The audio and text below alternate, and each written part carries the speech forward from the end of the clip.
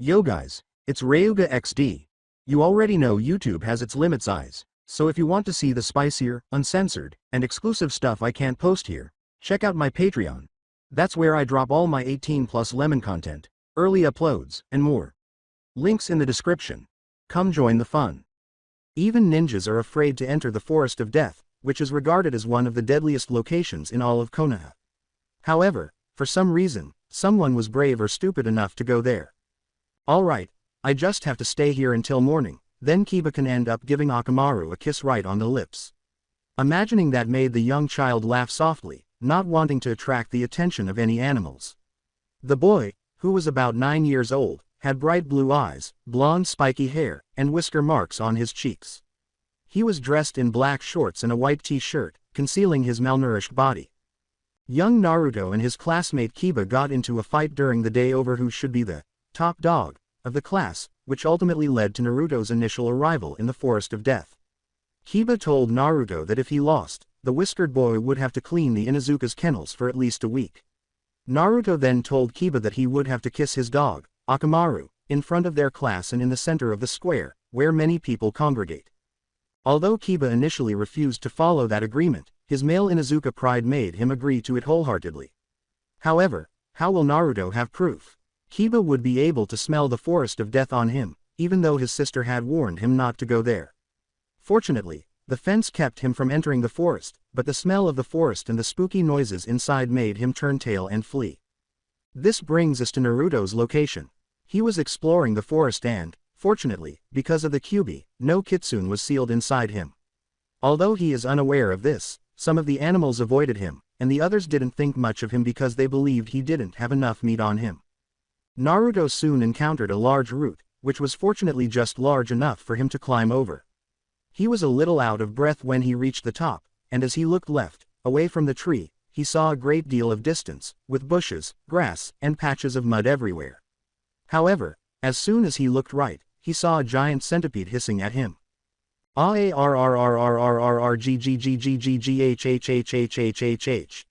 When such a creature appeared, Naruto fell backwards and down the opposite side of the root, but he continued to roll because of the momentum until his head struck something metal, clang. And he passed out. The centipede, on the other hand, remained at the top of the root, waiting for its potential prey to get up and flee, but it didn't. Slowly, the creature approached Naruto, circling him to make sure this wasn't a trick. As soon as it felt safe to do so, it began to advance. Vroom. That is, until a sudden flash of light blinded the creature.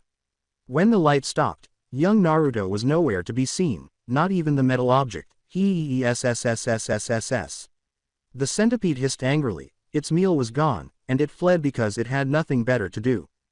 There was a burnt circle with Celtic lines burned inside of it where Naruto had been. Unknown health facility. Oh god, my head, what the hell happened? Naruto said as he slowly awoke, his head pounding from the knock. He had no idea what was happening.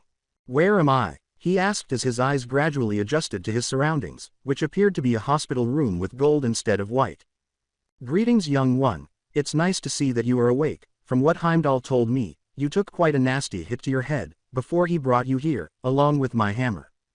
Picture movie Thor, long after Infinity Wars, since his hair grew. Just as Naruto was about to get up to look around, the room's door opened and a tall, long-haired, blonde man with a muscular build entered. For a moment, Naruto thought he was looking at a giant, adult version of himself, but his eye patch confused him. With a perplexed expression, Naruto exclaims, What are you talking about? I didn't see a hammer." After giving it some thought, Thor looked slightly perplexed and said, If what Heimdall said is true, in a sense you did find my hammer, just with your head is all." With a puzzled expression, Naruto crossed his arms and tried to concentrate on the last memory, which made Thor laugh. "From what my father said, I had the same look when I was his age," he said.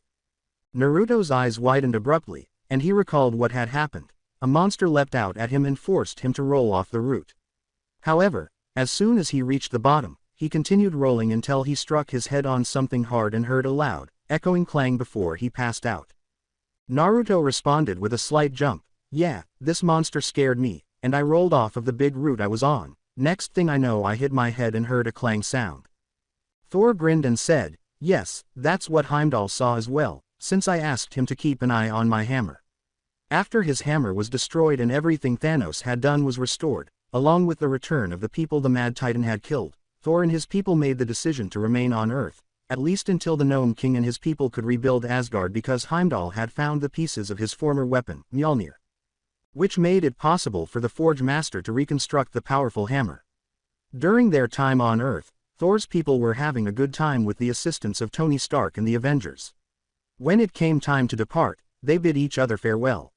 Eventually, Thor's people rebuilt their lives and prospered once more, and the God of Thunder was pleased. Since then, Thor has grown into a strong and capable monarch who has done his best to aid his people. He has expressed gratitude to the Gnome King and his earthly friends for their assistance in rebuilding Asgard. Because it took so long to rebuild Asgard, Thor was now in his 50s, his friends had moved on, and the Earth had become a distant memory for him.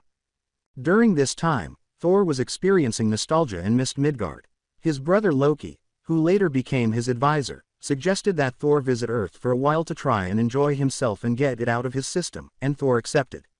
As a result, Thor enjoyed his trip, even though the Earth had changed significantly. He found himself in a bar drinking sake, an alcoholic beverage.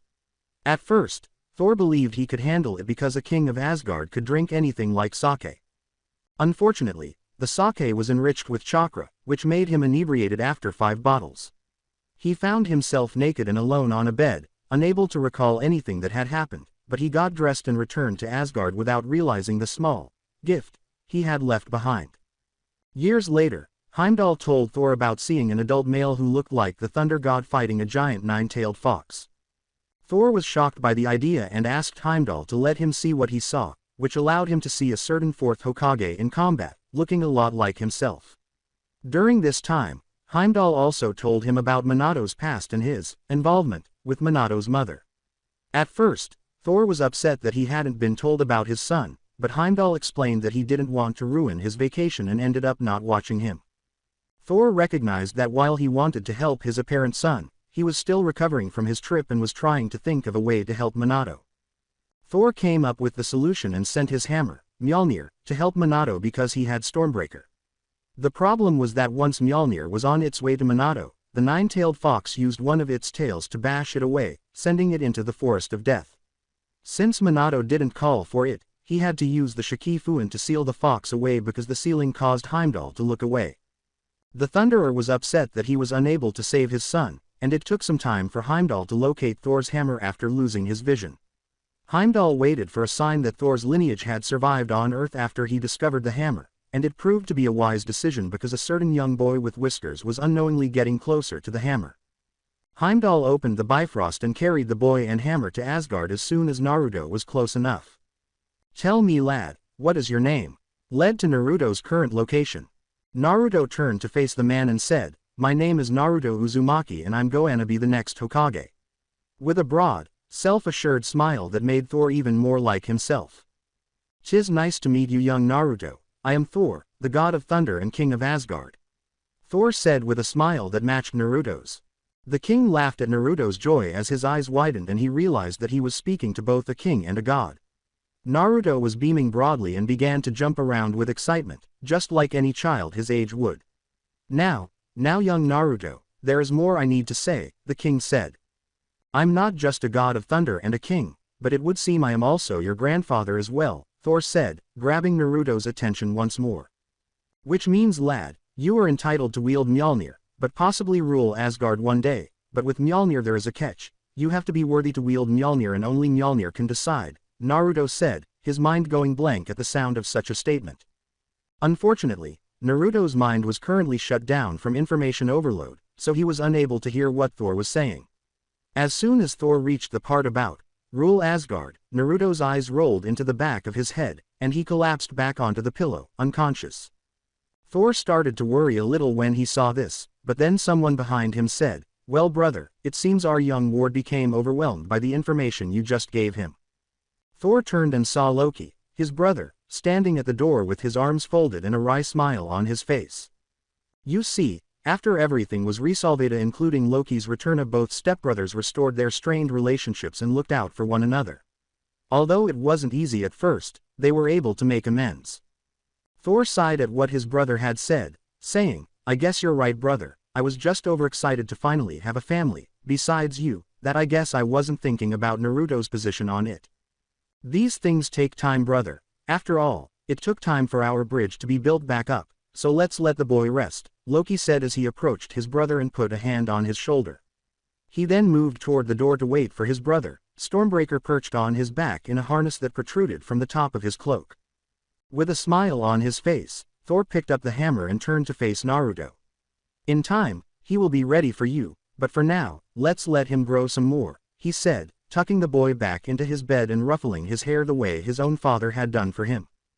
Thor returns the hammer to his hip and walks to the trophy room, setting Mjolnir on a stand. His hand glides over the leather of the powerful hammer, bringing back memories of his numerous fights with it prior to Hela, his sister, destroying it. Thor removed his hand and walked out of the room. Despite being a god and a king, he is unable to avoid the terrible task of leading a kingdom. After returning to the throne room with Loki, Thor cast a contemplative glance at his brother. You know, brother, I don't know if I want to allow young Naruto to return back to where he had come from, he stated to Loki. Knowing that his brother was concerned about his grandson, Loki turns to face Thor. He had lost out on his only son, and by the time he found out about the man, it was too late to help him. He said to his brother, I know, brother. But there has to be someone out there worried about the boy. Thor nodded his head in agreement. When Naruto awoke again, he would have to go meet those people. Because they have a lot to discuss, he might be able to watch over the boy for a short while and train him to be a warrior, just as his father had trained him and his brother. Thor told one of the haphazard guards in the throne room, send a message to Heimdall. I want him to let me know of anyone that seeks young Naruto. Konoha, the third Hokage of Konohagakure no Sato, also referred to as the village hidden in the leaf, was Hiruzen Sarutobi. Sitting at his desk at work, Sarutobi searched his crystal ball for just one person. Naruto Uzumaki. Since he made his foolish little wager with Kiba of the Inuzuka clan, the second child of Suna Inuzuka, who was enraged with her son and his foolishness, the boy had been missing for more than a week, and nobody had seen him. He had dispatched multiple Anbu teams composed of members of the Inuzuka and Hyuga clans, as well as other teams.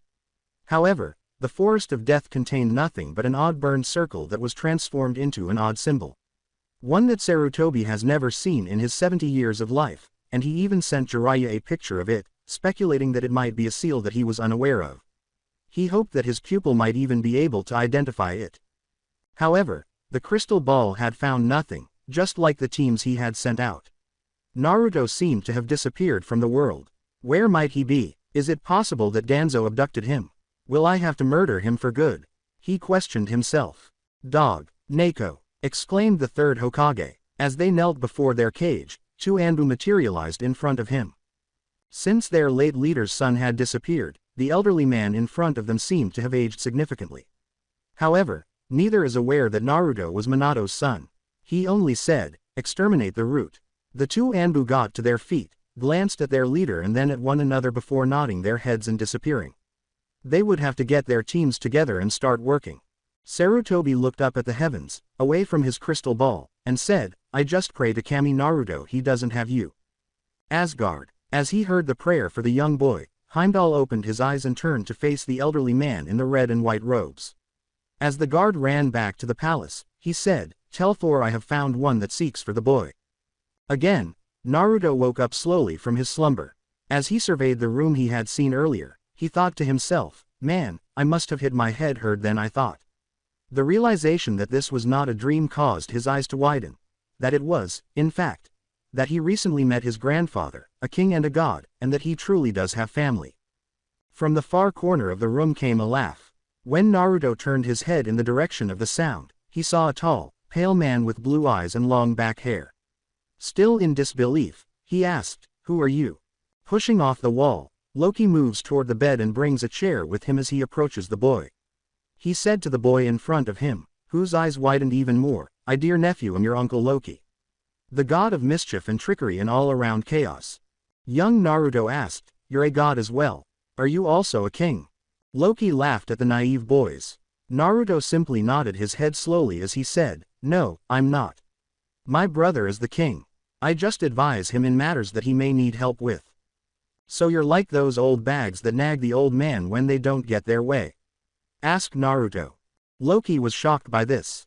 What do you mean? He asked, trying to figure out what the boy was discussing.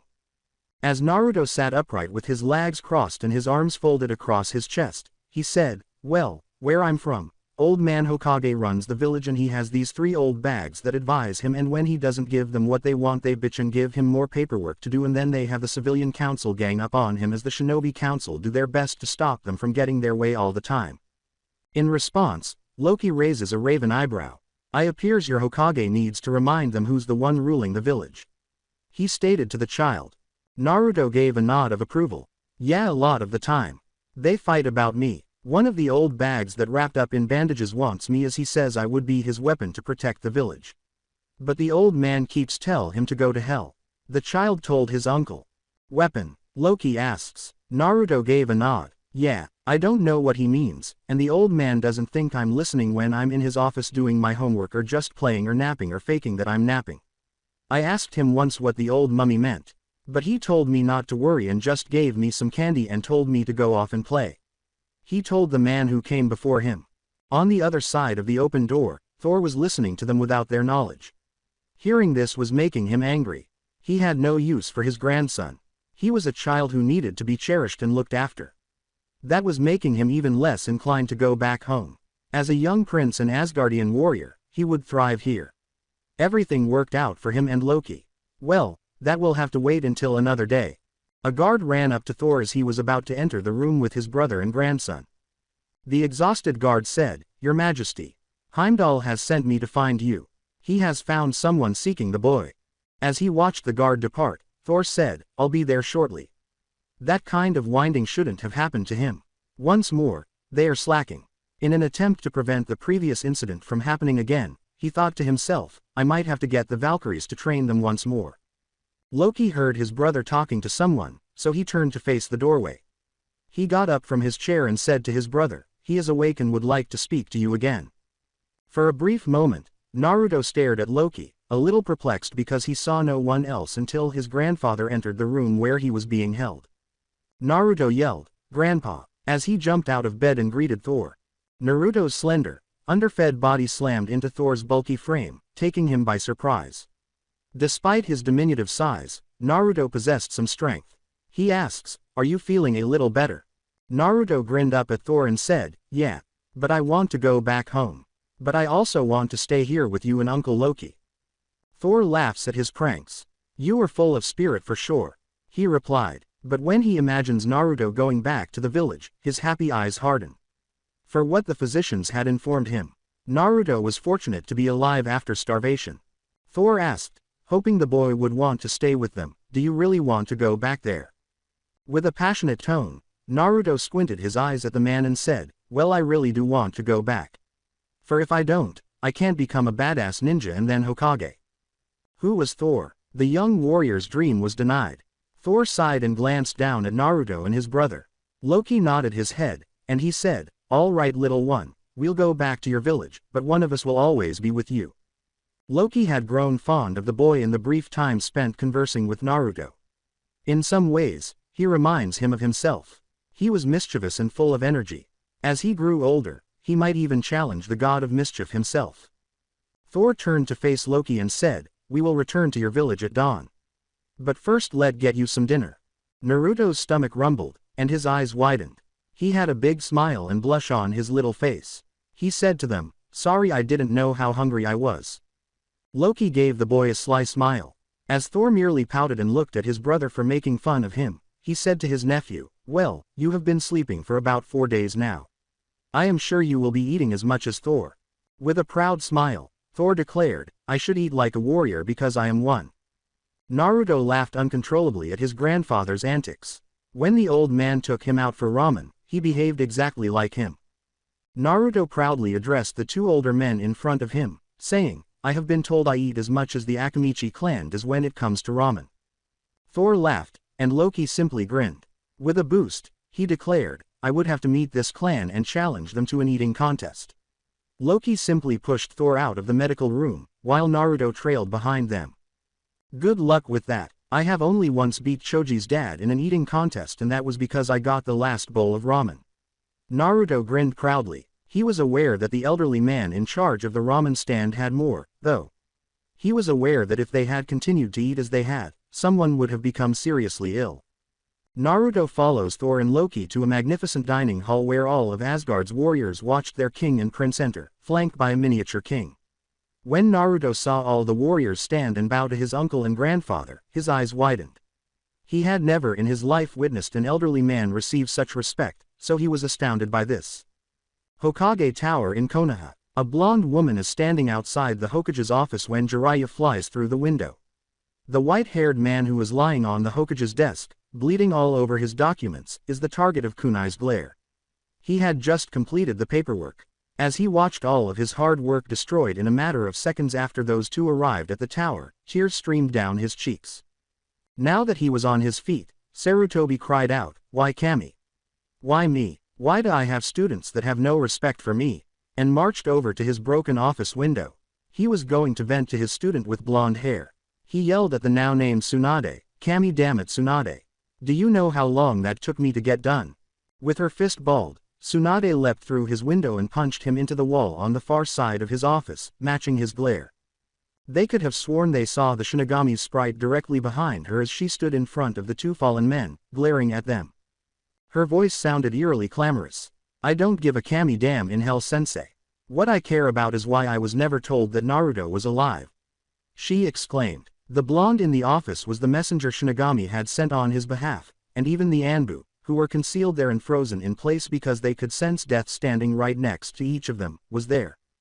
The old and fresh blood on his red haori, which had turned a darker crimson from his blood and appeared to be black in some places where the blood had dried, was covered in papers that stuck to his back as Jiraiya slowly pushed his upper body up off the desk.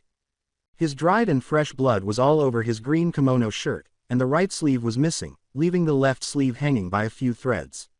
Tsunade was a beast on the battlefield, so no one noticed the burn marks and rips from a kunai or something else on his pants. Additionally, one of his wooden sandals was missing from his left foot, and the other was barely hanging on by the sandal's strap over his big toe. "Hi, I told you." He didn't know. I never told sensei you your secret," Jiraiya said weakly, unable to tell if he was going to faint or faint because his head and stomach were spinning. The room wasn't helping, and the four Tsunades were in front of him. He believed that he had led a good life and that he would have no regrets if he passed away today. Well, one thing, perhaps. But at this point, there was nothing he could do about it. He collapsed back onto the desk, blacked out from the concussion Tsunade had given him during their 3-day beating on the way back to the village, and said, "I'm sorry Naruto for being a shitty godfather." Tsunade appeared to want to kill the man for what he had just said, and Sarutobi glanced at his two students, perplexed by what Jiraiya was discussing. He asked, "What is Jiraiya talking about Tsunade?" As two of his Anbu assisted him in getting out of the wall while Boar and Owl stood in front of them, attempting to defend their leader and the allies who were currently helping the man. Tsunade sighed deeply as tears filled her eyes and she turned to face her former sensei. Her grief over the loss of her family and living in this cursed village that had taken more from her than it had ever given her was replacing her waning rage. However, she had agreed to live this life because it was the life of a shinobi. Don, her former lover, had sacrificed his life for it. Her grandfather, brother, and even her parents abandoned her at a young age, leaving her in the care of her grandmother and brother, for whom her brother had sacrificed his life. Before her foolish husband died in battle, Mito had tried her hardest in her advanced years to raise the girl alongside him. He sealed the 9 tails inside his wife and her grandmother after he had fought that bastard Madara Uchiha with all his might. I will tell you once all have left his office. For what I'm going to tell you, only one other person knows about. Not even Shizune knows about this, for she has done several things in the past to make me question my trust in her, and when Jiraiya had shown up, I knocked her out and left with him, Tsunade said as tears began to run down her chin. Before this had to be reported back to Thor, they had no idea that someone was watching and listening to everything that was said. Because Naruto and possibly Thor's son or daughter-in-law were involved. Sarutobi dismissed all of his Anbu from his office with a nod of his head and made a number of hand gestures while the office glowed a royal blue before fading to a sliver. Heimdall's all-seeing eye was still able to see and hear what was happening despite this. Sarutobi looked worriedly at his two students and said, now explain to me what is going on, and could you please heal Jiraiya before he bleeds out and dies? The one that had put him in this state, and the one that was bleeding on his desk. As she removed the man from her sensei's desk, placed him on the couch, and started tending to all of his wounds, Tsunade said, "Fine." Her voice was laced with annoyance. After a few minutes, all of his wounds and injuries had healed, and Jiraiya was sound asleep on the couch, worry-free. Once Tsunade had completed her task of healing her former teammate, her honey-brown eyes glared at her sensei. She got up slowly, moved to one of the chairs that had not been destroyed when she had entered the office, and sat down after standing it back up. All the Jonin and Chunin were prevented from hurrying in to defend their Hokage from his assailant by the Anbu outside the Hokage's office door. They had only sensed the massive killer intent aimed at their leader, they had not seen who had entered through the broken window. Shikaku Jonin commander gave Bor a look. What has happened, and who was the one that broke into the Hokage's office? He asked. Commander Dragon had appeared alongside Bor and Ibiki, and Bor turned to face the Jonin commander. Each of the three men sought clarification. Lady Tsunade delivered Jiraiya of the Sanin though the window as she had beaten him something fierce. This beating was worse than the time she had caught him peeping on her at the hot spring. She had also punched the Lord Hokage yelling at him about lying to her about something. What I do not know. She is explaining to him right now. Why she is mad at him and Jiraiya both. But only Jiraiya has any notion to why she is so angry with Lord Hokage and the village. He told the three men in front of him while the others looked on in disbelief. Even though Tsunade is the weakest of the three Sanin, she is still a beast, and none of them wanted to compete with her on the battlefield because she would kill them all and, perhaps for laughs, save their lives only to repeat the process. Ibiki yelled, that still does not explain her actions against our Hokage. She will have a lot to answer for once the seal on that door comes off. He wasn't in the mood for this kind of nonsense and had other people to torch right now. A woman's mood swings were too much for him to handle. Even worse, no one wants to deal with Anko when it's her time of the month. Commander Dragon gave a headshake. He told the other two men, knowing deep down that something enormous was going to emerge and shake the very foundations of this village, I doubt that Lord Hokage will allow anyone to do anything to her. For she has her reason to be acting out like this. There has to be a reason she had returned to the village. For I was there that day she left, and she told Lord Hokage it would be an act of kami to get her to come back to this accursed village. Malice and mistrust have taken the place of long-gone roots. It would be something that would make the woman's grandparents shiver. Shikaku sighed, knowing that the Hokage would never permit any punishment prior to the woman locking him in his office. Troublesome. He looked around at everyone in the corridors. Since none of the shinobi wanted to leave, he gave the order, return to your post and homes. There is nothing here for you to see or hear. We three will handle things from here on out. However, they didn't want to annoy the Jonin commander, Commander Dragon, or Ibiki because they were powerful enough to rule the village and her soldiers in the Lord Hokage's absence. Returning to the Hokage's office, Tsunade gazed down at her hands, considering how to explain her darkest secreta, the one she had wished she had never regretted in her life. However, her lifestyle up to this point was not conducive to raising a child or even dreaming of doing so. Or even with the companion she has been traveling with. Was she ever going to be trusted with this secret? No, she was unable to do this one. For if she had ever brought this secret back to her, she knew, deep down, that it was true. The wrong person would have heard it. She has been in danger over the past few years and has encountered both Root and IWA Ninja on multiple occasions. Everyone wants her to come back with them or for the money that was put on her as a reward for the previous conflicts. Had this woman betrayed her multiple times? Shizune was never present to help her teach her when this occurred. However, every time Kami had been with her and she had managed to escape them, she would find her student in their shared hotel room or back in the bar where she had been eating or drinking. After I lost Dawn and the war, I was in a shithole bar where I met a strange man and we drank together, and one thing led to another. We got pretty trashed and the next morning I woke up in bed with him and we both were naked and I quickly left as I never got his name and I didn't want him to wake up with me. If he knew who I saw, I didn't want him going around saying I was a notch on his belt. Well, several weeks later I discovered I was pregnant.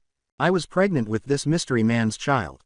I had returned to that village back to that shithole bar to see if I could find anything on that man. But the barmaid told me he had left shortly after I did. He didn't remember anything that happened the night before or even the woman he had taken to bed with him. How the woman told me. I just glared at her for that snide comment, making me sound like a common whore. With that I left the bar and traveled around for a while till the last 2 months, where I took refuge at one of the homes my family owns outside of Konoha, where Jiraiya had found me, for I had sent word for him to come and speak to me about something. I needed a friend at the time, and he was the only one I could think of, for I knew he would take whatever I told him, he would take it to the grave. It appears my trust in him wasn't misplaced, she told her sensei as she turned back to look at the sleeping man as Jiraiya groaned as he slowly moved in his sleep. The beating he had received had left him sore. Sitting there, Sarutobi listened to her. His thoughts were racing. I was wondering why she was telling him this and what it had to do with what had happened a week earlier. What made her beat his other pupil? He simply nodded his head while continuing to examine her. Tsunade turned to face her sensei in front of her and said, I know you are wondering what this has to do with you calling back Jiraiya and why I'm here. She sighed deeply and said, I am getting to that point. But I figure I best tell you the backstory to the start of it all. He called forth a Valkyrie this time to deliver a message to Thor, and Heimdall watched in silence, because she would be faster than the last guard. When the time came, Jiraiya had helped me deliver my child, a boy with crystal blue eyes and golden blonde hair. I told Jiraiya I didn't need any more help and he went on his way. I spent 6 months with my son making sure he got what he needed from me in breast milk and all.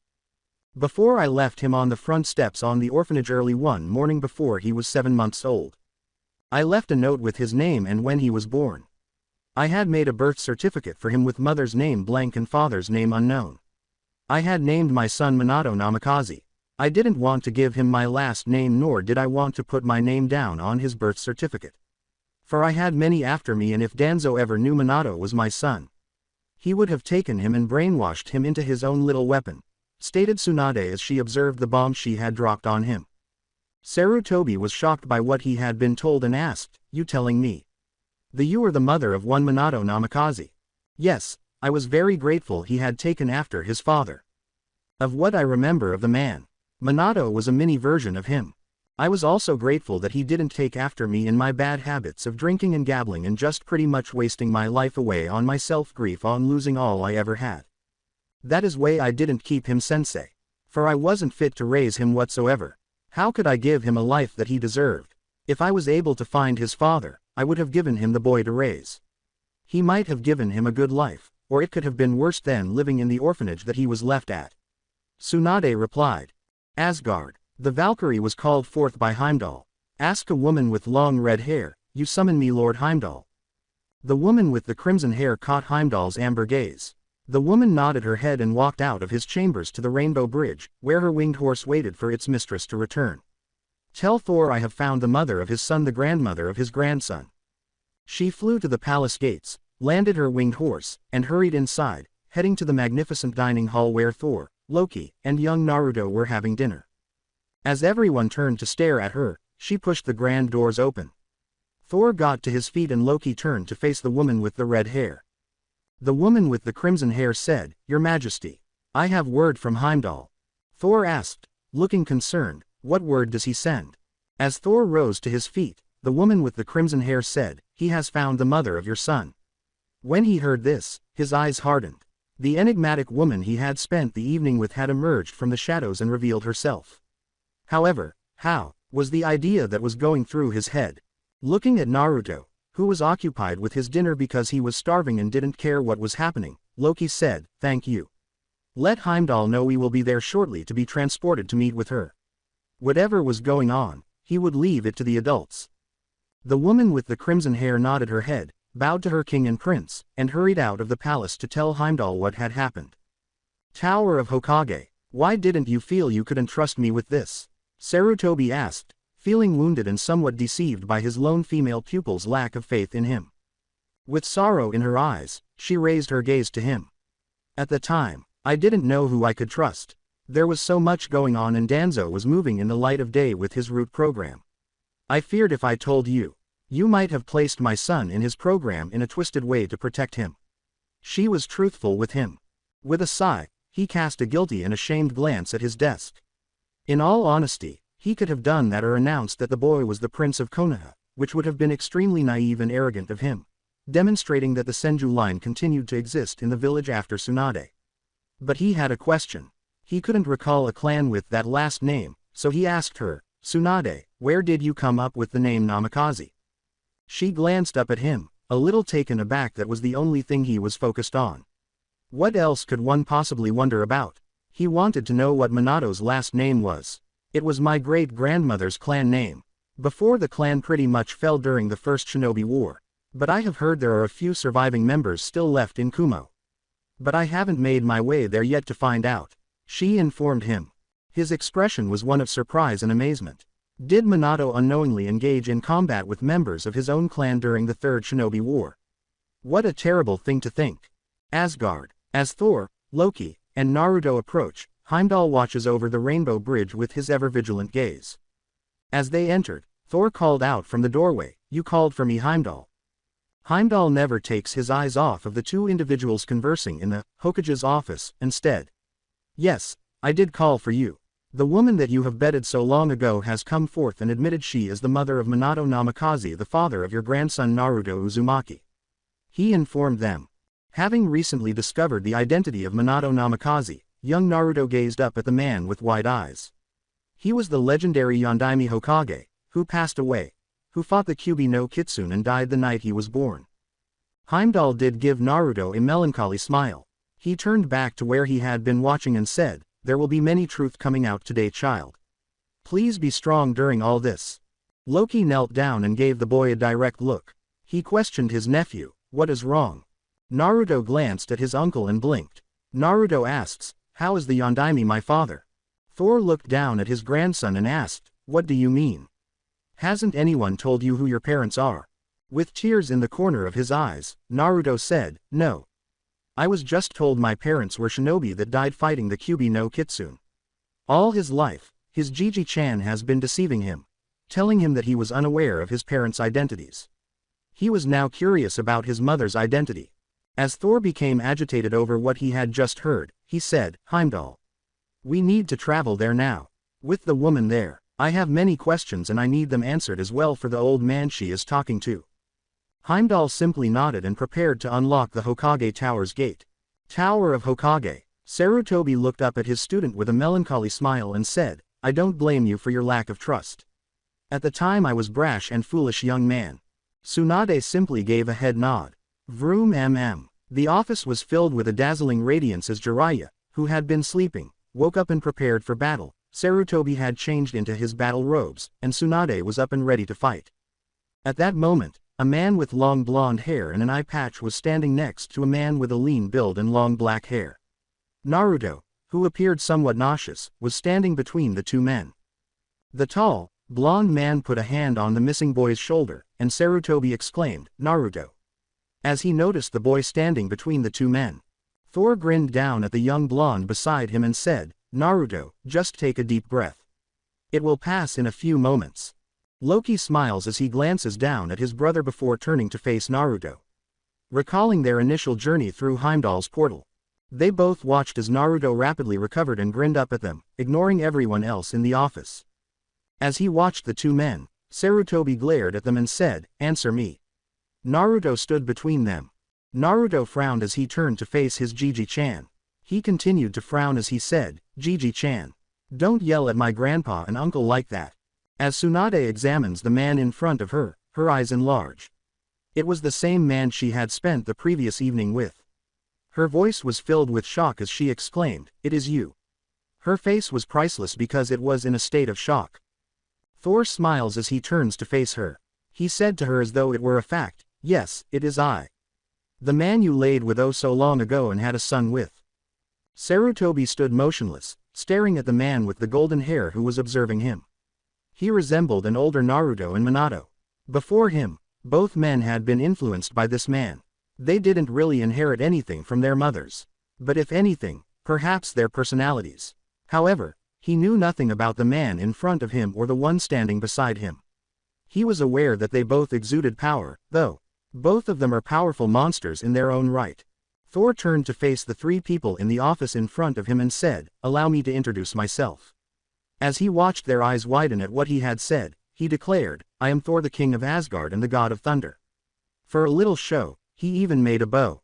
Loki looked at the others while he spoke, rolling his eyes at his brother's antics. He grinned and bowed, saying, I am Loki, Prince of Asgard and royal advisor to the king. As well I am the god of mischief and chaos. It hit the ground in front of Tsunade, leaving her mouth hanging open. With a look of shock on her face, she said, You're a god. As he bounced around in awe of what he had witnessed in Asgard, Naruto exclaimed, Yeah, he is. I saw his kingdom and it is awesome. There are woman warriors with flying horses and man warriors that get winded too easily from just running from Heimdall's watch point to the palace. Looking down at his grandson for pointing out that his male warriors are weak and lazy, Thor slapped his big hand across his face. He was going to have to fix something. Loki simply laughed at his nephew's mischievous behavior. Loki looked at his brother and said, I think he will be walking in both our paths. As Thor worried about what they had awakened and were or would be releasing into the world, he said, that I do believe he will be. As he collapsed back onto the couch, Jiraiya asked, Were you the one that took Naruto that night? A wave of nausea overcame him because he had gotten up too soon. As he considered the man of the forest he had just mentioned, Thor turned to face Jiraiya and shook his head, saying, No, it was not I that brought the boy to Asgard.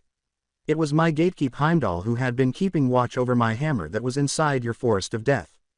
Your hammer? Sarutobi asks, staring at the god of thunder in confusion.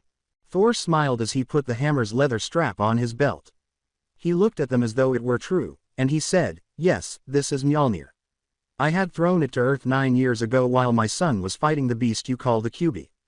This appeared to shock them all. He had attempted to help Minato fight the Nine Tails. However, he still summoned the death god to seal the beast into the young boy in front of everyone, so it didn't happen. At this point, Loki raised his voice because he wanted an explanation for something that had been bothering him ever since he met his nephew. With calculating eyes, he asked the elderly man behind the big desk, Would you mind answering something for me? Sarutobi nodded his head foolishly. To the other deity in front of him. Loki asks, Why is there a dark energy coming from my nephew as well? Whatever happened to the beast? Thor looks at the elderly man who appears to be getting older. Thor expressed his desire to know the answer, saying, Yes, I would like to know this as well. For Heimdall lost sight of the beast when he was blinded by a bright light, and the beast was gone and my son and his bride were dead. Sarutobi was getting even paler and was now perspiring profusely. He didn't want to respond, but he could see in both men's eyes that if he tried to lie, bad things would happen to him, and no one could stop them from pushing him. Fearing punishment for his previous actions to save the village, Sarutobi said, That night. Minato couldn't kill the Kyuubi no Kitsune. He had to do something before it broke free from Kushina's chakra chains. So he did the only thing one could do with a biju. He sealed it within his newborn son.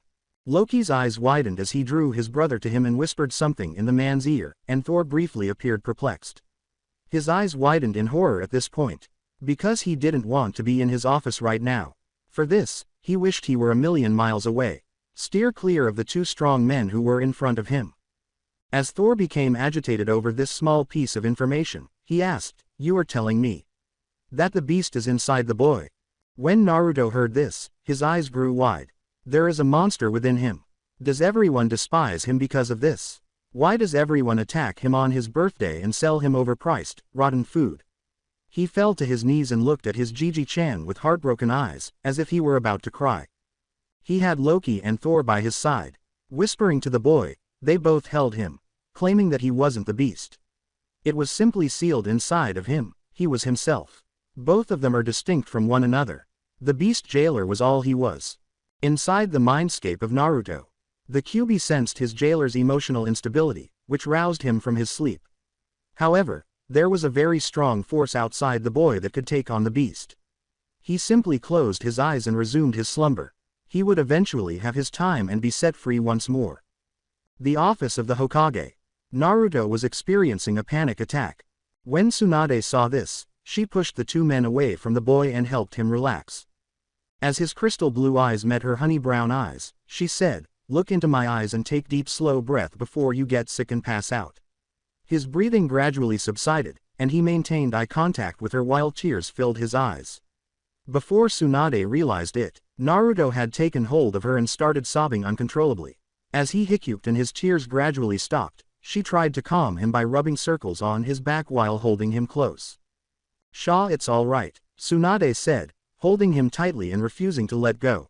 In a whisper, Naruto glances up at her. He said to her, "I'm not a monster." Since Thor and Loki had also heard the boy's question, Tsunade's heart ached and tears streamed down her cheeks.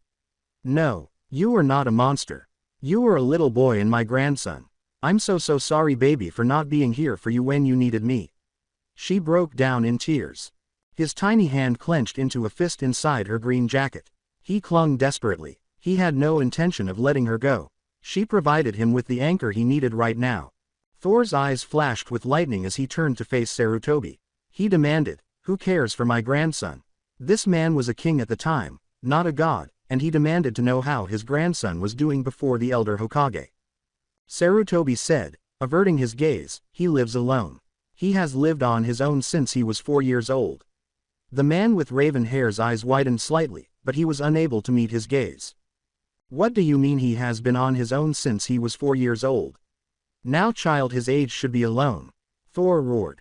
Shikaku, Ibiki, and Commander Dragon stiffen outside the Hokage's office alongside the Anbu who were supposed to be there with their Hokage. Shikaku glanced at the 2 men across from him and asked, "Who was that?"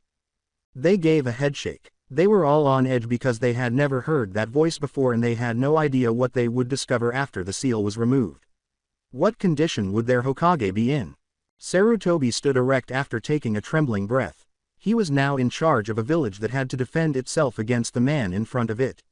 His whipping dog wasn't him. No, he had to show this man where he belonged because he was the god of all shinobi. He was thrown out of the orphanage as he was mistreated there and hardly ever feed. My Anbu did their best to make sure the boy ate as they would bring him snacks and treats for him to eat in the morning and evening. For anything that was given to him was either taken away or at times poison. But due to him being the host of the Kyuubi, the beast kept him safe and burned the poison out of him and always kept him strong and going. When he was thrown out it was on his 4th birthday. But luckily Inu had found him before someone else had and brought to my office and feed him while I was kept in bullshit meetings to keep me away from the boy as the villagers hunted for him. As his aged black eyes he looked at Thor.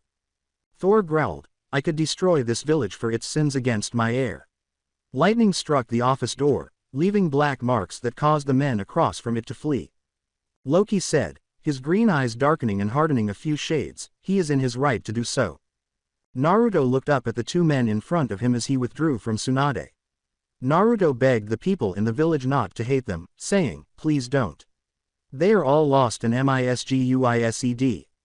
They all hurt for they lost someone they loved the night I was born. Just like me, for the shinobi and stupid villagers who had previously attacked him." As his feelings began to overwhelm him, Thor growled, "It still doesn't make their actions against you right." Loki put a hand on his brother's shoulder and closed his eyes. Thor turned to face his brother, who shook his head no. Killing everyone who had wronged his grandson wouldn't make things right because innocent people would be caught in the crossfire, and he wouldn't feel any better about their sister's previous acts against them. Thor sighed, able to read his brother's thoughts. Then he turned back to Sarutobi and said, "You are right, brother. I wouldn't be any better than our sister. I do not want to leave him here in this hellhole you call a village. But he wishes to become a shinobi of this village and one day take your title. So I will grant him his wish. But Loki will always be around watching over him and be warned now Heimdall's all-seeing eye will always be on Naruto and anyone that tries to hurt him will be dealt with swiftly and by one of my warriors. Your laws will be damned," he stated to the older Hokage. Standing to Thor's right and Loki to his left, Tsunade held Naruto in her arms and declared, "He is under my clan's protection as he is the only male heir of the Senju and Uzumaki clan alive." With a weary, heavy sigh, knowing that there was nothing he could do, Sarutobi said, "Fine. I don't give a damn. Their souls be damned." Since he had 2 gods in his office and was powerless to stop them, the village princess was furious. So let them go crazy and screw it. He had had enough of them all. You reap what you sow, as the saying goes. And a lot of people had buried themselves. Tsunade asked, "Are we done here?" Jiraiya appeared to have suffered a heart attack on the couch due to the blonde man's power display, and the raven man's power was still unknown. "Yes," Sarutobi said, dropping the seal around his office and opening it as 3 men entered and saw an older Minato standing beside Tsunade, a man with raven hair beside him, and the missing Naruto in her arms. At the 3 men lying on the ground, Loki raised a raven eyebrow. He turned to face the Hokage in search of clarification. Sarutobi saw his 3 commanders on the floor of his office and said, "Stand down Shikaku Nara, Commander Dragon, and Ibiki Morino." Ibiki hurried to his feet and glanced at the 2 men. He studied them with his black eyes. He asks, "Lord Hokage, is everything alright in here?"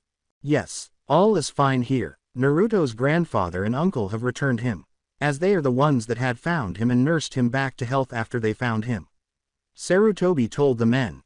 As Shikaku examined Thor's face, his thoughts were racing. He asks his leader, "He does not look of Uzumaki. Does this mean he is of Namikaze?" Loki remarked, amused at the shocked expressions on the faces of the men in front of him, "My brother is the father of the one you once called Minato Namikaze." Their jaws dropped open in disbelief when they heard, as well the blonde woman was his mother. Even Dragon's mask was unable to conceal his shock. Tsunade gave Loki a fierce look for abandoning her so soon. Loki merely gave her a sly smile. "What? It is better for them to know. For wouldn't you question a child calling you grandmother?" she replied. She simply turned her gaze from Loki to Thor, who was laughing at her with a cheesy, childlike grin. She growled quietly and told him, "You're not helping anything." With a doubtful expression on his face, Naruto glanced at both Tsunade and Thor as he pondered something. He caught the attention of both adults. Tsunade asked, "What is it, sweetie?" She may live the rest of her life regretting this question. Who knows? With naive eyes, Naruto asked his grandparents, "Are you and Grandpa going to live together now?" Thor didn't even bat an eye, but Tsunade was taken aback by this question. He looked at Tsunade and said, "I am not sure. But I need to buy us a house here, and if your grandmother wishes, she can move in to aid in raising you." Tsunade sighed. She said, "Don't waste your gold. I have my family clan home and both you and your brother are welcome to stay there. For that is where Naruto will be living in the display I saw here today. I know you two are not going anywhere and are going to be a big part of his life from here on out." Her life had completely changed, and she was back in the village that had given her nothing. She now has something, though. It might be worthwhile, perhaps, she pondered. Loki simply smiled, and Thor smiled back. Loki grinned pleasantly and said, "You honor us with your kindness, Lady Tsunade." Thor grinned and said, "If any repair need to be done, please tell me and I will handle them all, or have someone from Asgard to handle what I am unable to do." He was happy to be of assistance to someone other than his people. Loki grinned at Thor and said, "Heimdall, send us a team of craftsmen." As a tiny rain cloud formed over Thor's head, who was now pouting in the corner and making tiny circles with his finger on the carpet, he said to his brother, "You are a warrior, a king, and the god of thunder, but you are not a craftsman. So let people who know what they are doing handle all the repairs, while you handle young Naruto's training." Naruto leaps onto Thor's back after leaving Tsunade's embrace. With excitement in his voice, he said, "It's okay, Grandpa. We can always learn together from the craftsman on how to fix the house." Because he would be learning something new, and who knows, it might even be enjoyable. Thor said, "You are right, Naruto." He got to his feet and carried Naruto into his arms, swinging him around while they both laughed. Loki simply grinned as he observed his nephew and brother. His brother hadn't been this joyful in a long time. The gods sent Naruto to them as a blessing. As he considered that, he simply laughed to himself. "Once we are at Lady Tsunade's home, I'm sure Heimdall will send the workers. So you two will need to behave and stay out of their way. Do you understand me?" Loki asked, standing in front of the 2 blondes while the others perspired at the man with the raven hair reprimanding them. "What did I consent to? I believed that Tsunade's life would never be the same after this." In the heart of Konoha's balls, Danzo reviewed the reports that his root agents had given him while sitting in his office. He turned to face the man who was kneeling in front of him. He asked the man in the blank mask in front of him, "Still no work on the Jinchuriki?" "No, Lord Danzo. The trail goes cold where that strange symbol appears. It is like the boy just vanished from the face of the elemental nations." The agent in a mask replied. Danzo squinted at the man in front of him. "You're fired," he said, glancing back down at the Naruto reports. Once again, he had lost the opportunity to abduct the boy. "I will have that boy one way or another. Nothing will stop me from having the perfect weapon against all of the elemental nations," he thought to himself. In an attempt to locate the boy, he dispatched his root Anbu to a civilian village that was hidden from view. Wherever he was going to be the first to discover him before Sarutobi, that old fool, discovered him and brought him back into the world. In front of the 7 people they had located for this mission were Inu and Neko. Even though some of them weren't Anbu, they knew and liked the little missing blonde boy and would help him no matter what. Guy knew that this was not the time to use his youth, so he stood there quietly. He had even changed his clothes so that his green spandex and black ones would stand out in the tunnel's darkness. Looking around him, Inu said, "Okay, the mission is very simple. We go in and clean house. Because the roots of the village have turned to poison and are killing the great tree we support." Snake, who had been longing for a piece of the old bastard, grinned beneath her mask. "I'm glad we are finally taking care of the toxicon that has been poisoning the great tree," she stated to them. The others gave head nods. Neko turned to face Inu and said, "Snake, Deer, Monkey. You 3 with be on my team." Looking at his 4-person team, Inu said, "Guy, Rado, Genma, Iwashi, you 4 will be part of my team to kill the root of all this trouble." 3 of them had served as Minato's personal guards during his time as Hokage, and they would do anything for Naruto when they saw him or simply stock his home with food when the boy couldn't get any on his own.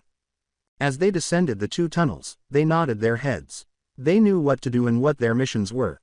Senju substance. While some villagers would simply glare at the young boy in Thor's arms, Loki turned to face the villagers who paused, bowed to the woman with the blonde hair, and called her princess. Thor stood beside Tsunade. Loki glared back at the idiots and said, "I think we will have to assign a team of Valkyries to watch over Naruto." The raven-haired man smirked at his small tricks, frightening many by making demons appear in front of him. Tsunade looked at the 2 men beside her and at little Naruto, who was just staring around with wide eyes, and said, "We are here." Naruto said, barely audible above a whisper, "This is my new home." Thor grinned down at the young child and said, "That it will be Naruto." Tsunade touched the seal that secured the gates of the house she had grown up in. Thor watched in awe as the ancient gates slowly opened and he saw the tiny seal that secured them. The villagers conversed and whispered behind him. When the pink-haired woman saw the little blonde in the man's arms, she narrowed her eyes and said, "The man with Princess Tsunade looks a lot like our late 4th Hokage." The pinkett spat out, "He does, and it appears the beast has entrapped him and the princess." The women did little to conceal their whispers from anyone, so Loki turned to face them. Even though the pinkett had her daughter with her, both women noticed him staring and tried to give him one of their most seductive smiles. Loki turned away from them both, his expression disgusted. Many men were lusting for the pinkett's toned and fit body after she left, both women standing there in astonishment. "Mommy, that is Naruto. He has been missing from class for the past week after stupid Kiba dared him to go to the forest of death." The young girl, who was standing with her mother, looked at the people who had passed them and saw her classmate in the arms of the big, blonde man. She was shocked to see the young boy again. The mother glanced down at her daughter. The tiny pinkett simply shrugged her shoulders as she informed her daughter, "So the brat has returned. I thought he was gone for good." She was always aware that her mother disliked the boy. However, she assumed it was because of the tricks he pulled on the villagers. When Thor heard the woman refer to his grandson as a brat, he was about to yell at her, but Tsunade stopped him. Her eyes were jade green and honey brown, and Tsunade drew the woman to her by the collar of her dress. Her calm, eerie voice froze the pinkett's blood as she growled, "You will not be disrespecting the Senju and Uzumaki heir." She trembled and said, "Yes, yes, Princess Tsunade." She was afraid of the woman who was holding her. When Tsunade released the woman and she fell to the ground, she had a menacing expression on her face. As she pulled herself back to her feet, the pinkett grabbed her daughter by the arm and pulled her away as she fled in fear, with the woman with the raven hair trailing behind her. "Good, now go tell the others I have returned to raise my grandson." She refused to remain there and endure the same penalty as the other woman. Tsunade went back to Naruto and the 2 men. As Thor laughed at his brother's antics and Tsunade merely glared at him, Loki smirked and said, "I can see why you betted her brother. She is strong and has a very strong sense of justice." Thor grinned at Tsunade, who was strangely flushed from what Thor had said about her. She is a strong woman and warrior in her day." The gates swung shut behind them as others gathered around the gates to see the Senju princess had returned, accompanied by the demon brat and 2 unidentified men. Tsunade said, "All right, you 3. Let's go see how much work we have ahead of ourselves. For I haven't been here for over 20 years. The Root Base's center. After clearing out every nest that led to the middle of Root's main base, the 2 teams regrouped. Dead Root agent bodies were scattered all around them. The children that Danzo had abducted and attempted to brainwash were the only ones who were still alive. As two enormous king cobras guarded them, all of the kids huddled together in terror.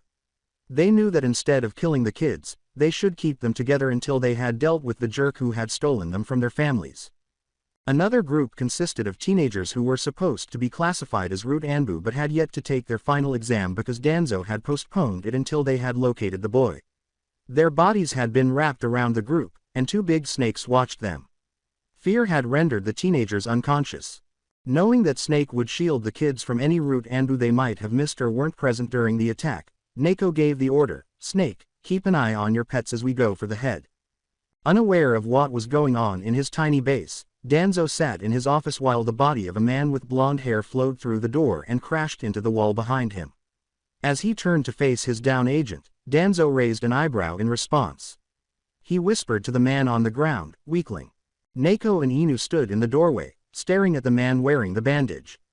Inu said in a cool, deadly voice, "The Hokage Danzo ordered you to disband your little pets a long time ago."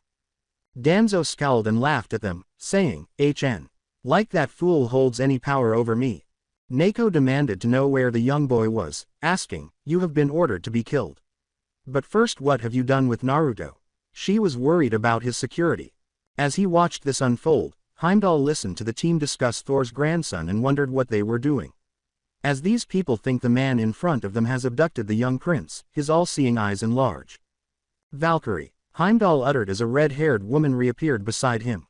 "Yes, Heimdall," she inquired, curious as to why the Gate Guardian was calling on her at this time. "I am going to be sending you to Earth to deliver a man to Thor and Loki," said Heimdall. She gave a head nod. She asked him, "Who is my target?" He turned to face her. He said, "One named Danzo Shimaru." She nodded and vanished into a golden light. Vroom. A woman with long red hair, wearing a white top and skirt and knee-length silver boots, stood in front of the two teams. With her back to them, she scowled at the man's mummy who was in front of her. She took hold of him and said, "You Danzo Shimaru are to go meet with my king for transgressions against our king's grandson." Then they disappeared in a golden light. Beyond Senju compound, "Vroom" was heard as Thor and Loki entered the spacious house through the open front door.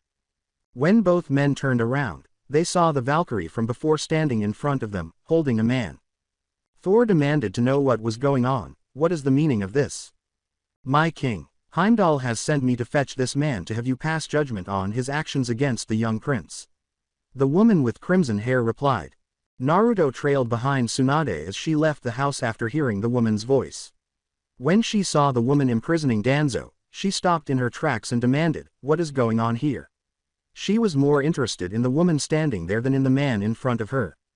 "Kushina-chan," Tsunade asks, startled to see Naruto's mother alive and wearing strange clothes. The woman with the crimson hair initially gave the blonde a perplexed look before gaining a clearer view. "Tsunade-ne-chan," exclaimed the now-named Kushina, startled to see her cousin in front of her. Loki and Thor observed the two in front of them. Until the very end of her life, the woman seems to have had a pure soul and was a true warrior. She didn't visit Kami's world. However, she traveled to Valhalla, the home of valiant heroes from all eras and worlds. Approaching the woman, Naruto put on Tsunade's jacket. "Grandma, do you know the pretty lady?" Naruto asked, glancing at the two women who were staring down at him. As Tsunade watched Kushina's eyes well up with tears, she said, "Oh Naruto sweetie." Naruto," Kushina asks in a shaky voice. He gazed up into her stunning violet eyes. He smiled a little shyly and said, "Yeah, that is my name." In a whisper, she said, "Oh baby." She cast beseeching glances at Loki and Thor. The eyes of a mother who, for the first time since switching between worlds, wanted to give her son a hug. Thor gave a nod. She has defeated numerous berserks and was one of his strongest Valkyrie to date. With curiosity and awe in his eyes, Naruto turned to face his uncle and grandfather. Kushina grinned as she received the approval from her king that she had been longing for. She knelt on one knee and grinned at Naruto, who turned to face her. His eyes widened as he realized that he had already spoken to his mother once and that he had only just learned that she was his mother. "I was your mommy when I was alive," she said. Naruto asked, unsure of what to do. "Mommy." She pulled him into her arms and held him for a while, saying, "Yes, baby." Naruto started crying because he wasn't sure how to feel about seeing his mother or if he was actually meeting her spirit. He was unaware. Tsunade looked at Kushina in disbelief and abruptly stopped talking. "How are you even alive or even here for that matter?" she inquired. Loki looked at Tsunade and said, "That is easy to explain. She died in battle. Valiant warrior's death sending her to Valhalla, the resting place of all warriors who have died with honor. From there her soul was selected to become one of the Valkyries of Asgard to protect and serve in times of peace and war," he said while she dumbly nodded her forehead. This led her to question if anyone else she knew could have reached Valhalla. In order to regroup and determine whether any of his agents had survived, Danzo reasoned that it would be best for him to try to flee from Kushina and the demon brat. Thor and Loki were standing next to him before he could move. With a sly smile on his face, Loki said, "I appears someone has seen you do something against Naruto and now you must pay for it." Thor and Loki are staring at the two strange men clinging to Danzo when the Inu and Neko suddenly show up with their group. Danzo, terrified for his life with these two men in front of him, commanded, "Get them off of me, you fools. I am a village elder and you must listen to me." Inu glared at the elderly man with the bandage in front of him and said, "Danzo, you have been ordered to death. It will be served out by either our hands or theirs." Now growling, Danzo demanded, "Whose orders have this been ordered on?" As he addressed the former elder and commander of Root, Inu grinned beneath his mask and said, "On the orders of Lord Third Hokage, as this was marked as a Black Scroll mission." His tone was amused. As this man was presented to him as a gift, Thor smiled. As Loki smirked at his brother, he remarked, "Well then, if you are ordered for death, then we shall make it quick." Loki said, his emerald green eyes darkening, "That they have, brother." He wanted an appropriate punishment for the man, so he asked Inu, "What has this man done to my nephew?" Inu turned his mismatched eyes to Danzo and said, "He has been trying to kidnap the boy since he was newly born, as he found out Naruto was the holder of the strongest of tailed beast and wanted to brainwash him into becoming his personal weapon to use as he saw fit. As well, he was one of the few people who was behind the information leak about what the boy had sealed within him." The old man simply glared harder. The other members of his team never looked the elderly man in the eyes because they thought he was strange. Loki gave this a nod. As light danced around the old man's eye to his eye patch, Thor's hold on his shoulder tightened as he prepared to send a burst of lighting through the man's body. As his battle axe materialized in his hand from behind him, Thor declared, "Then I shall end him with Stormbreaker." With wide eyes, Naruto watched as Tsunade seized him from Kushina and entered her house. Because she didn't want witnessing the man's demise to tarnish his innocent, youthful spirit. Kushina emerged from the shadows so that the Anbu and Jonin could see her. When the late Red Death appeared in front of them, they all froze. They fell to their knees in an instant. They bowed their heads to her and said, "Lady Kushina." As she assumed a completely different personality in front of the shinobi she had previously trained and served with, Kushina said, "Rise. I am not the same Kushina that once walked in this village and fought alongside each of you. I am one of King Thor's nameless Valkyries. I am only here to serve him, as he is the god of thunder and the son of Odin, as his brother is Prince Loki and god of mischief and chaos and son of Odin." As she stood beside both men and knelt down beside them, waiting for her orders, they gazed at her in disbelief. As Thor threw the elderly man into the air and threw Stormbreaker at him, Loki simply grinned and let go of the man. The blade struck the middle of Danzo's forehead, sending the battle axe spinning into the air. The old man was burned to ash, and his eyes widened as the blade sliced through the middle of his body. Lighting ignited, setting both halves on fire. He never even had the opportunity to save his pitiful life with his stolen eyes. Loki said, "Tell your Hokage the man is dead." Stormbreaker returned to Thor's hand as he swung it, causing all the blood to fall off it before he put it back on his back. As he gazed up at the Anbu and Jonin, his blue eyes began to lighten from rage. "Let this be known. Those who cross me will fall to Stormbreaker. For your laws mean nothing to my brother or I. We will protect my grandson and heir of Asgard," Thor said as he was about to leave. Smirking, Loki glanced down at Kushina. As she stood up again and nodded her head, he said, "Go back to Asgard and start training the berserkers. They have become too slothful in these peaceful times." Vroom. A Celtic symbol was left behind, and she vanished in a sliver of light. Loki turned to face the others. He turned to depart from them as well, saying, "You are now dismissed. For we are retiring for the evening." The office of the Hokage. Sarutobi had used his crystal ball to observe everything. When he saw Kushina, He was appalled. He and Jiraiya were both terrified and horrified by Thor's power, and he knew that once she was free to roam the village, he was as good as a goner. However, Loki's power was still unknown. Nothing could stop the boy, so Jiraiya trailed off. Thor is proving to be as powerful as any of the Bijus, if not more so, and if Naruto does take after Hima, he was only going to get stronger now that Tsunade was with him. Sarutobi, who was at a loss for words, said, "Yes, it does appear that way. But the one that still leaves me wondering how powerful he is his brother Loki, for he hasn't shown any of his abilities to anyone just yet." Positively, Danzo was dead and Root was no longer there. He did, however, sigh.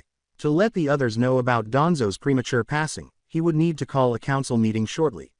It will be as though he passed away from a heart attack. Nobody is ever the wiser. Those of his Root who pretended to be civilians will eventually learn who went missing and who attempted to harm the elderly Warhawk. But for the time being, he waited for the team he had dispatched to deal with the poison in the roots. The following day, Naruto was awake early. He couldn't wait to return to the academy and tell his friends about his encounter with his uncle and grandparents. Tsunade did, however, advise him not to discuss meeting his mother, because he wouldn't be able to respond to all of the questions that would arise from that. This is accepted, because he was still processing the fact that he had met her. Naruto whimpered, "Grandma, Grandpa, Uncle Loki, come on, I'm going to be late for school." He wanted to give it his all now because he had a lot to live up to and didn't want to be recognized by his peers as the dead last any longer. As Loki surveyed the compound to determine what needed to be fixed, Tsunade said, "Not so loud, Naru-chan." Her head ached from spending half the night drinking with Thor. He was surprised to learn that the grounds needed to be maintained and the roof needed some minor repairs. Aside from that, though, the place was in good enough condition to live in. Naruto whimpered, "But Ba-chan," as he stood in front of her with a cute little pout on his face. Thor simply chuckled as he left the bedroom where he had spent the night. Naruto gave him a raised eyebrow. He inquired, "Why are you in Grandma's room?" Naruto was swept up by Loki, who appeared behind him. The other two blushed as he told him, "That is a question for when you are much older." Primarily, Tsunade flushed while Thor merely flashed a corny smile. "Come on, let's go," Tsunade said, gathering herself. "Later, she will think about what happened last night. Later, much later." They strolled through the village. Both shinobi and villagers watched them, with some bowing and others running for their lives because they had previously been on hunting parties for the little boy with the blonde hair. Loki turned to face Tsunade and remarked, "It appears news spread like wildfire here." She sighed, "Yes, it does. Just tell the right hands and all of the village will know before dawn of what is going on within the village walls."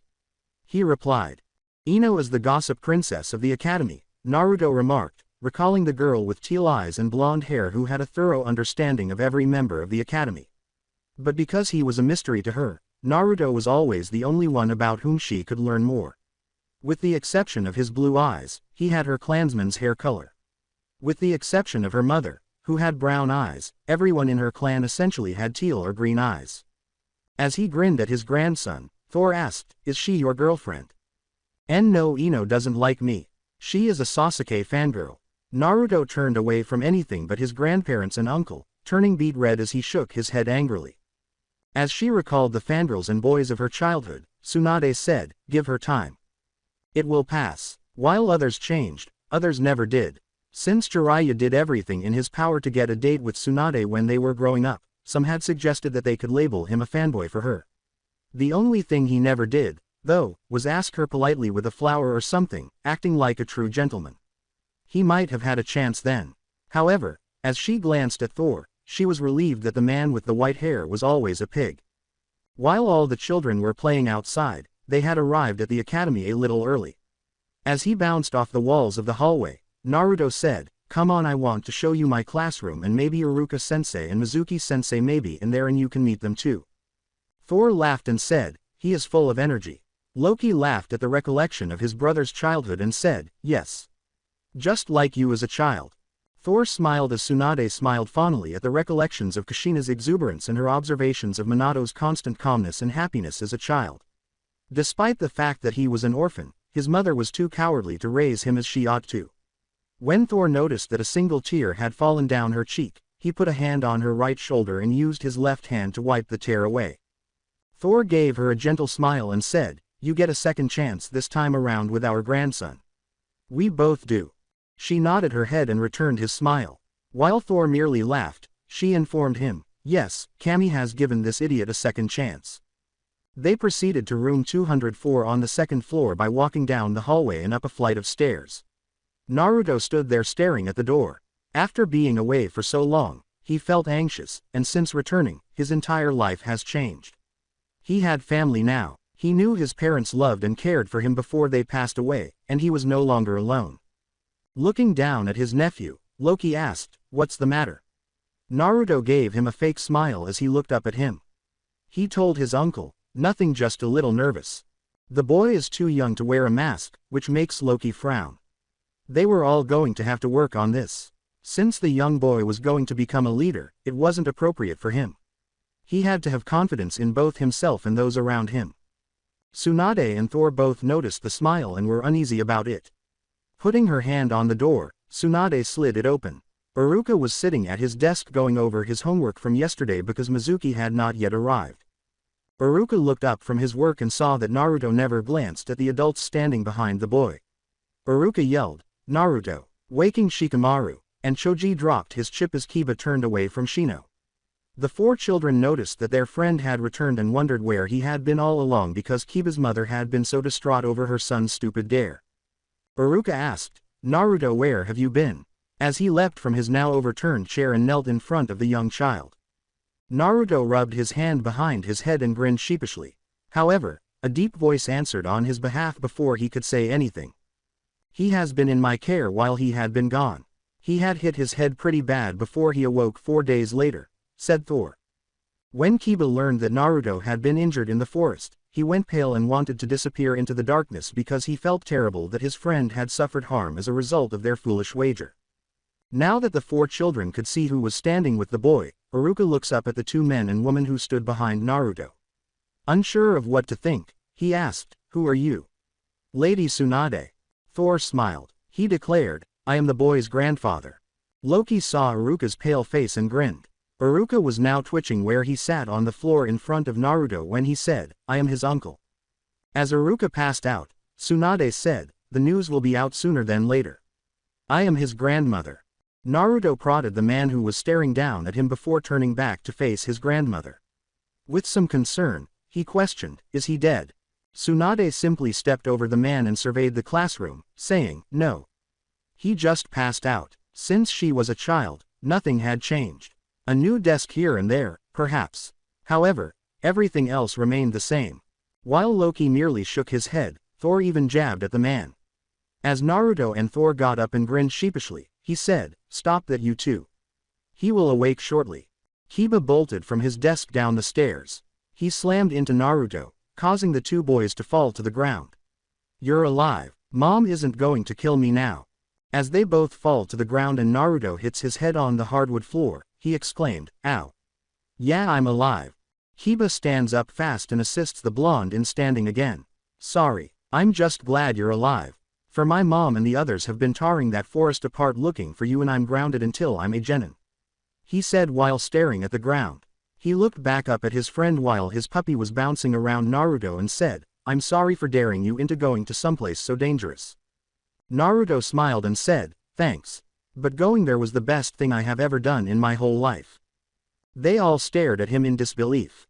Shikamaru asked, "Troublesome. But why do you say that?" as he was now approaching his friend who was surrounded by their other two friends. "For if I wouldn't have gone there, I wouldn't have found my grandfather's hammer and I would have never met him, my uncle or my grandmother. So it worked out for the best for me," said Naruto. He glanced at the older blonde man wearing the eye patch and nodded in agreement. The man resembled both their late fourth Hokage and an older Naruto. As the boy looks at Tsunade, something seems to click in his head. The woman nods and scowls as he asks, "His father was the late fourth Hokage?" Tsunade, who knew which clan the boy in front of her belonged to because Naruto had informed them that he was friends with a few clan heirs, said, "Leave it to Inara to figure things out. It doesn't take much to figure it out. Naruto looks like the late Hokage and now this man looks like a much older version of both of them. This is telling me that he was his father," said Shino as he began to speak. Everybody looked at him. A bug crawled into a tiny hole close to the boy's ear, making Loki feel a little strange. With a smile on his face, Thor asked the boys behind him and the others, "Who are all your friends, Naruto?" Naruto smiled up at his grandfather and said, "The boy with the puppy is Kiba Inuzuka and his puppy Akamaru. This the boy with the pineapple ponytail is Shikamaru Nara, and next to his is Choji Akamichi, and next to him is Shino Aburame. Guys, this is my grandpa Thor, he is a king and a god of thunder. Then this is my uncle Loki, he is a prince and the advisor to the king, and he is a god of mischief and chaos. Then this is my grandma Tsunade Senju." He was now swaying. At this, Kiba arched an eyebrow. He looked at the two men and said, "Dope, you must have hit your head harder than what you think. Those two can't be gods. We are gods of old times. Before this world you have now came to be." Thor said. "Could you bring scrolls about your old world for us to learn about?" Shikamaru asked, arching an eyebrow at the blonde man. "That would be a grand idea. For Naruto needs to learn about his family roots," Thor replied. Looking at the small Nara, Loki grinned. As Shikamaru reminded him in some ways of himself, he thought, Naruto has done well in putting his trust in this boy. Iruka was slowly waking up and sitting up when they heard a moaning sound behind them. "What happened? Why am I on the floor?" he asked himself as he opened his eyes to see Naruto and the two men beside him. Tsunade was sitting at his desk, reviewing what Naruto had missed because Iruka had a file with Naruto's name on it that contained all of the homework from the previous week as well as anything else he had overlooked before he disappeared. Tsunade raised an eyebrow at all of this bullshit being taught to the aspiring shinobi and asked, "Is this what they are learning?" Tsunade was glaring at Iruka as she held up the homework when Iruka's head turned to the female voice. He answers her question with a dumb nod of his head. "When did this change happen?" Tsunade asked, her honey brown eyes hardening and becoming icy. Iruka, who opposed all the changes when he started teaching, stated, "After the death of the fourth Hokage. The civilian council with the help of Elder Danzo changed the Shinobi Academy over and made it more suitable for civilian children could become shinobi. Because he wasn't sure if this was actually beneficial to them." Tsunade growled as she got up and slammed the papers back onto the desk, saying, "You must be joking. This is all pointless. You spend more time in books than having them training and learn jutsus. This will only help them so far. But out in the field this wouldn't do nothing for them. I understand they do need to learn how to read and write in math and science and history. But they also need hands-on field training. By the looks of it you only spend the third and fourth year learning jutsu and survival training. This isn't good. Please understand, Lady Tsunade, but my hands are tried, and I can only do so much. But I do try to get them to learn everything they need to know when it comes to the survival training, and the only jutsus I am allowed to teach them is the clone jutsu, hedge jutsu, and replacement. All other jutsus they learn are from their clans or senseis once out on the field." Iruka said this as he feared for his existence. While this was happening, Ino was standing next to Naruto, and the other students were filing into the classroom. When Ino noticed that her fellow blonde had returned from wherever he had disappeared to, she asked, "Hey Naruto. What's going on and why does Iruka look so scared?" she asked him, looking shocked. "Hey, when did you get back and where have you been?" "Hey Ino. Nothing much, just my grandma scaring Iruka-sensei. I got hurt when I went to the forest and my grandpa and uncle found me with the help of one of their friends," said Naruto with a grin on his face. At this, Ino simply nodded her head and turned to face the tall, blonde, and raven-haired man. The four boys nodded their heads as well. She had looked at both men, and her cheeks were slightly flushed. "They're really attractive, and Naruto resembles the blonde man," she thought to herself. "He's going to grow up smoking," and giggled as she turned to face Naruto. As Hinata heard the girl greet her crush, she froze beside Ino. When she sees him again, her pale lavender eyes enlarge. She was overjoyed that he was back and safe. Thor knelt down to examine Hinata's eyes and asked, "Is she blind?" The man clutching Hinata's chest frightened her, and she blinked and leapt away. She gave him a cute little pout and said, "And no sir, I am not blind." Loki looked into her eyes and remarked, "Her eyes must be one of those bloodlines Naruto spoke of." He grinned and remarked, "If you noticed brother, her eyes had a hint of lavender in them." Hinata gave a head nod. She informed him, "Why yes, it is my clan's bloodline, the Byakugan." Loki gave this a nod. He would have to research these clans and find out more about their bloodlines.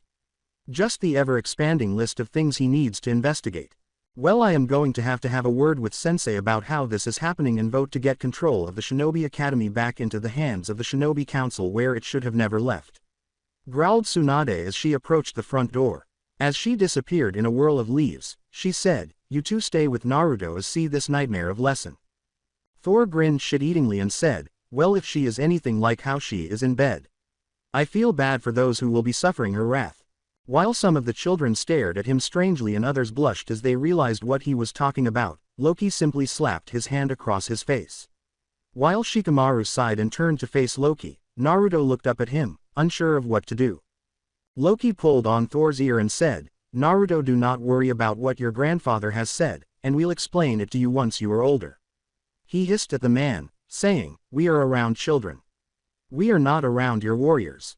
Thor exclaimed, "Ouch, I'm sorry." The others broke out in a cold sweat at the big blonde's antics.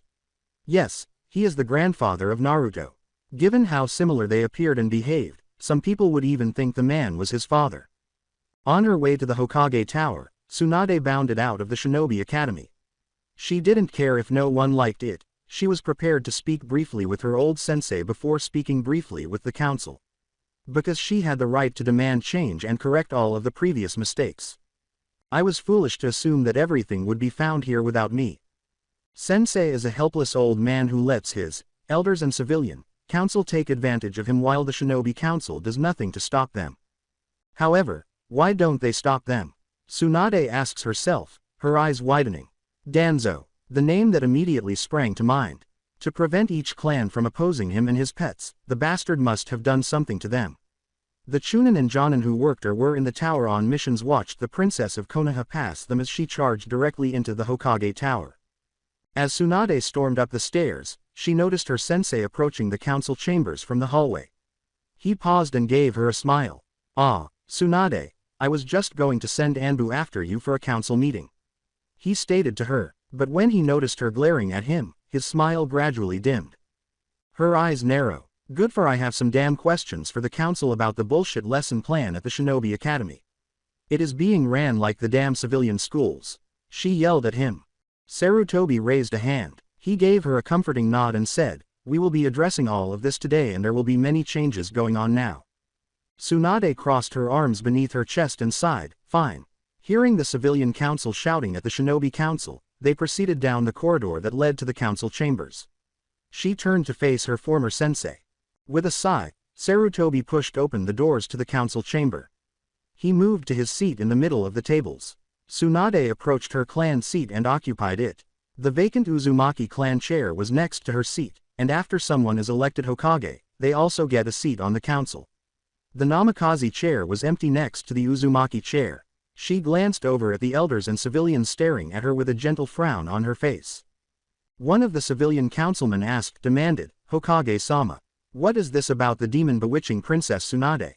As he gazed at the curvaceous blonde woman sitting next to the Hokage on the shinobi side with lust in his eyes. Tsunade wrinkled her nose in disgust at the lord who was undressing her while staring at her with those sour eyes. Sarutobi told the council, "Tsunade returned to the village finding out her son had a child and she has returned to raise her late son's child." Everyone was now whispering and talking about this. Shikaku asked, "May we ask who was Lady Tsunade's late son?" He had an idea but wanted to be certain. Tsunade grinned. She said to them, "My son was one Minato Namikaze. His son is Naruto Uzumaki Namikaze Senju." The council erupted into a cacophonous shouting and screaming. A man with long raven hair entered the chambers, filling the space with a sinister murderous intent. When he noticed that some members of the Shinobi Council were laughing or had shocked expressions, he glared at the civilian side of the council. Loki commanded, "Silence," while glancing around. They all stared at him, and the room fell silent. Tsunade asks in shock, "Loki, I thought you were with Thor and Naruto." Loki gave the blonde a sly smile. I am also here. I figure I'd shadow you and see what these fools would try against the young prince." He stated to her. "Why are you calling that demon a prince?" demanded the man who was harboring feelings for Tsunade. "Naruto is the prince. For his grandfather. My brother is a king and I am a prince of our homeland. As well as royal advisor to the king," Loki said, slowly approaching the man with his icy jade green eyes. Just this statement was enough to make people gasp. Shikaku fixed the newcomer with a level gaze. Is this king the father of Minato or Kushina Uzumaki? He inquired. Loki gave him a sly smile. He claimed to have witnessed the civilian side of the council in action. I see you are as sharp as the little Nara I met with Naruto this morning. My brother is the father of Minato Namikaze Senju Odensan, thus making Naruto Uzumaki Namikaze Senju Odensan. Together, they reasoned, if the demon brat is royalty, we could force our daughters on him and use them to usurp the grandfather's authority and control after he dies and names the demon brat as his heir to the throne. However, because Loki had been around for a long time, they were familiar with their tactics. He grinned evilly and said, give it up. For Thor will be in power for a very long time before Naruto would ever take over the throne, and that is if he doesn't pass it to me first. The man just stared at them, bored, while the women on the council tried their hardest to flirt with him. They all appeared to him like filthy pigs, and they had nothing that he desired. He turned away from them and said, cover yourselves, you dirty sows. They saw in the man the same coldness that Minato would display to his fangirls. It was unsettling. Sarutobi slammed his hands on the table in front of him, glared at the elders and the civilian council, and stated, this is the reason the council meeting was called. He also mentioned that roughly 3 people were absent from the meeting. After the meeting, he would make sure his Anbu knew where they were. Playing along, Loki turned to face the elderly leader. Why did you call this meeting for? He asked, approaching and sitting in the Uzumaki chair beside Tsunade. Sarutobi's expression became solemn and solemn. I am here today to inform you that Danzo Shimura passed away early this morning from a heart attack. He informed them. How do you know of this? Asked a very anxious Homura Mitokado, turning to face his company conspirator Kaharu Udatane, who was now also perspiring profusely. To deliver the message to him, I had dispatched an Anbu. They went inside the house when no one answered and discovered that the door was unlocked. They discovered him in his bed while they looked around to make sure there were no unwanted people in his house, when they look around for any indications of life. He had already passed away. He died of a heart attack, according to the autopsy performed at the hospital. He paused and said, but they had also found something very odd on his person. Hokage-sama, what did they discover? He loved gossip just as much as his wife and daughter, so he asked Inoichi because he was curious. They had discovered Shisui Uchiha's eye beneath his bandage eye, said Sarutobi, grinning behind his hands that were covering his mouth. He also had a mutant arm that contained first Hokage cells. My sensei and numerous other Uchiha clan members were watching it. You, Kaharu Udatane, are the elder who oversees everything that occurs in the hospital, and it seemed that someone gave Danzo permission to be there. If Sasuke ever awakened the Mangekyo Sharingan, how could Danzo obtain those eyes that had been sealed away for him? He would require the eyes of a close relative for a transplant, and the Mangekyo Sharingan causes blindness if overused. Additionally, it raises the question of how he caught Shisui's attention given that his body was never found after he disappeared. He said this while glaring at the woman behind him. I'm not sure, Kaharu remarked as files appeared in front of her. He must have paid someone off. So tell me, why is your name on every form? Is the surgery to implant Danzo's eye okay? Sarutobi was asked as 2 Anbu materialized behind her. Kaharu, now in a panic, cried out, these must be fakes. Then tell me why these came from your office at home and in the hospital. Sarutobi grinned. She was now trembling in her kimono when he asked her. They must have been planted on me by someone. Danzo has always been involved in dubious activities in the village, Kaharu remarked, believing that she was just blaming a dead man and covering her own ass. The Anbu behind her grabbed her and pulled her away while Sarutobi simply nodded. Why are you doing this? As she disappeared from the council chambers, Kaharu yelled. The Hokage seemed to be learning about the shady activities carried out behind his back, and the other council members started to perspire profusely. Homura, could you please tell me why you and the civilian council have been attempting to obtain access to the Uzumaki, Namikaze, Senju, and Uchiha funds? Sarutobi's dark coal eyes now landed on his other elder. He questioned his former teammate. The Uzumaki and Namikaze clans are no longer and those funds could be used to better the village, Homura stated in a detached and heartless tone. As for the Uchiha clan's funds, he said, his eyes hardening. The young boy doesn't know what to do with all of that money, so it's to help him manage it better. Senju funds last. Tsunade's useless gambling is merely a waste of her family's wealth. He crossed his arms and said, so what better is than to build onto the new shopping district? Well, I see what you are doing, said Sarutobi, nodding his head in agreement. However, as I have repeatedly told you and the others, that is not your decision to make. According to Kushina Uzumaki's will in the late 4th, well, the Uzumaki, Namikaze funds are frozen until the future. Additionally, he informed his former teammate, anyone from the Uzumaki clan who ever showed up in the village had first say over all the money in the Uzumaki accounts. What do you mean? As Homura grew weary of this pointless little game, he asked. All those funds belong to Naruto since he is the final Uzumaki in Namikaze. What you and the members of the civilian council have pilfered for your own benefit will be repaid with interest. Do you understand me? Sarutobi asked calmly. You don't have the right to treat us that way. The bastard who lusted for Tsunade yelled. I do, and I have already taken care of all the money you have taken from all those accounts, said Sarutobi, grinning as he turned to face the man. As well as the businesses and lands you took. Everything you own has been put in Naruto's name, he informed them. Everyone started screaming and shouting about the injustice that had happened to them, and the sound of yelling could be heard once more. Enough, Sarutobi yelled, his icy gaze fixed on them. Some had more than others, but all of them had files in front of them. I find it shocking that only 2 people on this civilian council have never stolen money and have always been truthful since joining the group. Sarutobi looked at a man with a long scar across his face and one milky white eye who seemed to be wearing a filthy leather shop apron. He said, you two are not being punished with having everything taken from you. He also looked at a woman with long black hair who seemed to be working in her bakery when she was called for the meeting and had flour on her face. As ex-shinobi, we were aware of the distinction between a scroll and the kunai it contained, so why would we steal? The man with the milky eye said, we have done everything we could for the child, including feeding and hiding him during these bastards' annual fox hunts, or when they got bored and wanted to see a child cry. The woman turned her head away in disgust and said, I agree we have more honor than they do as former shinobi and we were hired to kill people in the past. Relying on what and how much you took. All those files contain it. Since Tsunade Senju is Naruto's grandmother and will be managing everything for him, that will be returned to her. Sarutobi grinned and said, as well has gained the votes of the Uzumaki and Namikaze clans on the council. I will be here as well for the time being getting all affairs in order, Loki said with a smile. My brother is aware that I excel in this department, as you can see now. While you were all sleeping last night, I discovered all of your nefarious activities. He grinned, chaos visible in his eyes, and said, as of right now, everything you own belongs to my nephew. Tsunade glanced at the man with the raven hair sitting next to her as Anbu arrived and swept everyone away. Is that what you were doing in my grandfather's old office last night? Uncertain if she wanted the response, she asked him. Loki grinned and said, yes. He told her, I met with the Hokage early this morning while you and my brother were busy trying to make another child.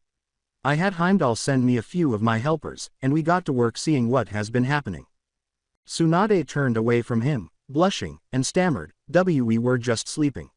She knew Loki was correct, but she didn't want to tell him. With a shit-eating smile, Sum said, tell me, Tsunade, how big he is. She asks as she gets closer to learn all the juicy details about her unidentified partner. Assume. Tsunade nearly passed out from embarrassment as she said, this isn't the place to be talking about that. You're correct. Tsunade had fainted from the wild woman's antics, so Sum said, after this, we'll have a girls' day at the hot springs with all the other ladies, and you can go into detail then. With a sly smile on his face, Loki leaned over Tsunade and over to Sum and said, maybe we could meet sometime at the hot springs. The woman gave him a wink. As she leaned closer, brushing her lips against his and reclining in her chair, Sum said, don't make promises you don't mean to keep. She blushed a little but maintained her smile. Oh, yes, I keep my word. Loki said, I do intend on meeting you there later after you have your fun with my sister-in-law here. Tsunade was awakening when she heard Loki's final statement. With a slightly alarmed expression on her face, Tsunade said, hold on, I'm not married. Loki grinned and said, give it time. Tsunade was unsure of what to think when he told her, you will have a grand royal wedding with my brother, and he will make you a very happy woman for the rest of your lives.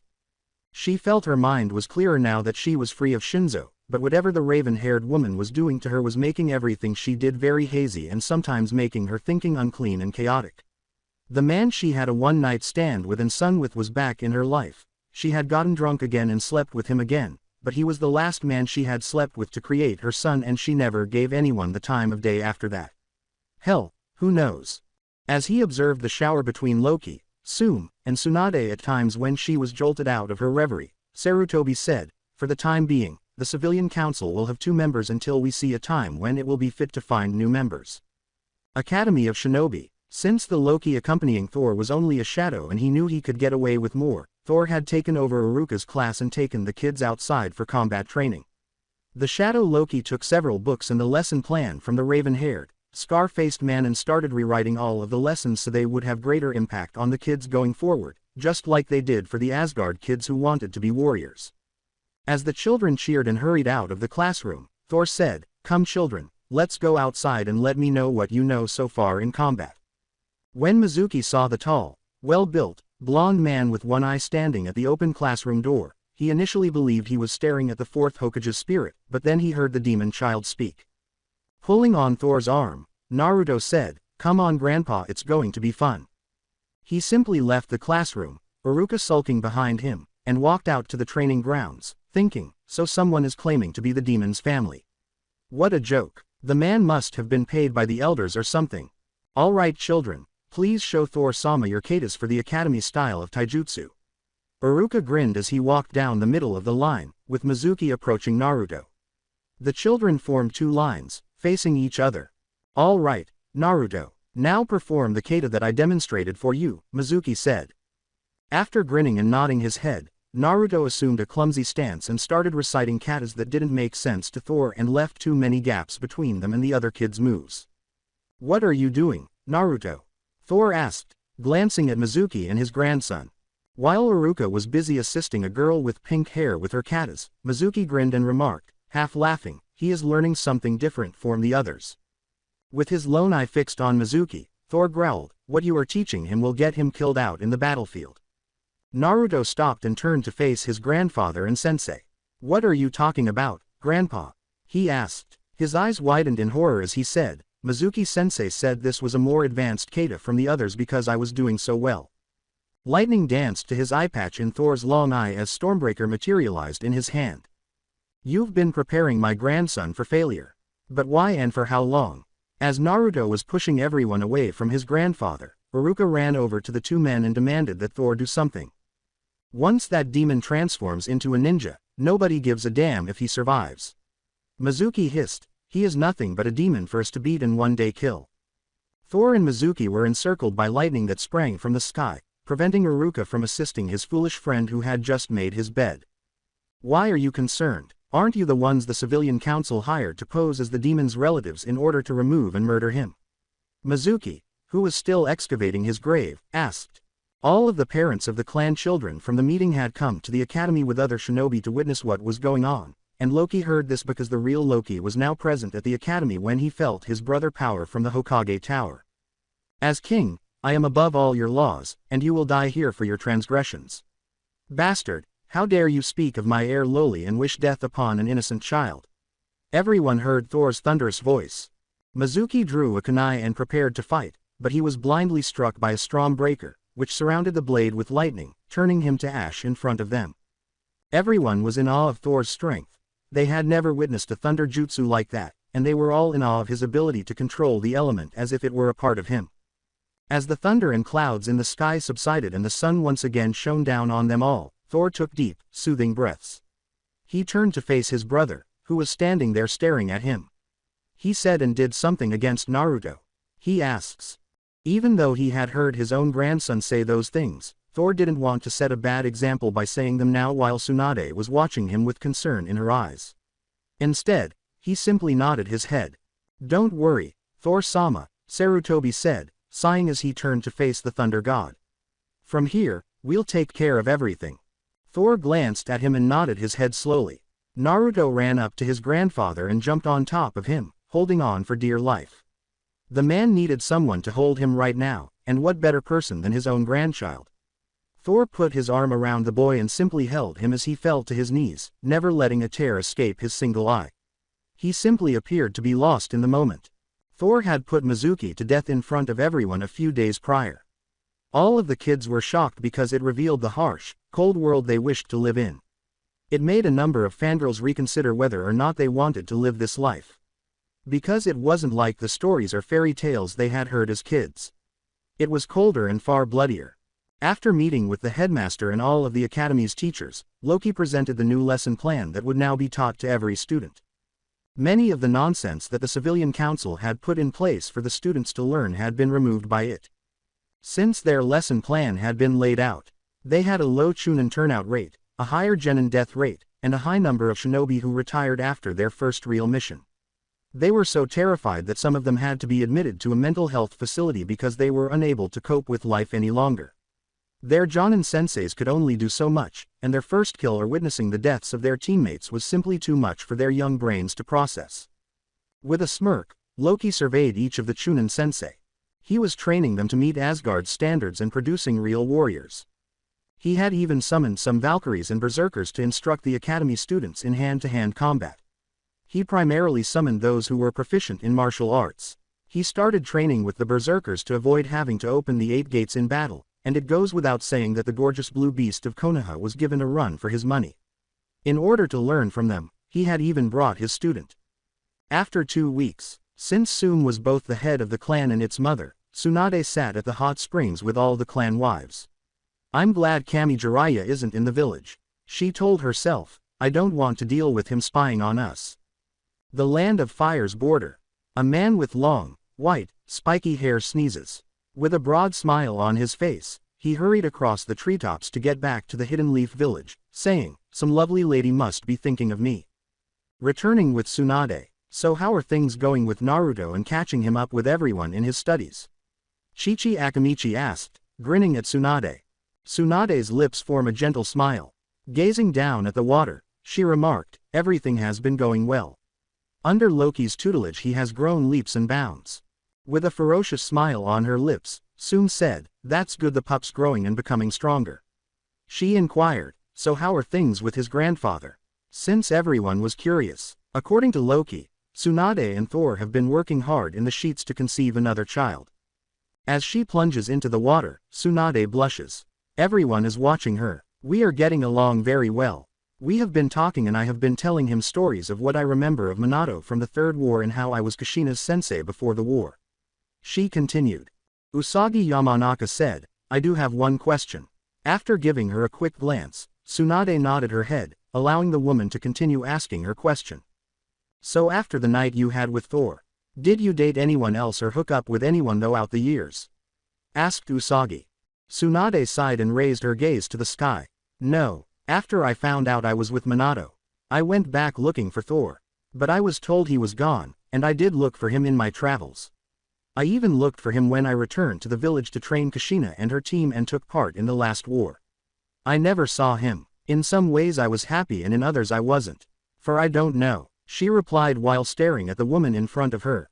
"Well, it is logical that you had made a special bond with Thor-sama and somehow you had fallen for the man," Haruhi Aburame replied. With wide eyes, Tsunade turned to face Haruhi. That was not even how she had considered it. "Did I fall in love with him the evening we first met? Perhaps I did." She didn't finish that thought because she didn't want to depress herself. "Because he is the only man I have been with since." But strangely, when considering Thor, he filled the void she had been experiencing for a long time. She still feels better and doesn't even think about Dan now that she is separated from her former pupil. Was she being harmed by Shizune? Since Yoshino Nara hadn't seen the young lady since Tsunade had returned, she had been wondering for some time, so she asked, "So Tsunade, what happened to your student that was traveling with you?" She glanced at Yoshino after blinking her eyes. "To be honest, I have no idea, but to be truly honest, I feel a hell of a lot better not being around her. I don't feel hazy and confused anymore. It was like she was drugging me with something that not even I could trace in my drinks or food." She was addressing the other people. All they did was nod. They always thought it was strange that Tsunade simply left everything behind before Kushina gave birth and left the village. Because she was the one who was originally scheduled to give birth. The Land of Rice board. Shizune waited for someone to meet her in a seedy bar. Her master hadn't given her any orders in a while, and she had no idea where Tsunade had disappeared to. She was to meet her master's small pet by running to the safe spot. Tower of Hokage. Commander Dragon, the Hokage, and Shikaku were seated across from Thor and Loki. As Thor was being tried, he asked, "What is it that you need of me, Sarutobi?" After spending a long night with Tsunade, he was eager to get some sleep before supervising Naruto's combat training class. Loki squinted as he examined the three men seated across from him and his brother. "Why are you helping us?" Shikaku asked, curious as to the man's motivation. Since this village has only mistreated his grandson and disregarded his son's last wishes, God didn't want to waste his time helping them. Thor merely laughs and turns to Loki, asking him to respond to the query on his behalf. "We do this, mainly for Naruto. The boy loves his home. Even though he has been put through hell here, he still wants to protect his home. For we know and you know it wouldn't be nothing for use to go to Kushina's old homeland and rebuild the village hidden in the whirlpools. But we do not, for a pure heart of one little boy," said Loki. The three men stared in disbelief at the two gods in front of them. That was not how they had ever considered it. In the event that they ever took everything Naruto owned in this village, they would be wiped out by a single young boy from a foolish village that is so blinded by their hatred of a fox that attacked so long ago and is trapped inside a child who lives to protect them every day. Concerned for the young blonde, Sarutobi asked, "Tell me, will Naruto be like the other children or will he be like you too?" Thor grinned. "When Naruto found my hammer, it still had the enchantment that my father put on it so long ago. One who is worthy of the power of my son Thor, the god of thunder. Thy shall inherit his powers. So with my father never taking that enchantment off of Mjolnir, and when he found it with his pure heart and strong will to live and protect those he holds dear to his heart. His god blood was awoken, and he will have control of all lightning, and he wouldn't even need Mjolnir or those hand signs you use for your jutsus," he stated.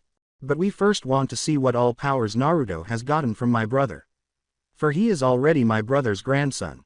Then with the enchantment on Mjolnir, it just adds to it. But for now, we would rather share with Naruto his new powers. When we see fit, we will tell you," said Loki with a smirk on his lips. As Commander Dragon and the Hokage scowl at the slothful Nara, Shikaku remarked, "That is understandable, for it falls under clan laws and clan secrets," who merely sighs. He expressed his desire to go back to his office and take a long nap, saying, "You two know we cannot push for more information. For Naruto is under 3 clans. Well, for if we see the Odinsons as a clan of the village now because of Naruto. Troublesome." With a sly smile and chaos playing in his eyes, Loki said, "He is correct. I have read up on all laws of this village and land." The three men shuddered because Loki's expression was identical to Naruto's when he was going to pull a practical joke on someone. Sometimes they wonder who the boy's real grandfather was. However, he resembled Thor-sama exactly. He does, however, resemble his uncle in certain aspects. Thor got up from the chair he was sitting in and said, "If we are done here, I have to get to the academy, for it is time for Naruto's class's combat training." As he disappeared in a flash of lightning, he said, "If there is anything else you need to talk about, Loki will handle anything else." Loki gave them a sly smile.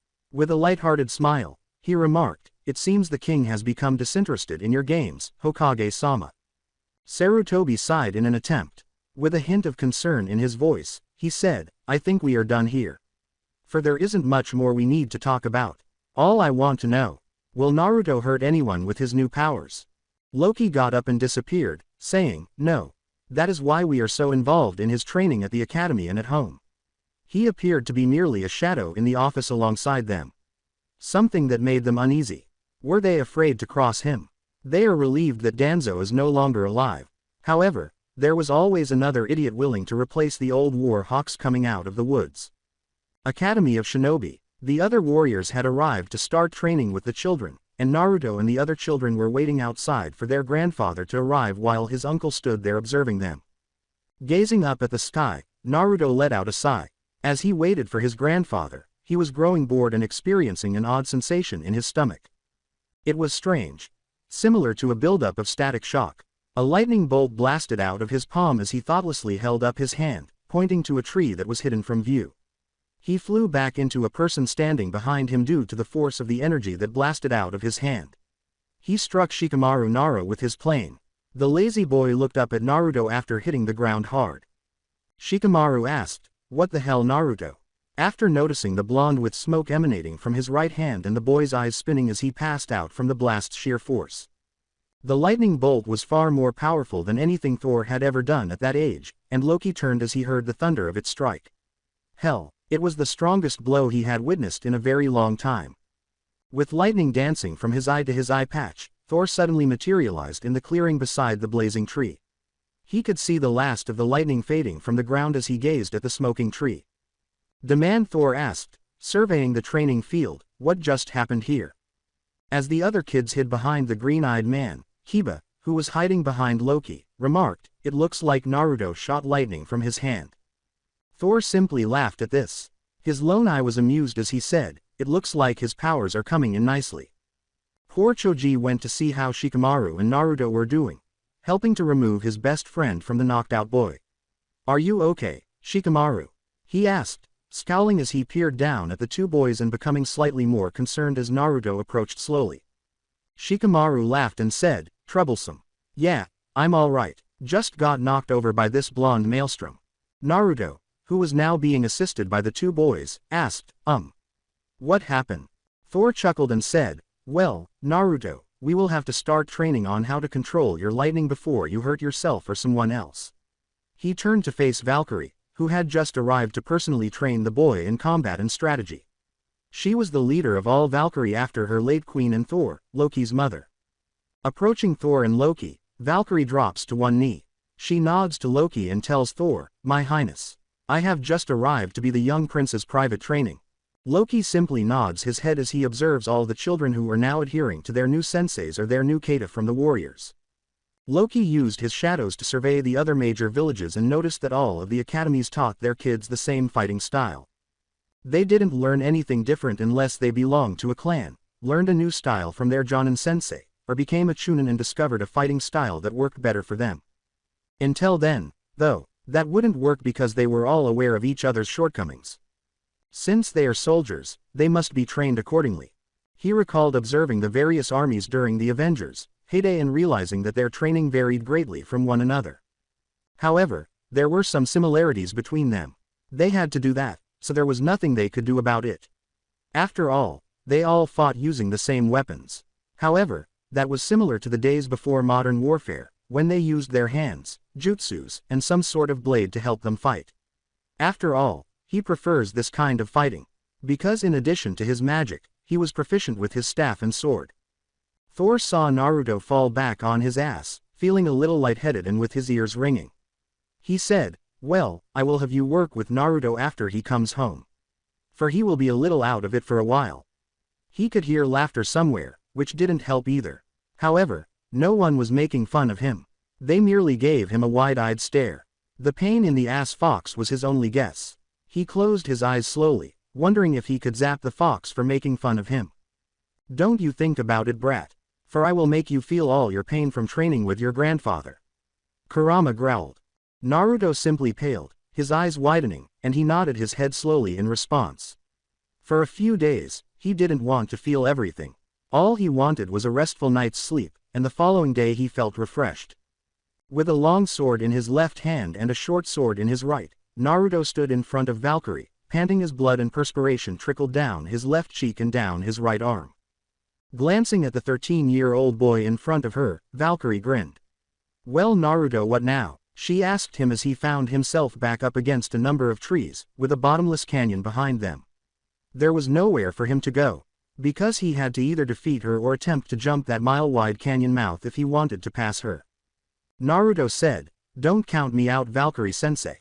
Several Naruto appeared around him, but he didn't use any hand signals because Loki had been teaching him to only use one hand. The female warrior from Asgard was surrounded by 6 copies of Naruto. She simply smiled, anticipating one of his little tricks, as she put it. Before she knew it, 2 of the shadow clones burst forth, rushing toward her as their skin cracks and they glow in a silver light. They are only a foot away from slashing her with their swords when they explode. As the original dashes past the explosion site, attempting to cross the clearing where Valkyrie has a flag hung in a tree, the 4 clones that are still alive, however, shield their eyes. However, Valkyrie is standing behind him with her sword tip against the back of his neck before he can even let go of his swords and ascend the tree. She grinned and said, "You did well this time, young one. But you are still too young to get one past me." As two of the clones emerge from the ground and the two that remain place their swords to her head, two hands suddenly emerge from the ground and pull her into the ground up to her neck. With the flag in his hand, Naruto asked, "Do you give?" As the four clones dug Valkyrie out of the ground, she replied, "Yes." As she picked herself up, she told him, "That little headhunter trick you learned from your grandmother's library is a handy little trick." Naruto blushes. "Thanks. I needed something that I could use against you once you were just focused on me after my clones are off in the background. Also learning an earth-based jutsu is also good to have in my endless list of jutsus." He replied. Behind the two who were standing there conversing, there was clapping. Both of them turned to see Tsunade approaching them with Loki. Naruto was shocked to see the two in the village and said, "Uncle Loki." Tsunade-chan. The last he knew, Loki was taking Tsunade to Asgard to meet his former lover's problematic children and grandchildren. He asked them, "What are you doing here?" Tsunade smirked as she said, "Well pup, we just got back from Asgard and the interesting meeting." Naruto laughed as he considered these two older cousins, Skull and Hattie. "Yeah, wolves in the family, well shapeshifters." Loki grinned and said, "Yes, your cousins say hi and hope you come and see them when you have free time." His jade green eyes flashed amber with chaos. Naruto gives this a nod. "Yes, I will see them in the break between graduation and team placement." His uncle replied. Loki grinned again and said, "I see all the training we have been pounding into you has been paying off." "Yes it have been," Naruto said, turning to face Valkyrie, who bowed to Tsunade and Loki. Valkyrie addressed them, saying, "Lord Loki. Lady Tsunade." Tsunade grinned and said, "Oh Valkyrie, please stop with the lady stuff. We are equals as warriors on the battlefield." Valkyrie gives her a look. "We may be equals on the battlefield, but you are now a lady of the court as Lord Loki is courting you," she stated to the wild woman. Tsunade blushes, still adjusting to being regarded as more than just a shinobi, clan head, and clan mother. While running off and waving at them, Naruto said, "Well, it is almost time for class, and I need a shower." When Loki looked at Valkyrie, all playfulness vanished from his eyes. "Will he be able to protect himself out there?" he asked, sounding like a former commander. "Yes Lord Loki, he is equal to junior Valkyries. I do not believe he will find an equal out there with all the training that you and Lord Thor have been giving him since you discovered him those years ago," said Valkyrie. Loki gave this a nod. He didn't finish his sentence before Tsunade put her hand on his shoulder. "Good, he must be ready for anything to come. For anyone who is as strong as our late sister should ever come out of the woodworks." As she brought her own children into the world of shinobi and forced them to grow up quickly, Tsunade said, "The pup is young and is still growing. He will be a splendid shinobi in his own right. But remember you can't push him too much for you will burn him out. He is still a child and I know you and your father had a childhood. For our children grow up much quicker." Her daughter grew up faster as a result of the Kyuubi attack, and they needed shinobi to replace the people who were killed that evening. Loki turns to face his beloved. "I know, but there has been whispers in time that my sister may have had a child. No matter how many time we have gone seeking said child, we never found them." He looked away. Tsunade gave a nod. She and Tsunade had heard tales of the goddess who had nearly wiped out everyone and destroyed Asgard. The goddess who was thought to be the underworld's defender and keeper. However, he was a warmonger who was power-hungry and indifferent to human life. She turned to see the boy simply disappear and said, "I understand." Valkyrie simply prayed that they would never have to deal with a force like Hela again. The woman had defeated Thor and Loki and was incredibly strong. They appeared to be mere kids pretending to be warriors. She thus comprehended the significance of this training for the young man who carried Asgard and Konoha's hope. He would become the next king of Asgard, after all. After jumping out of the shower, Naruto enters his room, wraps a towel around his waist, and surveys the space. His king-size bed with blue and black blankets is in the far left corner. There was a desk beneath the window on the far right, with empty scrolls that he had been working on sealing scattered all over it. With a sigh, he went to his closet and took out a pair of multi-pocketed black cargo pants, a black metal fishnet undershirt, and a burnt orange shirt with emerald green trimming that featured the symbols of Thor and Loki on the back. The two half-cut symbols fused together. He had brought boots from Asgard, and they were by his bed. They held up better than shinobi sandals and were more comfortable than his grandfather believed them to be. He called them combat boots. He went to the dresser and opened a drawer, taking out boxers and socks as he went. He only had 30 minutes to get to the Shinobi Academy, so he had to get dressed quickly. Naruto glanced at his hand. He asked himself, man, I can't believe this is my life. Would I have turned out this well if I never found that hammer? Before getting ready for the day, he fixes his swords to his side and back for convenient access before leaving his room. He has a supplies pouch on his back and a kunai pouch on his right thigh. He had 3 seal tattoos on his left arm that held weapons and other survival necessities, and he had been working on more. As Tsunade looked up from the medical records on the table in front of her and a cup of tea, she said, "Good morning, sweetie." Thor and his future wife were seated next to each other. At last, he had convinced her to say yes. He had a lot of food in his mouth. He smiled as he said, "Good morning, grandson." A big mug of steaming coffee was placed beside his plate. He had a plate on the table with a travel mug filled with coffee that Loki had brought Naruto. The young child adored the beverage, which made the academy teachers furious because it only made him more wired up. The mug was as large as his head, and he thought it was getting bigger every year because it was always filled with coffee. His uncle cast a spell on it. Naruto smiles at them and asks, "Good morning, you two. How are you both this morning?" Thor said, grinning shit-eatingly, "We are good." With a sigh, Tsunade leans in to give Thor a cheek kiss. "You have a lot to do today and I have to go and check things out at the hospital and the academy with the young medic training program that I finally got," thought the old man's head. She replied. "I," said Thor, pleased that Tsunade had changed the academy programs with Loki's assistance because he wasn't amused by the joke, which they called shinobi training. It was merely a civilian school that was armed and engaged in combat. It was still absurd even then. As he sat down and hurriedly consumed his meal of steamed rice with rolled eggs and bacon, Naruto remarked, "Well, today is the big day. For it's graduation day and then the team placement in a week. Oh, by the way, Skull and Hattie want me to go to visit them in Asgard before the team placement." With a contemplative expression on his face, Thor said, "I should just have them come here and visit." Naruto said, grinning and laughing, "That would be fun, and it would freak out Kiba with those two in the village."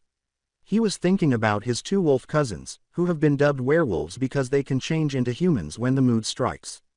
Tsunade put the file down and got a cup of tea. "That's okay. Just talk to Loki about them coming here to visit. I know you love going to Asgard to see your mom and all, but during that week before team placement you have to take your shinobi license picture and paperwork." After finishing his meal, Naruto said, "You're right. I forgot about that." He then picked up his enormous travel mug, drank some coffee, and got to his feet. With a flash of lightning and a crack of thunder, Naruto disappeared, saying, "Thank you for the meal and I'm off." As Thor finished his meal and got up to give Tsunade a kiss on the lips, he said, "His training has come along nicely." As he also disappeared in the lighting, he said, "My love, I will see you this afternoon." Tsunade gave her soon-to-be husband a smile. As she packed up her work and headed out for the day, she says, "I know, my love." Somewhere else, a woman who might have been a giant stood in the shadows, observing a group of people discussing tail beasts. She muttered to herself, "Fools, the guards of Asgard wouldn't be controlled by you." A young woman with short black hair is standing beside her, holding a piglet. Her eyes were gazing off into space, as though she was unaware of her surroundings. The woman said, "Shizune." She raises her gaze. In her zombie-like state, Shizune replied, "Yes, mistress. I believe it is time to return to the village and find me the holder of the 9 tails and keeping that child away from those fools. For I want them for myself," she stated to Shizune. Shizune said, "Yes, mistress." She blinked, causing her eyes to focus again. She then turned to go to the cavern where she was with her mistress observing the other. The woman narrows her eyes after a few minutes. She asked, "What do you want, Toby?" In a deep, dark voice, he asks the now-named woman, "What are you planning, hell?" Glancing at her toy, she grins. "Oh, my dear little Toby. I am not planning anything. I am just watching what my lover is doing and planning and hoping to help where I am able to," he replied. Toby looked at the woman in front of him. Her black hair was pushed back, revealing her lone jade green eye glowing softly in the darkness as she gazed at his lone glowing red eye. Her long white hair covered half of her face. He approached her and put a hand to her cheek. He wanted to know, so he said, "My love, you have been very quiet as of late. What has been troubling you?" Her head rests on his hand. "It is nothing, my love. It's just I am just ready to meet my two uncles soon that have been seen playing around in Konoha along with the Nine Tails. He replied. Toby gave a nod. He had been informed of the manner in which they had murdered her mother. You will get your revenge, my love. We both will, he replied.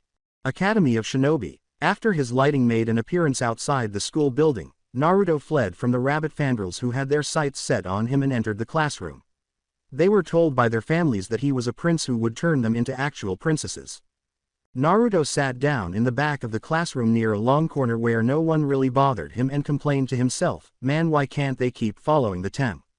Shortly after Naruto finds his hiding spot, Shikamaru and Choji enter. As the others slowly make their way into the classroom, both boys nod to him. Kiba walks in searching for Naruto. He shouted, hey! Naruto raised his gaze from the scroll he had extracted from a seal tattoo. What? He exclaimed in response. Kiba approaches Naruto's seat with a stalk. He was curious and asked, do you know when your uncle is going to have my mom back? Naruto gave him a perplexed look. He told the untamed-looking boy, who inherited his mother's dark honey-brown eyes and wild brown hair, I just saw them both this morning. They are already back. Kiba gives him a startled look. He said, what? Then what, didn't she come home? Naruto grinned as he considered their impending visit. I don't know. I left them talking with Valkyrie after my training this morning. She had met my cousins. Kiba asks, your cousins? Naruto gave a nod. Yeah, my uncle has several children he had a long time ago. They might have gone back to pick them up.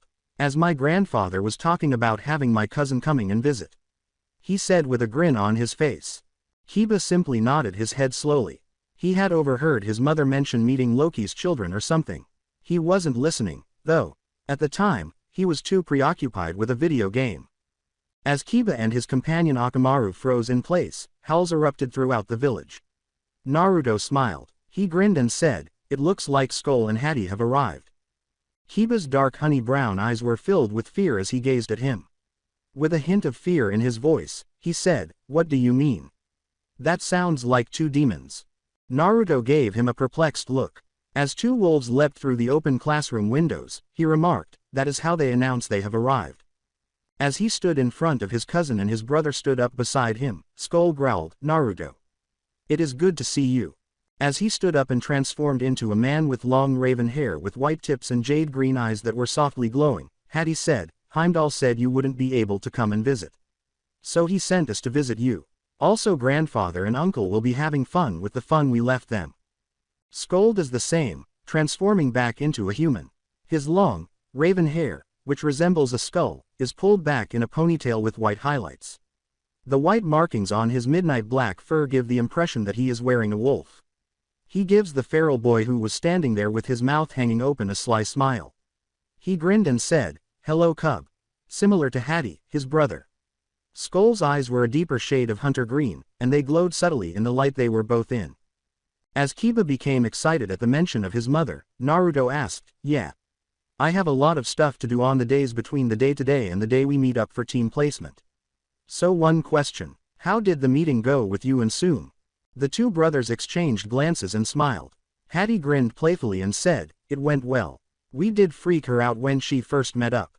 As he extended his hand to Kiba, who was still a little wide-eyed from staring at the two brothers in front of him, Naruto said, let me guess you guys met her like you just met her son here.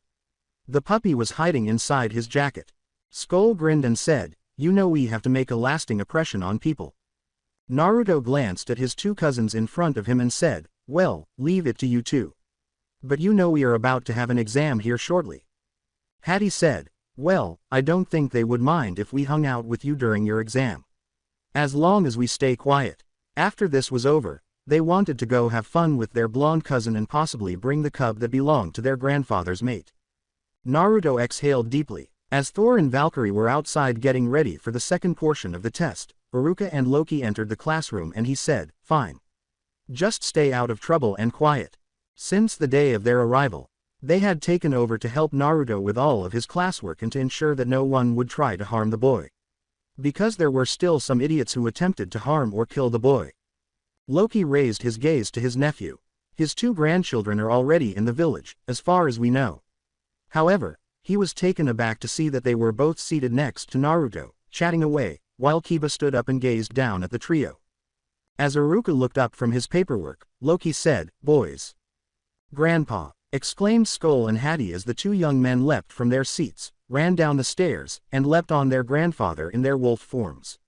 As everyone had finished entering the classroom, they watched in horror and shock as the two wolves killed the man who had been helping them with their studies ever since they found Naruto. Loki used his magic to hold his two grandsons in front of him and commanded, "Down. Settle down you two and turn back into your human forms as you are scaring the children." As they transform back into humans, they both whimper and whine. Skull whimpered, "Aw grandpa." Hattie pouted, "You're no fun." They were both placed on their feet, wearing dark blue jeans, Skull a black jacket and a hunter green shirt, and Hattie a black shirt and a hunter green jacket. They also wore black fingerless gloves and black boots. Loki gave them a sly smile. He told his troublemaking grandsons, "I am fun, but right now I have to aid in their final exam before they become genin." Shikamaru sat down next to Kiba at a desk directly beneath Naruto's and said, "Troublesome?" He asks, "It looks like you have more family here." Naruto grinned sheepishly and rubbed the back of his head. He informed his shadow-walking friend, "Yeah, my two cousins came to visit. For I wouldn't be able to visit them before team placement." Kiba is given a sidelong glance by Shikamaru. He exhaled deeply and muttered something unpleasant before turning to face Choji and the feral boy seated beside him. He asked, unsure whether he really wanted to know, "What is the matter, Kiba?" Kiba gives him a somewhat alarmed look. "They are related to my mom's boyfriend. They are freaking werewolves." He expressed his fear, panic, and curiosity as though they had bitten him and given him the opportunity to transform into a werewolf. Shikamaru gave him a stern look, never displaying any shocking stories or anything.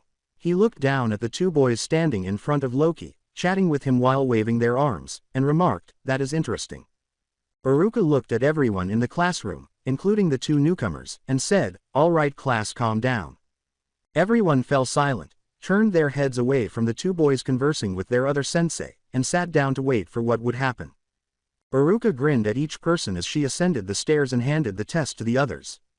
After turning the test over and flipping the sheets, they started the next hour of the exam. After finishing his exam first, Naruto went to give it to Iruka. Grinning, Iruka started grading the test while Loki kept an eye on him to make sure he was doing it correctly. As the others gradually trickled down, Shikamaru was the second to fall behind the blonde. Naruto returned with his two cousins to sit and talk. Iruka received the final exam an hour later. Everyone silently converses as he swiftly grades the test, anticipating what will happen next.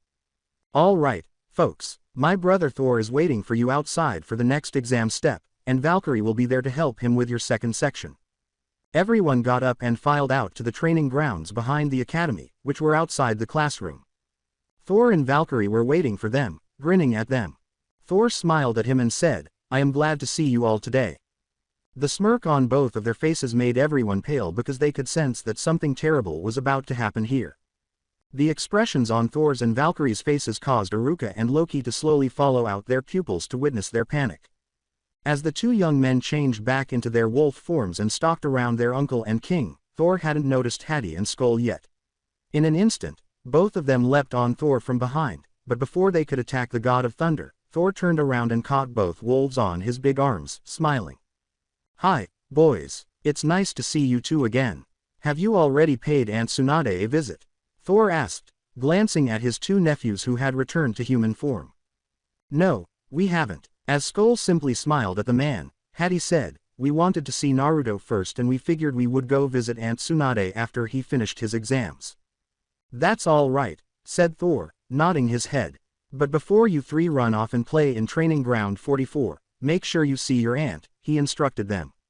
Skull, who adores his soon-to-be aunt because she made the best cookies and wasn't afraid to correct them when they raised hell, said, "We will, uncle." As she looks at the two in front of her, Valkyrie simply sighs because she knows they will cause trouble before nightfall. "Just stay out of trouble," she growls. The village. Because she didn't know what was going on and the triples were hot on her heels, Hannah and the triples ran through the village after hearing the howls of two demonic wolves from the Shinobi Academy, where her little brother was and could be in grave danger. Hannah was confused as she saw Thor-sama grab two enormous wolves in his arms and pull them into an embrace before they turned into two attractive young men, and she blushed slightly at the sight of them as she skidded to a stop in front of the Shinobi Academy's front gates. When Kiba spots Hana standing at the front gates, he jogs over to her, and Naruto follows suit. "Hey sis," Kiba said, jolting Hana out of her reverie as she stared at the two young men, and she turned to face her younger brother and his younger friend, grinning at them both. "What's happening, Kiba?" Hana looked at Kiba with unshed tears in the corner of her eyes and said, "I heard demonic howls across the village that came from here and it frightened me." Naruto rubbed sheepishly behind his head and said, "Hana-ne-chan, I apologize for that. We didn't intend to scare you." When two voices emerged from behind the blonde, he informed her, "It was just my two stupid cousins coming to visit." "Who do you think is a dumb blonde?" The guy with the black hair and white highlights that resembled a skull on his head spoke. Glaring at Skull over his shoulder, Naruto said, "Stop talking." It seems that Naruto's emotions are closely linked to his godly power, which he inherited from his father and grandfather. Thor only witnessed his own father perform such a feat when he was a very small boy, and he was never to that level of control. "With your little stunt you frightened Kiba's sister," he told the two, shocking them as Naruto reprimanded them, lightning flashing in his eyes as the heavens above them darkened and the thunder cracks overhead. "Greetings, fair maiden. I am Hattie, the eldest of the sons of Fenrir and grandson of Loki." Hattie took Hana's hand in his own, knelt down, and kissed it. Skull and Hattie turned to face the girl, who has brown hair, large chocolate brown eyes, and two fang marks on her cheeks, indicating that she is a member of the Inuzuka clan. Both brothers blush a little and smile at her.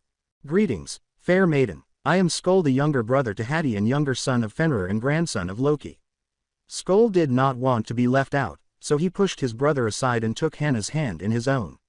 He knelt before Hana and kissed her hand, looking up at her with a bright and blinding smile that she had seen on Naruto and their grandfather Loki when he would approach her mother. "Hello, my name is Hana Inuzuka, the future clan leader and eldest daughter of Sum Inuzuka."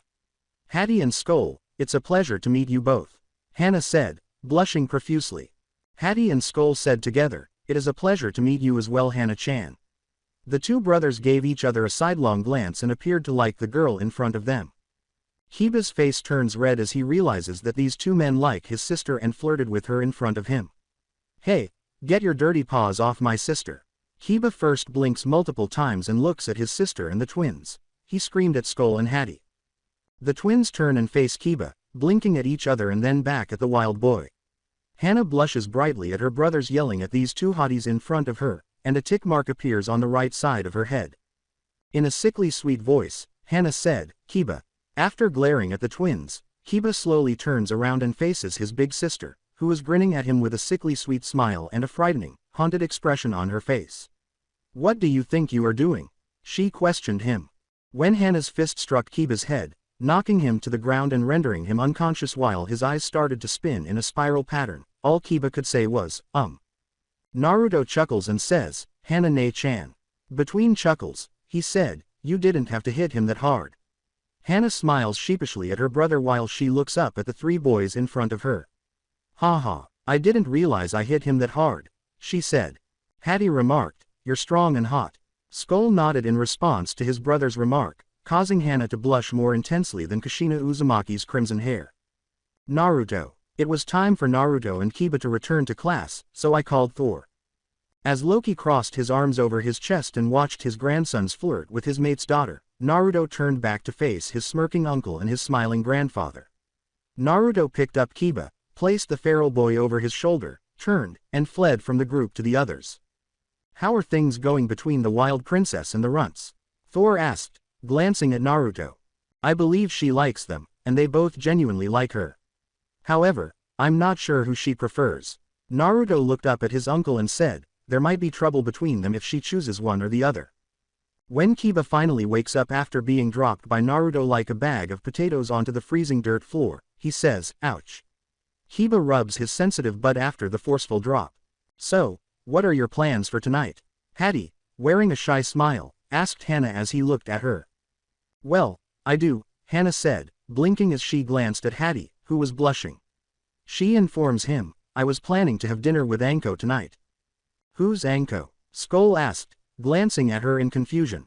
With a smile, Hana tells the two, "She is my best friend and we go for dinner once a week when we have a free night." "Oh, Would your friend be interested in joining you two tonight, in your opinion? Skull asked, smiling amiably at her. All Hannah could say was, as a woman with purple hair in a spiky ponytail materialized behind her, hanging off her right shoulder and resting her chin there while gazing at the twin in front of her best friend. Anko whispered in Hannah's ear, "Hello Hannah-chan." The feral girl's eyes widened and her face flushed even more as Anko's arms were tightly wrapped around her chest. The two men's gazes shifted down to Anko's arms, but then swiftly returned to Hannah's face because they didn't want her to think poorly of them. Their grandfather was glaring at the back of their heads. Thor turned to face Loki and said, "She is going to eat them alive." As he recalls meeting the village snake mistress of Konoha, who would frequently flirt with him while hanging out with Tsunade and all the other shinobi women in the village, Loki lets out a long sigh and shakes his head. Yes, Loki shook his head in response to his brother's remark, saying, "She is going to chew them up and spit them out." "So why are these hot girls coming to our dinner date tonight?" As she smiles at Hattie and Skull, asked Anko.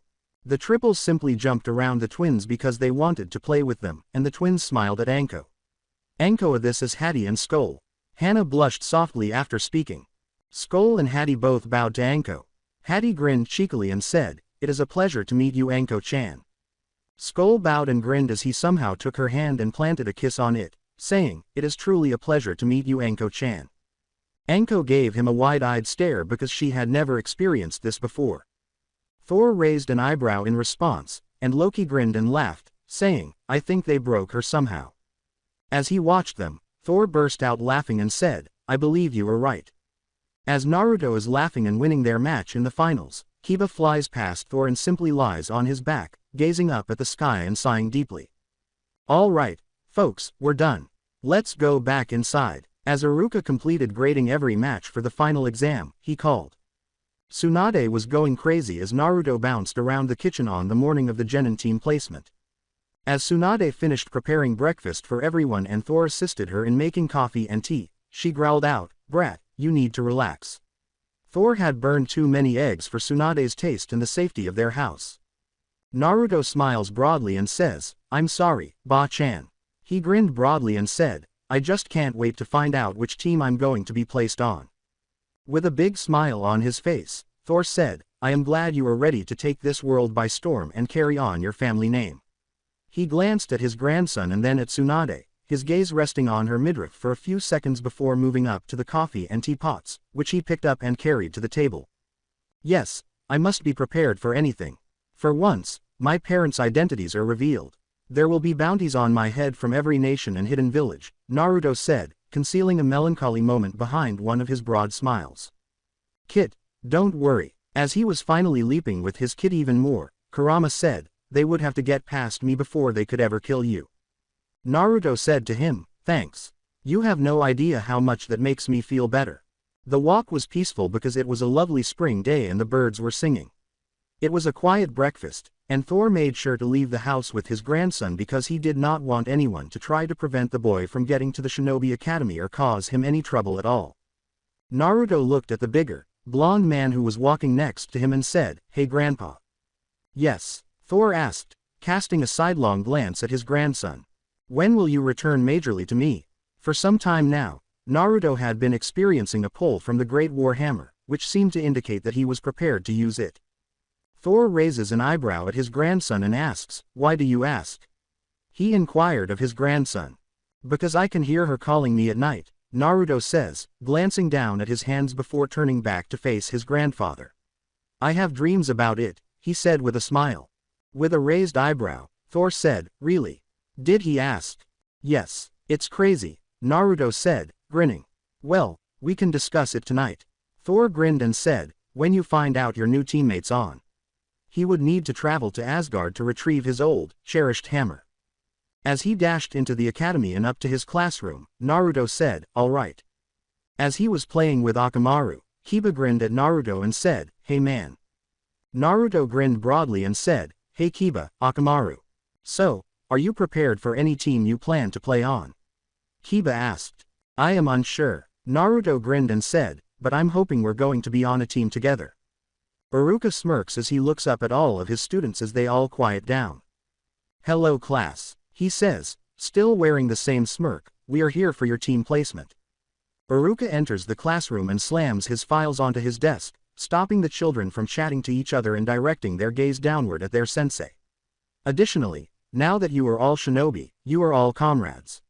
He grinned and said, I look forward to working with you on the field.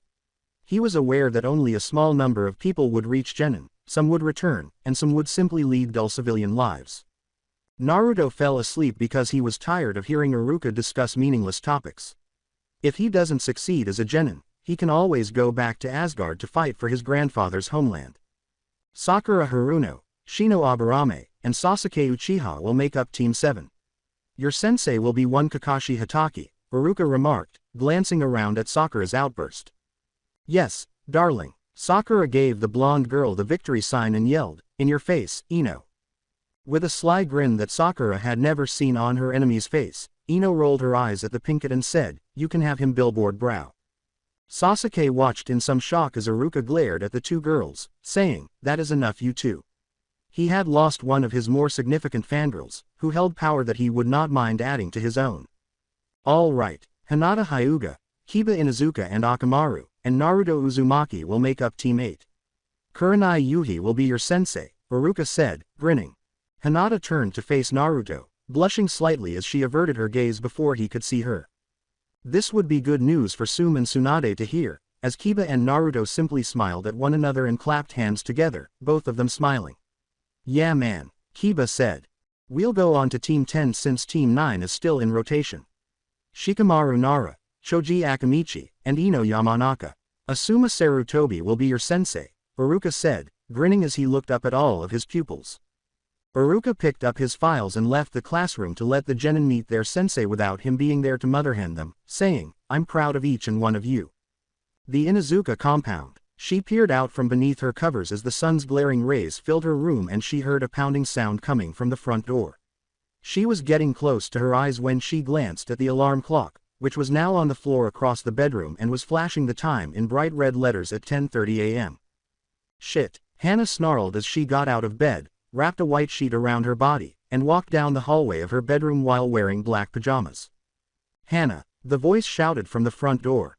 Hannah let out a growl and yelled, I'm coming.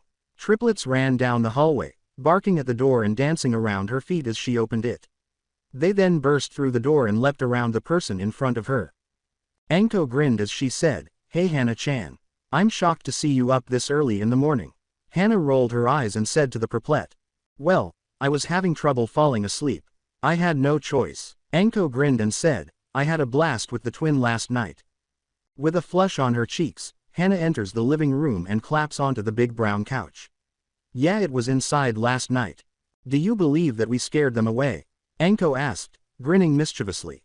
No, dear maiden. Hattie grinned and said, you made us want to come around even more.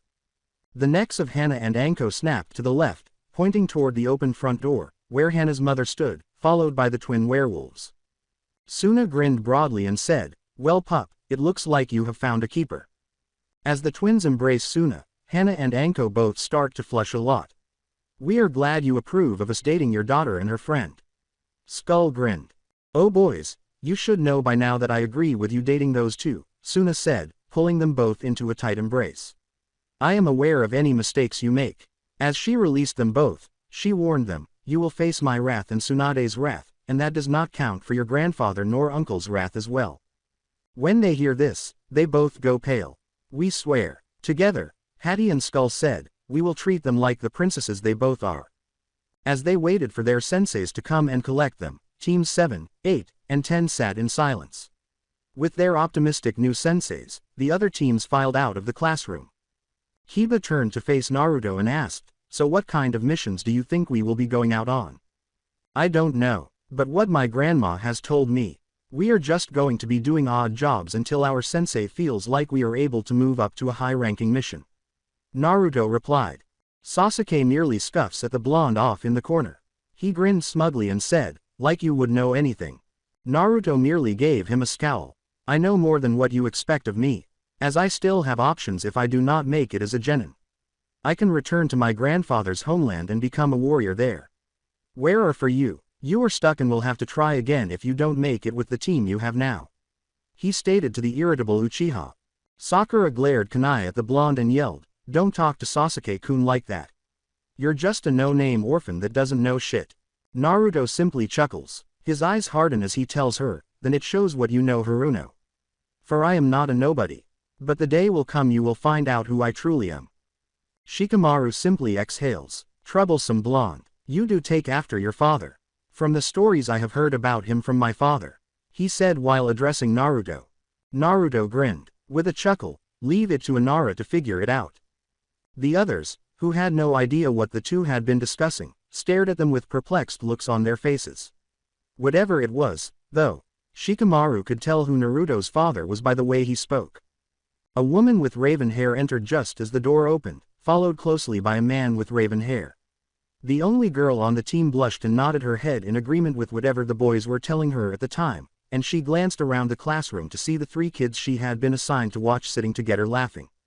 The woman with the raven hair called out, "Teammate, you are with me." As Kiba carried his sleeping companion in his coat, all 3 sets of eyes turned to face her and got to their feet. The man moved forward and turned to face the Ino-Shika-Cho group. He sighed and called out, "Team 10, you are with me." Sakura asks the man, "Do you know where our sensei is?" She chose to ignore the Jonin woman in the room. He sighed in an attempt. He turned on his heel and said, "I do not know." His students trailed behind him as he left the classroom. Kurenai gave the Pinkett a narrowed look, then pivoted on her heel and departed with her students. A little irritated, she thought, do hope Kakashi falls that pink thing. She knew of another girl who needed a new team because her teammates had lost to an Iowa team. He grinned at the woman while standing in the hallway with his arms folded. He asked, "So should I worry?" Kurenai's crimson eyes were flaming as she gazed at him. "I would fail the girl if I were you. There is a girl needed a new team and would work better with your 2 male students." He replied. Kakashi merely gave a nod. The woman nodded when he said, "Then I shall have her join me in the morning." At that moment, Sasuke and Shino left the classroom and discovered the silver-haired Jonin reading his book while leaning against the wall. After shutting the door, Shino asked, "Are you going to keep us waiting, for I have think that my father requested of me to be done after meeting you, sensei." Thus, Sakura was not aware of him addressing the man in the corridor as their sensei. Kakashi grinned at the 2 male pupils. "Well, you 2 have passed my first test.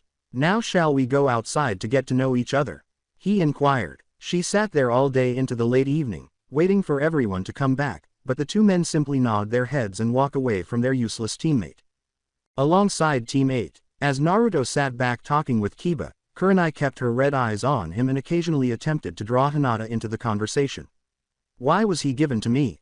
I asked for Shino," she thought to herself, still a little perplexed by the last-minute change to her team. Naruto raised his gaze to her. He was somewhat aware of her thoughts. However, he wasn't sure if he ought to speak. However, her red eyes would not go away. He sighed. "I was placed on your team for my own safety. As well, I have been training with Kiba for a while now.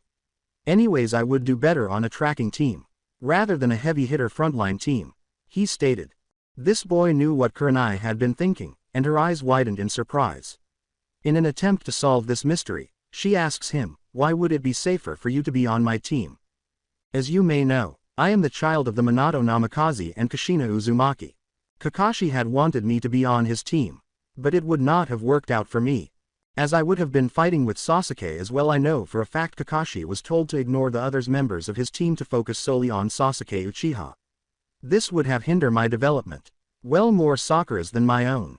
For I have my grandfather and grandmother at home who are willing to training me and make up for anything that hasn't been taught to me while I'm on a genin team." Naruto looked at the girl. Kurenai nodded her head slowly. She asks, "So you are the son of my late sensei Kushina?" She was out of the village when Naruto returned because she had heard rumors that Kushina had given birth. She hasn't bothered to find out what transpired during her absence. "I guess so, but I do hope you will not blame me for what had happened that night I was born. I was an innocent that was forced into something out of my control," said Naruto as he gazed at her. Seeing if this would blow up in his face was his goal. Kurenai nodded her head slowly. "I cannot blame the child. For the child is just the prison that is holding the things that destroyed so many lives that night," she stated to him. Naruto sighed again in an attempt. It wasn't his fault as well. He was being controlled. One who claimed to a ghost of the past came that night and let him loose and used those accursed eyes to place him into a power genjutsu that was broken when he was sealed within myself. He stated. Kurenai collapsed to the floor. The fall was lessened by her ass, but it was still a lot to process. She asks, does the Hokage know this? He merely nodded in response. Neither of his teammates raised their voices. They let the two converse. Despite being aware of what was being said, Kiba remained silent. Because he had no right to. Since the night Naruto disappeared and his return, Hinata had been piecing things together and came up with an idea. Additionally, she would listen in on her clan's elders when they thought she wasn't hearing them talk freely about the village demon and how great it was that he was no longer there. We three know that this test you will be giving us will be testing us on our teamwork. As you may already know, Kiba and I work well together, and I am fairly sure with some trial and error. We can be a well-working team. Hinata can be our long-range and close-range fighter with her clan style and her bloodline. Kiba is able to cover mid to close-range fighting. Myself, I am able to cover long, mid, and close-up fighting.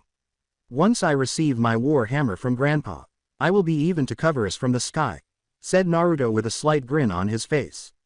He never smiled because he didn't want to come across as arrogant. Kurenai asked, war hammer, since she was unaware that shinobi wore such clothing. Indeed, some employed scythes, katanas, and other unusual weapons. However, the village never taught anyone how to use a war hammer. Due to their ease of use and ability to overwhelm an opponent, those weapons were primarily used by bandits and some pirates. With a distant smile, Naruto remarked, it is an ancient weapon that has been passed down in my grandfather's family for an exceedingly long time. It is a weapon from our lost history before the demon wars. Hinata turned to face him. Oh, our lost history? She asks, trying not to faint just by talking to him. Naruto gave a nod. Yes, our lost history of a world before shinobi. A world before the demon wars. A world that had a lot of crazy things happening in it. A world that shunned people with bloodline limits and wanted them dead for they had been seen as freaks of nature. Also like what is happening now in Kiri. He explained. Kurenai looked at the boy in front of her and asked, how do you all know this? Naruto looked up at the woman in front of him and said, my grandfather, his homeland still holds all the lost history. Hinata nodded and Kurenai said, I would one day like to see one of those texts. All eyes were on Kiba when he said, those things are huge. I saw one of those books at Naruto's. Naruto merely smiled. Well, we could go to my house and I can show you the one I am studying right now. He stated to them. Kurenai slowly nodded her head. That will be fine. As you already knew what my test would be about. We can just be in training in the morning and take on missions the day after. She stated it all. Yahoo! Kiba exclaimed, leaping to his feet. With excitement on his face, he asks, this will be amazing. What type of missions will we be getting? Kurenai simply grinned and said, nothing that will make you happy. He lowered his head and hung it. Holding what Naruto had been waiting for, Thor stood at the clan house's gates, waiting for him to return. Naruto turned to face his teammates and said, I'm sure Grandpa would be glad to meet you, Kurenai-sensei. His grandfather was waiting for him outside. As he pushed himself off the closed gate, Thor arched his brow at the sight of one of Naruto's classmates and a woman with crimson eyes walking with his grandson. This must be his team and his sensei, he thought to himself. Thor said, it is good to see you're home so early. Hi, grandfather. Yes, we did end early. However, we never carried out the team interdiction. But I think we'll do that in the morning, Naruto said, glancing over his shoulder at his sensei, who blushed because she had forgotten about it because the blonde had taken her by surprise. My name is Kurenai Yuhi. Kurenai bowed to the thunder god in front of her and declared, I am the sensei of Team 8. I am Thor, king of Asgard and god of thunder and lightning. Thor said, it is a pleasure to meet you, Kurenai Yuhi. Kurenai said, her thoughts racing, it is a pleasure to meet you as well, Lord Thor. Please do not call me Lord, Thor said with a laugh. He waved her away, saying, Thor is fine. Well, is Grandma home? Naruto sighed. He asked Tsunade if Hinata could be trained as a medic for their team. Unfortunately, no, she and Loki had to leave me at home to attend a council meeting, said Thor, grinning mischievously. So they didn't want you to blow the Hokage Tower's roof off once more? With the same sly smile on his face, Naruto asked. Thor made a fist with lightning dancing around it, saying, they didn't want to pay again for my temper over those fools. I suppose I'll need to advance in the rankings quickly. Naruto sighed and said, so you don't have to go to the council meetings anymore. No, don't be concerned about it. I can always get someone from Asgard to cover for me. Thor grinned and said, perhaps one of the Warriors 3. I think that would be fun to see, Naruto said with a smile. However, I believe your grandmother and uncle would be upset with you for that, he said to his grandfather. As he and Naruto laughed together, Thor remarked, yes, they would, but those 3 could go in there for one day and have fun. As Kiba and Hinata shook their heads at the two blondes' antics, Kurenai felt uneasy. Chambers of Council, Hokage, Lord, regarding Uchiha Sama's personal training, what will you do? A man from the civilian council asked. I will do nothing about it, the elderly leader said, turning to face the man with the black eyes and hair. His training will be overseen by his sensei. Apart from that, he informed the civilian council, I have no say in the matter. The same man, interrupted by Loki, said, but Hokage-sama needs to pay more attention to manners. Instead, consider the training of a lone genin. In addition, why would a shinobi cause concern for a civilian council? As the civilian side scowled at the man with the raven hair, Loki grinned and said, as your worries are mostly of civilian affairs. Anyway, we need to talk about other things. We need to start preparing for the Chunin exams, which are in 8 months. Since we have already received letters from all of the major villages informing us that their Kage will be present, this will be the biggest event to take place in Konoha in a number of years. Loki, who has been collaborating closely with Shikaku Nara and other higher-ups in the Hokage Tower, hissed, so stop worrying about some stupid kid and worry about nobles and lords coming to the village. The reminder that this man was performing their duties more effectively and that the village had made good progress with him leading alongside the Hokage made the elders squint. Time jump. After a month with Team 8, the group was making good progress, and Hinata was becoming very skilled at healing and creating her own medicines using the herbs she grew in her own garden and what she could obtain from Naruto's family's private greenhouses. With the help of Hattie and Skull, Kiba had improved as a tracker, and everyone was shocked to see Akamaru grow larger. They all wondered what was causing the puppy's size to change so drastically, but they were unable to come up with an explanation. As he grew stronger and was able to fly without the hammer for brief periods of time, Naruto had become one with Mjolnir. He was even able to use Stormbreaker, but he preferred the feel of Mjolnir in his hand and felt that it was a natural part of him. Kurenai smiled at her students and said, you 3 have done well in the 1-month time and only have one final mission to do before we are able to move up to our first C-rank mission. The students grinned broadly at one another. Good, they are progressing nicely, Loki said, observing from the tree line where his nephew and his team trained, if my feelings are accurate. He addressed the figure behind him, saying, they will need to be stronger sooner than they think.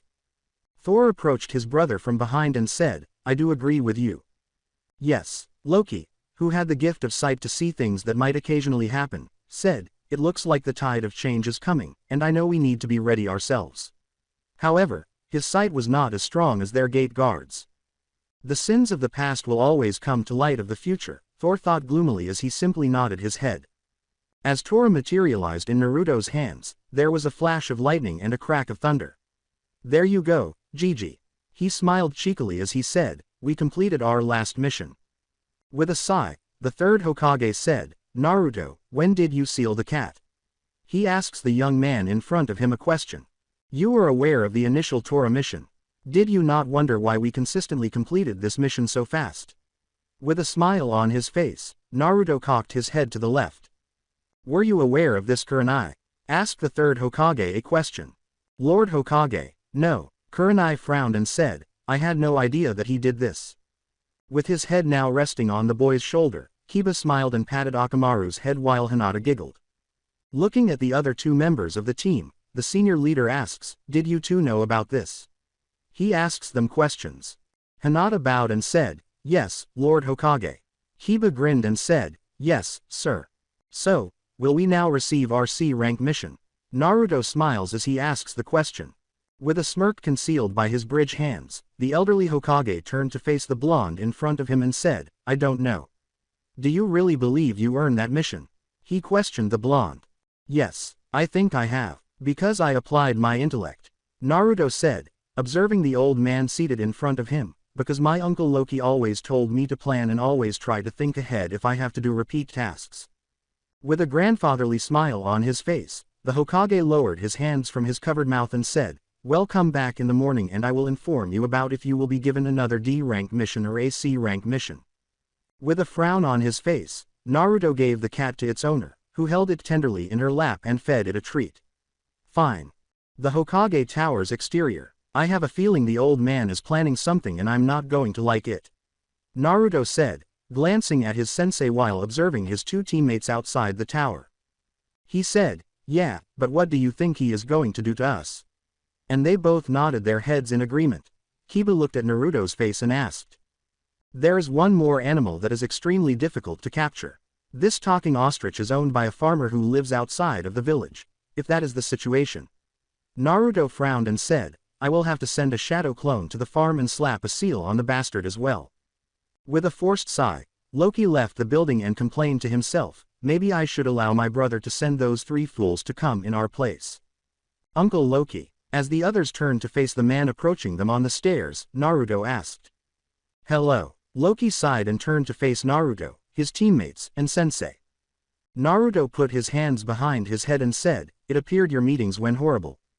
"They did indeed go to hell and back," Loki complained, pinching the bridge of his nose. "Those civilians are idiots and think they have a say in shinobi manners."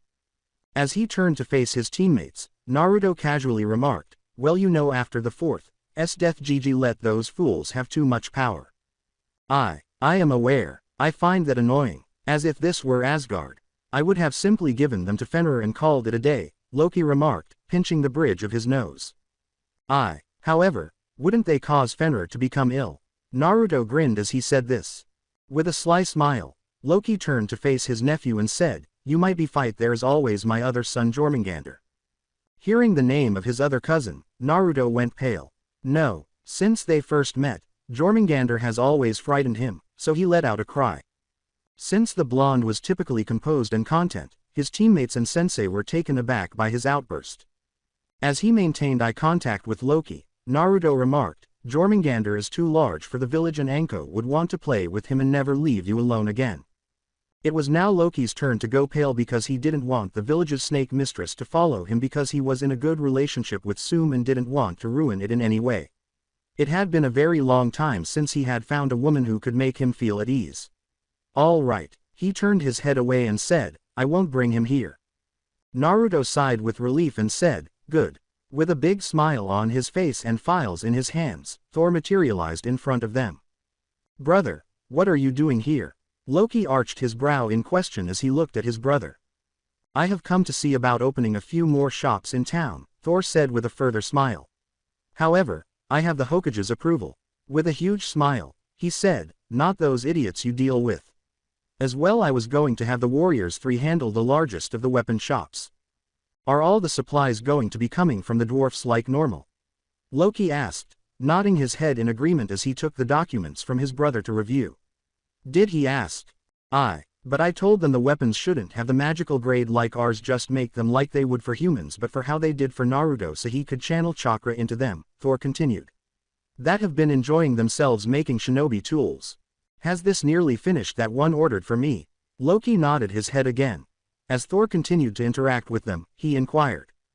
It will arrive in a few days," Thor remarked. Loki nodded his head to everyone and said, "Good." He then walked into a crown and disappeared into it, saying, "Well, I shall be returning home." Kurenai asked herself, "That man is strange. What does Sum see in him?" As she watched until she was unable to locate him. "Don't stress over my uncle.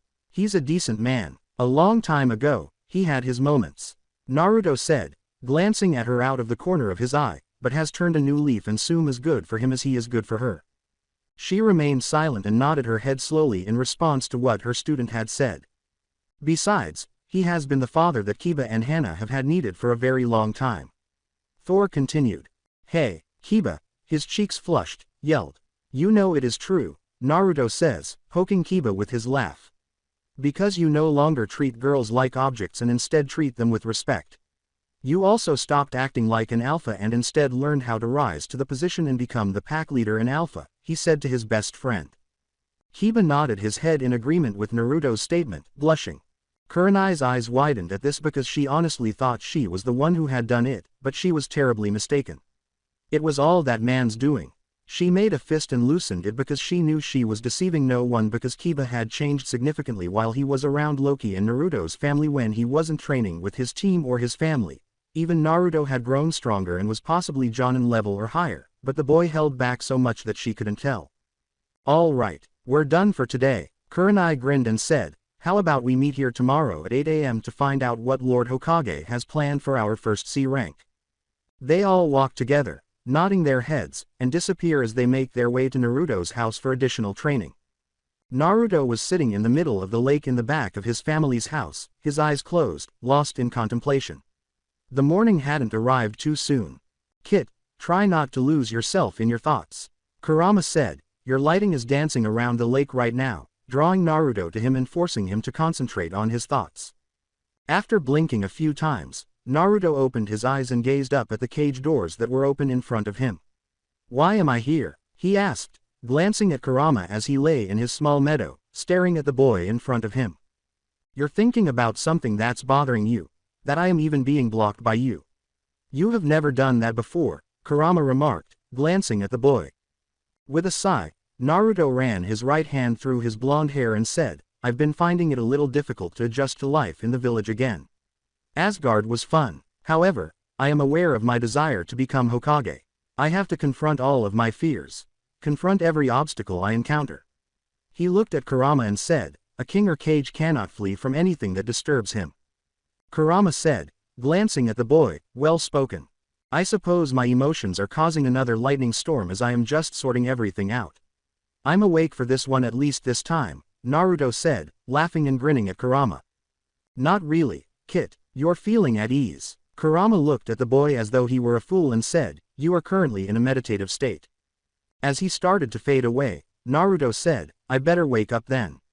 Because I don't want to destroy the village, were his final words to Kurama before he left. He opened his eyes slowly and saw the rainbow of lightning dancing all around him. So beautiful, he whispered into the wind, grinning softly.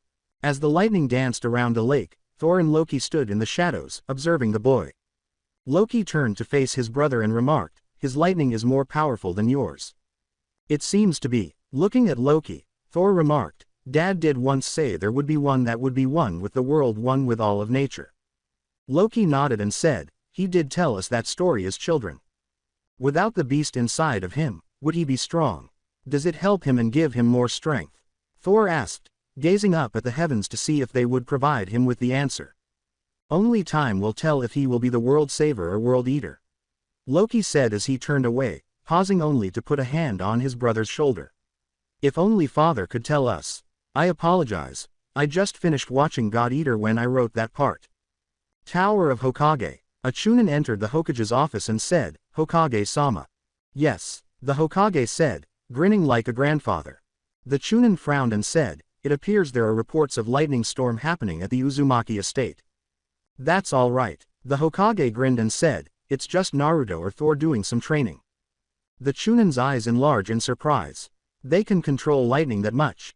The Chunin was asked. The Hokage simply laughed and told the Chunin, it isn't for me to say. After giving a nod, the man walked out of the office. As he took out multiple scrolls and examined each one, the elderly Hokage pondered, now what mission should I give them? Ground 8 training. I sincerely hope the old man will not give us the mission with that damn overgrown bird. That bastard was a pain in the ass to place a seal on last night with all those shadow clones, Naruto said, dragging himself out of his reverie as he slowly wandered into his team's training ground with his hands behind his head. Kiba, who was sitting against a tree with Akamaru lying down beside him, smiled and said, good morning bro. Hinata not here yet, Naruto said with a smile to his friend and teammate. Good morning. As he surveyed the clearing, he asked. No, she hasn't arrived yet. She mentioned being a little late today, I believe. Kiba sat there and said, something to do with her clan. I hope she gets here soon, Naruto said, blinking and nodding his head foolishly.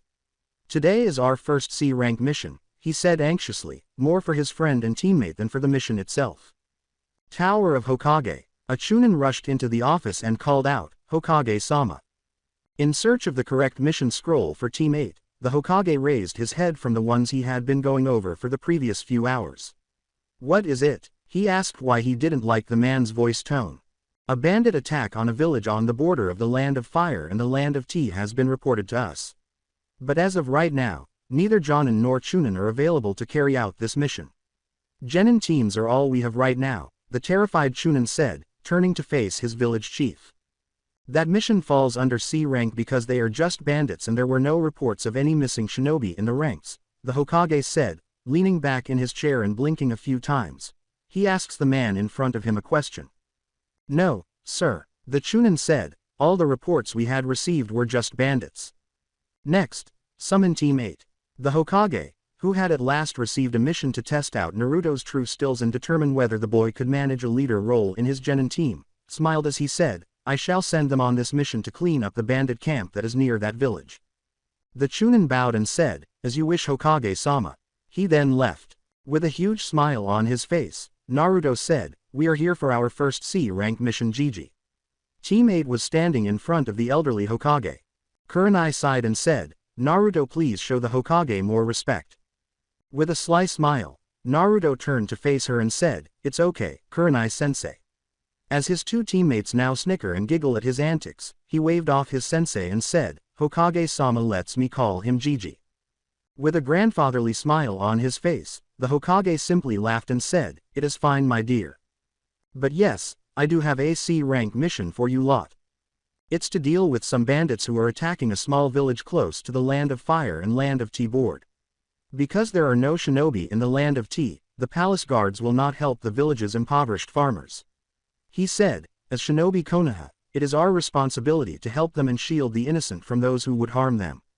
His expression changed from one of kindness and gentleness to one of seriousness and that of a genuine village leader. The voices of Team 8 said, Hi Hokage-sama. With his grandfather grinning again, the Hokage pushed a green scroll in Kurenai's direction and said, there is the scroll with the mission information. Kurenai bowed again and turned to her team, saying, thank you, Hokage-sama, we will be leaving now. We will meet at the east gates in 30 minutes. Bring along everything you'll need for a week. As they nodded and disappeared from the Hokage's office, she advised them to pack extra weapons because we do not know the number of bandits they have. Gates in the east. Naruto arrived early because he had almost all of his supplies sealed on his person. He only went home to let everyone know that he would be out of the village for a week or two, depending on how the mission turned out. He simply picked up a few extra supplies that he and his teammates might need. A man with long black hair trailed behind Hinata as she approached the gates slowly. The man handed her the backpack and said, young mistress, please be careful on this mission out of the village. I will be found, Hinata said with a gentle smile. She took her backpack, smiled, and bowed to the man, saying, please don't worry about me. Naruto smiled and said, hey Hinata, why don't you give me your pack? Hinata blushed slightly and said, I can carry it Naruto-kun.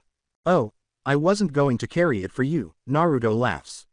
For you, I was just going to place it in a sealing scroll. He held out a black scroll and said, so we can move quickly without being weighted down. Hinata simply nodded her head as she took off her pack and gave it to her teammate to seal. Naruto grinned, sealed it, and gave her the seal, saying, that seal scroll is now yours for all our missions. The girl continued to blush at him as he handed the scroll back to her. Kiba and Akamaru run after giving her the scroll. Hey guys, where is sensei? He pauses in front of the odd man and his two teammates and asks them questions. Grinning, Naruto says, not yet. He pushed off the wall he was leaning against and said, we are just early. So, what is the mission's plan? Kiba asks, glancing at Naruto as he looks to see if Mjolnir is fastened to his belt. Well, we must conduct some reconnaissance to find out if they have any shinobi on their team. It will probably be Genin if they have any former shinobi. Perhaps ex-Chunin, but that is highly improbable. However, we must exercise caution, Naruto said, gesturing with a finger to indicate each point. This boy has been groomed to become a leader from the strange people who came back to the village with him, Hyuga thought, astonished to hear the blonde demon speak like a true leader. He also made a mental note to tell the clan head about this. What if one of their members was once a Jonin? Asked Kiba a question while grinning in an attempt to distract his brother. With a smile on his face, Naruto said, then we fall back and request backup. I know I am Sannin level, but I will not be reckless and put my teammates in danger by being foolish. With a ghostly smile, Ko said, that is very wise of you, young man. Naruto looks at the man and sighs, I only got lucky I didn't die from my own stupidity back then. I know better from trial and error from the missions my grandfather and uncle had sent me on before I returned to the village. Ko gives the young man's words a nod. He agreed, saying, one does learn from their failures. He bowed and turned to leave the group of teenagers, but a woman with raven hair approached him from behind. But I must return back home for your Jonin-sensei has arrived. Kurenai grinned at her genin team and gave the man a nod. She smiled and said, I am glad you are all here and ready to go. However, her expression was one of confusion. She asks each of them, where are you packs? Naruto smiles. His succinct response was, sealing scrolls. As she approached the gate guards and signed them all out, she simply nodded her head. The three simply gave their Jonin-sensei a shoulder shrug. When the woman takes the blonde out into a real battlefield, she has no idea what she is getting herself into. As Kurenai begins to explain what is written on the scroll, the flanked sensei takes over. She asks her genin, do you have any questions? Hiba patted Akamaru's head and said, no. She glances at her student over her shoulder. When she asks him, why not? This time, Hinata said, for we have already ran over what to expect during the mission. Kurenai now looks at her three pupils. She asks them, how so? Well, we are going to recon the bandits' camp to make sure they do not have any ex-shinobi in their ranks. If they have genin or chunin ranking shinobi, we should be fine and able to take them. But if they have jonin level shinobi in their ranks, we fall back and send a request back to the village for backup. For we are nowhere near ready to take on a jonin, said Naruto as he looked at his sensei. The part about being as powerful as a Sannin was omitted. It was something he didn't believe she should know right now. Kurenai asks the blonde member of her team, that is well thought out. But what makes you believe there is a shinobi in their ranks? That is simple. Their attack are too planned out. It isn't anything like a normal bandit raid.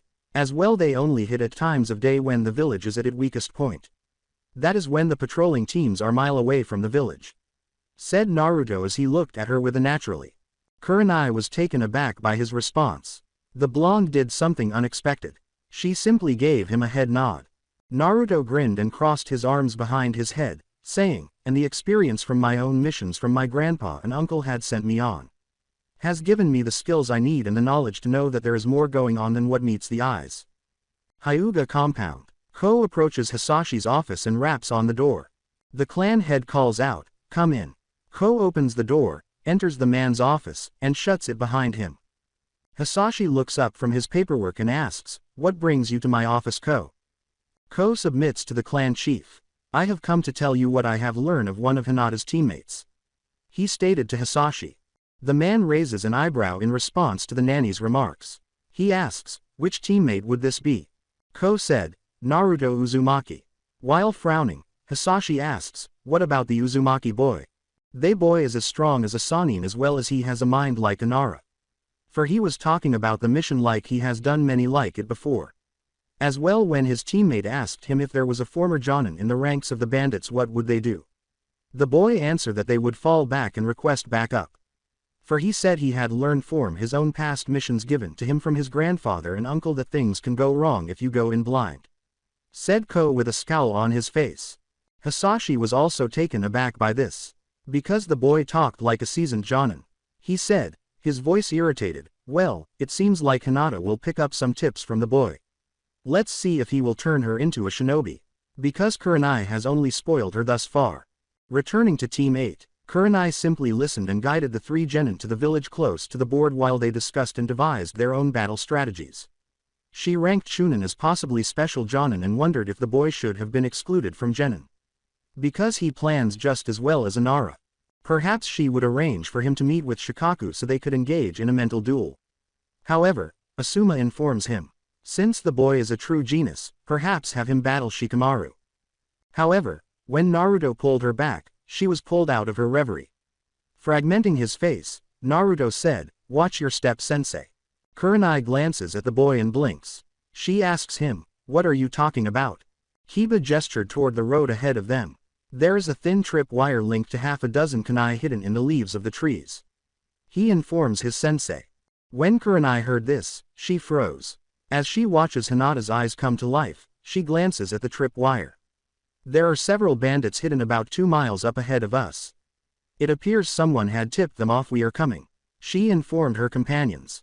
Kurenai scowled in response. She asks openly, but who? The mission was only in the office for less than an hour. Naruto shot her a sardonic glance. He told her, sounding irritated, we have enemies everywhere, sensei. So it would take much for a spy to tip them off. The ninja wire is where Naruto approaches. His eyes narrow. He stood back and told his sensei and teammates, this mission is stopping here. Kurenai gives the boy a narrowed look. She asks him, why would we be doing that? Naruto gives her a narrowed look. As all of the kunai strike the spot where they would have been standing, he bends back down and cuts the ninja wire, telling her, because those bandits are shinobi.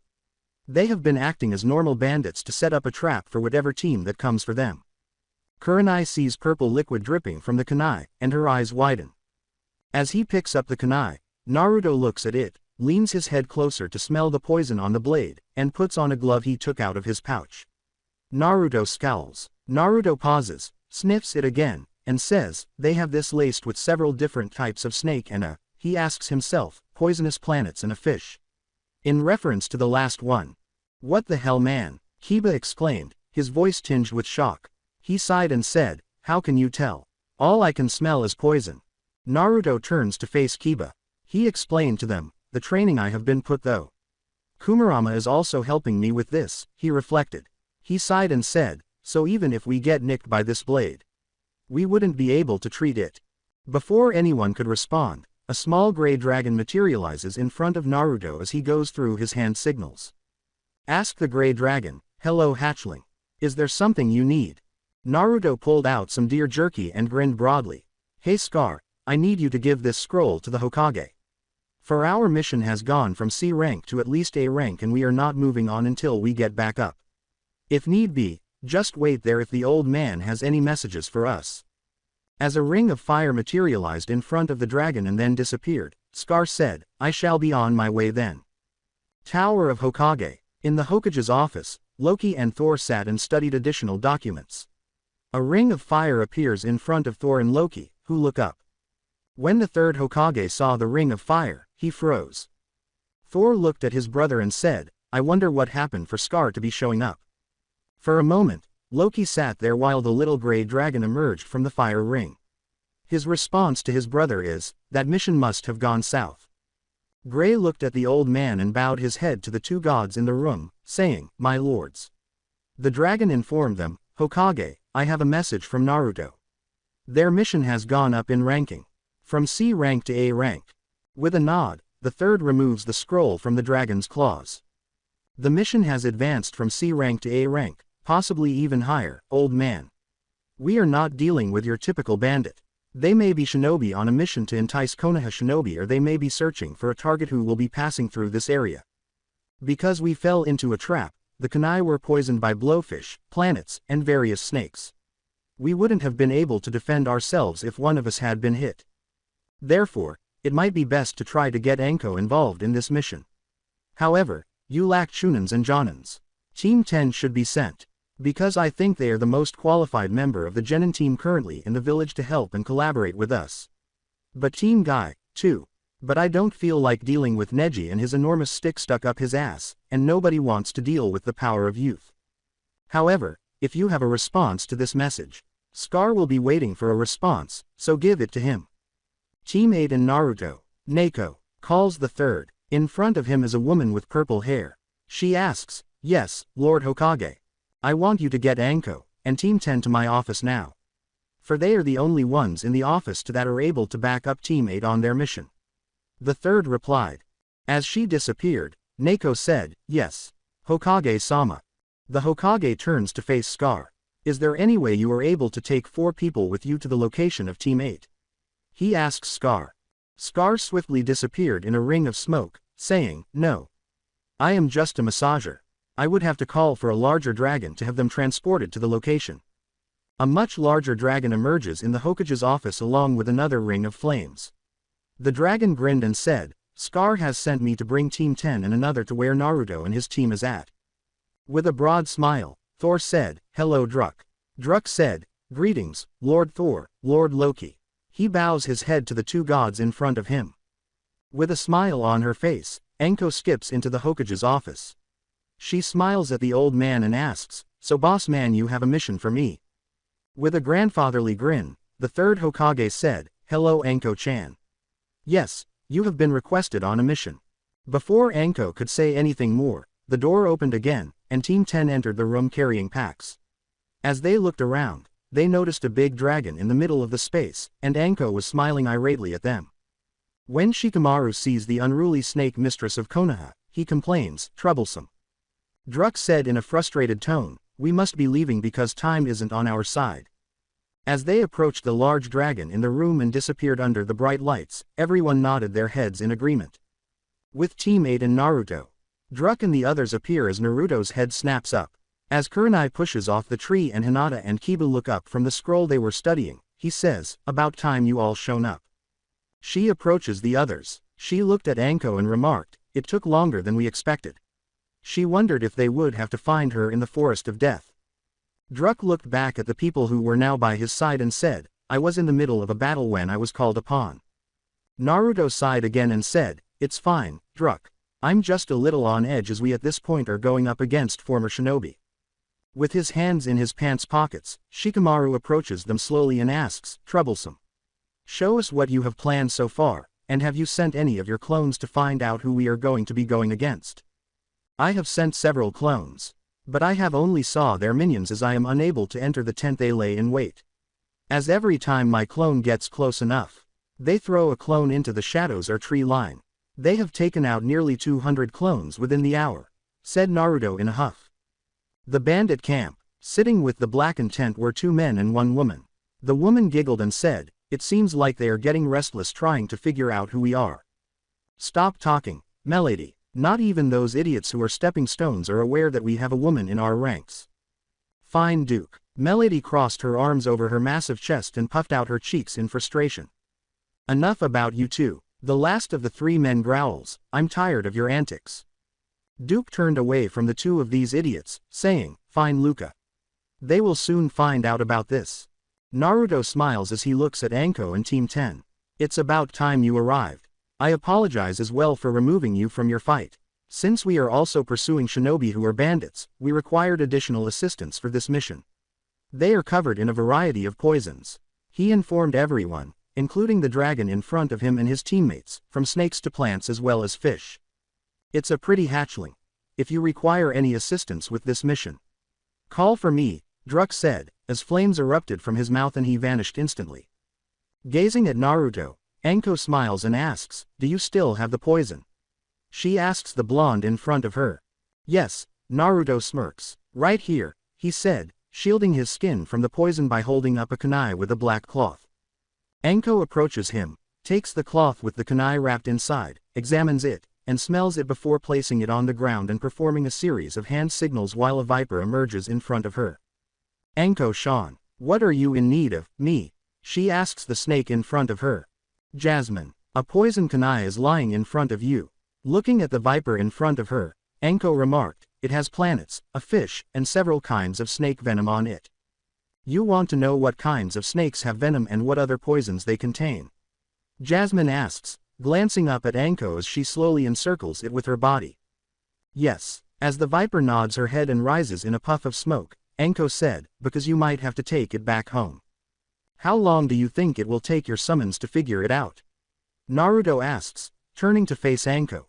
He raises a golden eyebrow in question. "I'm not sure," Anko says with a smile. "Because she needs to bring it up with the boss. She is aware of every kind of poison. Snake venom types can be identified more rapidly than fish venom types. She informs him that the planet ones will require some time." Naruto nods while turning to face the 2 senseis who are standing there staring at him in disbelief. "Difficult. He is more intelligent than most people realize. For his IQ is equal to mine," Shikamaru said, as Osamu's cigarette dropped from his lips and Kurenai's stunned expression remained fixed. His gaze swept across their teammates, Hinata laughing while Kiba smirked smugly, while Ino appeared thoughtful while Choji simply gave a thumbs up while munching on his chips. Anko starts laughing uncontrollably at the expressions on everyone's faces. Really, he wasn't dead last, as you are aware. It was Kiba, but he didn't want the poor boy to be stuck on Team 7, she said, smiling as she shared this tidbit of information with the others, hoping that they would no longer undervalue the blonde who has always been looked down upon. Wait a minute, Anko, Naruto sighs. I am aware that my family had taken over the academy and demonstrated all of our fighting prowess. I am also aware of my overall improvement. He sighed again, but I was trying to keep my secrets because I know no one wants me to be stronger than a dead laster fool. Well, the truth does need to come out, Anko says with a sly smile. She remarked, people will eventually find out, as her gaze shifted to Ino, who was merely grinning because she now had a tasty little tidbit of gossip and needed to arrange with the appropriate people to share it. Shikamaru sighed as he turned to face his new mission partner and said, troublesome blonde. Well, it's alright, eventually, it was going to be released. Primarily throughout the Chunin exams. Since we will have home field advantage over the other teams that visit our village, I am certain that our sensei will put us in it this year. I am already aware that Suna will be attending the tests. However, there are rumors that Iwa and possibly Kumo will be joining us. However, that hasn't been confirmed yet. The others, including the senseis, who had been considering nominating their teams for the impending Chunin exams, stared at Naruto with shocked expressions. As well, I have heard several minor villages will be showing up as well, he said with a smirk. A cloud of smoke appears in front of the snake mistress of Kohona before anyone can say anything. Anko smiles even more when a white python rests across her neck and shoulders. Hello Kin. She said in a gentle, soothing voice. Hi, Anko-san. Regarding the fish and venom, we have the solution for you. Kin said, its eyes playful, but the planets we know are two that are mixed in. All right, will you tell me? Naruto nods in agreement as Anko asks. Angelica root, nightshade, viper venom, as well as our mistress's ex-mate's venom, coral snake, rattlesnake, and for the fish blowfish. Kin said, glancing at the others while her gaze locked with the blonde boys, wondering why his tendon had kept it a secret. It appears Orochimaru is selling that bastard's venom unless these, shinobi, belong to him. A few members of each team are looking at the blonde a little calmly as Naruto's eyes narrow and a dark aura rolls off of him as lightning flashes in the clear sky and thunder claps multiple times. He frowned. The blonde might be correct on both counts. The mistress has advised caution. With a frown on its snake face, Kin said, because she is currently working on the anti-venom. Naruto frowned once more and said, that means she is going to go beat his snake ass and get his venom to make it. How are you aware of this? Anko asks, glancing at Kin and the others. Because my boss has told me about all the summons in our village, Naruto says, grinning at his current anger and frown. Additionally, the mistress or queen of the snake summon is far more powerful than her former partner because she strives for strength and has come dangerously close to killing him multiple times. As Anko and Kin gave wise nods in agreement with the boy's statement, he said, many have wished she had killed the bastard. Kurenai tried to hide her surprise and shock as she grinned and said, I never knew you knew this much about the summons of our village. Kiba laughed and turned to face his best friend, saying, Mom always said never to underestimate Naruto as he will shock you. Shikamaru approaches Naruto and asks, what's the plan? He queries the unruly blonde who can make anyone and everything on edge when he's around. I think it will be wise to go into the woods at night, Naruto says, grinning at him. However, I'm considering deploying a shadow clone army to eliminate all the traps and any nearby guards. They will replace the guards as they eliminate them. As the slothful Nara nods his head in agreement with the blonde's plan, Naruto said, so no one will notice that the majority of their manpower has been weakened. Yes, that sounds fine. However, I think their guard will be lowered if we enter at midnight or 1 in the morning, Shikamaru said, observing his friend. As Naruto builds his army of more than 1,000 clones, disappearing into the forest in front of them all, Asuma and Kurenai listen to their two students' plans, including where and who will be doing what. Naruto gives the other a smile. We must exercise caution, because if we enter this incorrectly, I warned the others that it might be fatal. Shikamaru sulks. Beautiful but troublesome. He's correct.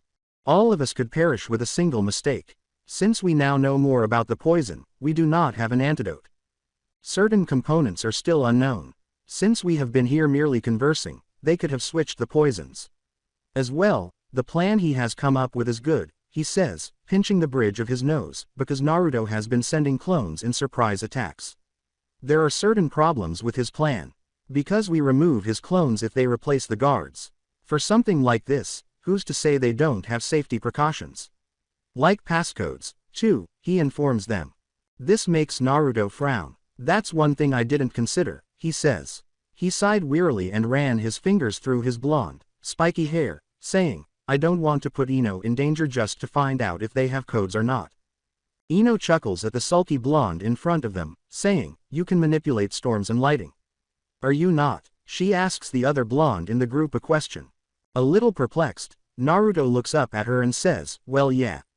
Why are you asking? He asks her, unsure of where she is going with this line of reasoning, demonstrating that he can still be a bit of an airhead.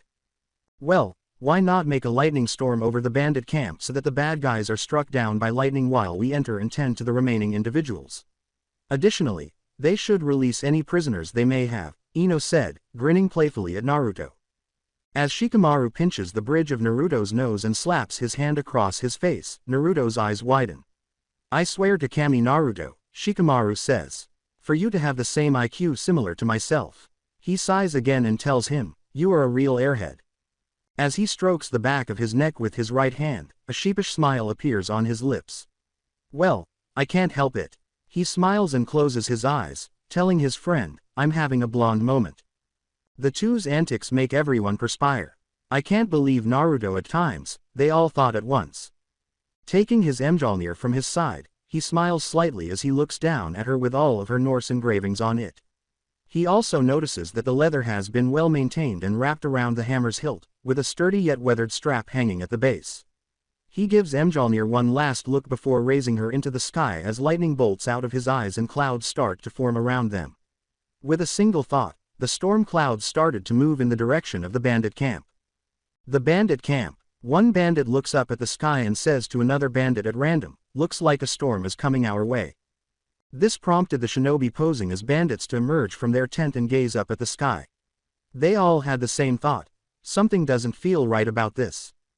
Some initially believed that they were unlucky to be in the path of a lightning storm, but soon after, the bandits started to be struck by sporadic lightning strikes. The bandits started running around the camp like headless chickens, letting out horrified screams as they did so. Naruto and associates, come on. About a third of them have been fried by the lightning. About 30 of them are left. I am not sure, Naruto says, grinning as he puts Mjolnir back at his side. His eyes are still sparkling with lightning. He then rushes in the direction of the bandit camps. The others emerge from their stupors and follow them, pursuing the crazy blonde who is bravely engaging in combat.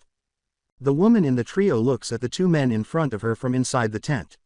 With a sly grin, Melody stated, if Team H shows up, we are tasked to take the Hyuga princess as well as the mysterious blonde of the group.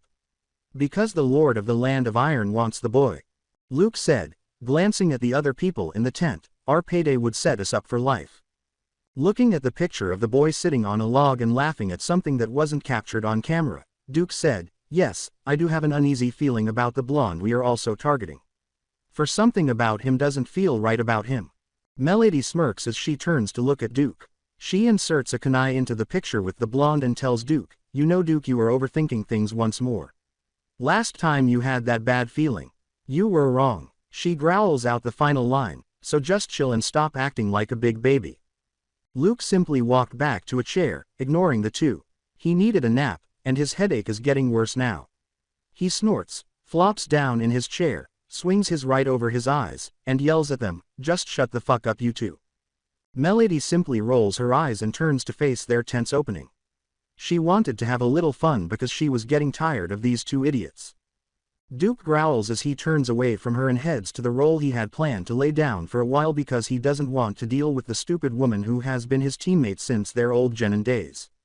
I wouldn't go out there and slum with those bastards. For they wouldn't think twice about raping your ass. He would have killed her years ago if they hadn't gotten along. He lies down and rolls over on his right side, exposing his back to her, lol, another Sasuke mentality. She was well aware that she needed him just as much as she needed Luke, so she wouldn't attack him. Melody storms out of the tent to grab some wine from the jerks working beneath them, spinning on her heel. This would be a deadly error. Just as she accepted the wine-filled metal cup, the bandit camp was hit by lightning. Melody was unlucky to be struck by lightning, which caused her bodily fluids to boil, causing her to die a torturous slow death. When they heard a spine-tingling scream, Duke and Luke leapt to their feet and simply stopped. As they hurried outside to see Melody's charred body and the bodies of the others who had worked for them, the two men exchanged worried glances. Luke demands, "What the fuck just happened?" as he sees the survivors scurrying about the camp like headless chickens. As one of the bandits is struck by lightning and blown to pieces, he cries, "We pissed off, comma. For she is raining down lightning and striking us where we stand." Slowly, the two shinobi move away from the fragments of the man who had been speaking to them. Their stomachs start to tingle with fear. Raging Duke spins on his heel and slugs Luke dead center, breaking the man's nose. I fucking told you two to never go after that fucking blonde hair boy." He quickly enters the tent, takes his pack, and departs. He growls as he disappears into the surrounding forest, saying, "I am not going to die here like a fucking dog." Leaving behind the last member of his former Genin squad. Alongside teams 8 and 10, Naruto's eyes widen as his clones patrol the camp, reporting back to him on what they have discovered. He glances at the people around him. It appears my lightning strikes may have killed one of the shinobi with the bandits. As well, another one abandons them, screaming something about they fucked up and shouldn't have taken the second mission with the primary one. He stated this with a perplexed visage. When Kurania and Asuma heard what Naruto had just told them, their mouths dropped open in disbelief. Together, the two senseis exclaimed, "What the fuck?" They didn't even care that they had just cursed in front of the teenagers. Kurenai started, searching for the right words to say to the boy who had been crouching before Naruto. Naruto's face is filled with curiosity as he looks up at her. He looks up at the woman with raven hair and asks, "Yeah, Kurenai-sensei." Kurenai asks, "How and why?" as she continues to process what had just transpired. Before he finally understood what he was talking about, he cocked his head in perplexity. A broad smile spreads across his face. "Well, with my hammer aiding me keeping my lightning focus. As well, when I focus on where I want to attack, it carries it out. I am also able to control if it's just a taser going off on someone or if it will kill the person outright." He shares this with his sensei and the others. Their faces were now filled with horror. Asuma let his cigarette drop from his lips and said, "Damn." As he stood up and made his way to the camp where his clones were now engaged in combat with Luke, Naruto remarked, "I think it would be best if we go now and take care of the final guy, as all the bandits are now dead or have been tied up by my clones, making every effort to compete with the Earth user."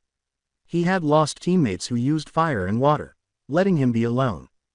He grits his teeth and growls, "Shit. This little punk can overtake all my jutsus against me." One of the clones standing to his right said, "Dude, just give up." The other three clones nodded in agreement. Luke growls, "Shut up, brat." He slams his hand on the ground as two of the four clones are eliminated by stone spikes that shoot out of the ground. Four others take their place after those two poof. He demands, "What the fuck?" because he feels like he's going crazy from all of these. As more stone spikes continue to emerge from the earth, he muses to himself. Luke is surrounded by the remaining clones. "Come on, man, you were left alone by your friend. It would be best if you gave up and told us about your side project and the reason behind your abduction of these kind villagers." He looks at the clone to his right out of the corner of his right eye and asks one of the shadow clones a question. As he spits a pool of blood and spit at the clone's feet, Luke snares at the shadow clones talking to him and says, "I don't have to tell you shit. What about the other person abandoning me? Screw him." He growls back, "He was always a coward." With his right hand tightly wrapped on the handle of Mjolnir, his fingers wrapping and unwrapping, Naruto separates from the others and heads towards the area where Luke is engaged in combat with his shadow clones, feeling a little uneasy about the entire mission. Luke sees the blonde approaching him along with the clones of the people he has been battling for a few minutes. "So, I get to talk to the real one at last." He spat out venom, "I feel so honored." With a sly smile on his face, Naruto stops between two of his shadow clones and tilts his head to the right, looking at Luke. "Well, you should feel honored," he says, flipping the man's own words upon him. "I finally got to meet the Golden Lightning Boy of the Hidden Leaf." Luke raises his voice. "What do you mean, the Golden Lightning Boy of the Hidden Leaf?" Naruto asks, his expression bewildered. He looks at the man like he's crazy and asks slowly. "You haven't heard the name that has been entered into the bingo book?" Snorts Luke. His tone of voice is mocking as he asks. Naruto simply shrugs his shoulders, refusing to let the man get to him. I dunno, all I know is that I have been called a lot of names throughout my life. What is another name, then? As though discussing the weather, he tells Luke. Luke becomes irritated by this and loses his smile. I'm not leaving here alive, he says. As a spike rises through his jaw, he spits out, I will not answer any of your questions as well. Since Luke was now 3 feet off the ground, nobody could stop him in time. Anko approaches him from behind and stops directly beside the young blonde, moving her right hand behind her back to her pouch beneath her trench coat. He made his choice, she says. Don't worry, though, when we get back to the village. As she continues, she assures him, we will discover what he was planning and who had employed him. She moves past the shadow clones and stands in front of the spike that impales the man in front of her. Before anyone can blink, Anko kicks the earth spike, shattering it, causing the body to fall to the ground. Then, with a simple flick of her wrist, a body scroll opens over the dead man's body as it rises in a cloud of smoke. With a clap of her hands, Anko looks at the others and says, well, the villages and slaves are free, bad guys are all dead. She stands up from her crouch and turns back as the scroll rolls back up, returning to the village and the T&I department in a cloud of smoke. The final task is to see what's inside that tent over there. She points to the big tent that was now smoking and had flames roaring around it as she tells them. Everybody is pale because any hint they might have discovered had just caught fire. All right, brats, let's return to the village and burn these corpses. Anko tells him, our mission is complete, as she approaches the lone female member of the bandit group, chops off her head, and seals it inside another scroll as it rises in a puff of smoke. Naruto performs a number of hand signals, such as breathing fire and seeming to have dragon's breath. Since no one would ever fully understand what had transpired in that clearing, all of the bodies had turned to dust after 30 minutes and had been dispersed into the air using basic wind jutsu. Miles away from the village, Naruto stops a few miles outside the hidden leaf and turns to face his sensei, Anko. As he crosses his legs and falls in the middle of the dirt road they had been traveling down, he asks. Looking at her male student with blonde hair, Anko spins on her heel and asks, what is Blondie? As Hinata and Kiba approach him and Akamaru crawls into Naruto's lap, she asks him. The mission from which we are returning. As an arrow flew past the blonde's head, he started to tell them, something about it still isn't sitting right with me. As Akamaru tucks and rolls away from another arrow that nearly priced his neck, Naruto pulls him into his body. You demon, don't move. A man with snow-white hair and pure white eyes, dressed in white robes, descends from a tree where he had been waiting for the blonde and his companions to return. I have been sent to collect you for my master. Which crazy are you? With crimson seeping into his crystal blue eyes, Naruto roars as he rolls back to his feet. My name is Hikari, the man says with a laugh. My master has sent me for you, he says again. Who the hell is your master? Anko is prepared to murder the man in front of them and makes this demand. Hikari laughs and tells them, my master is Orochimaru. As lightning starts to dance around his body, Naruto tells him, well, tell Snake Face to fuck off. However, Naruto and the others are aware that Hikari works for a man named Tobi rather than Orochimaru, and he smiles while lying to the garbage in front of him. As a kunai flies past his head and strikes the man in front of them, Naruto pulls himself together as a spooky sensation creeps across his skin. He looks over his shoulder to see Team 10 standing there, with Ino still holding out her arm.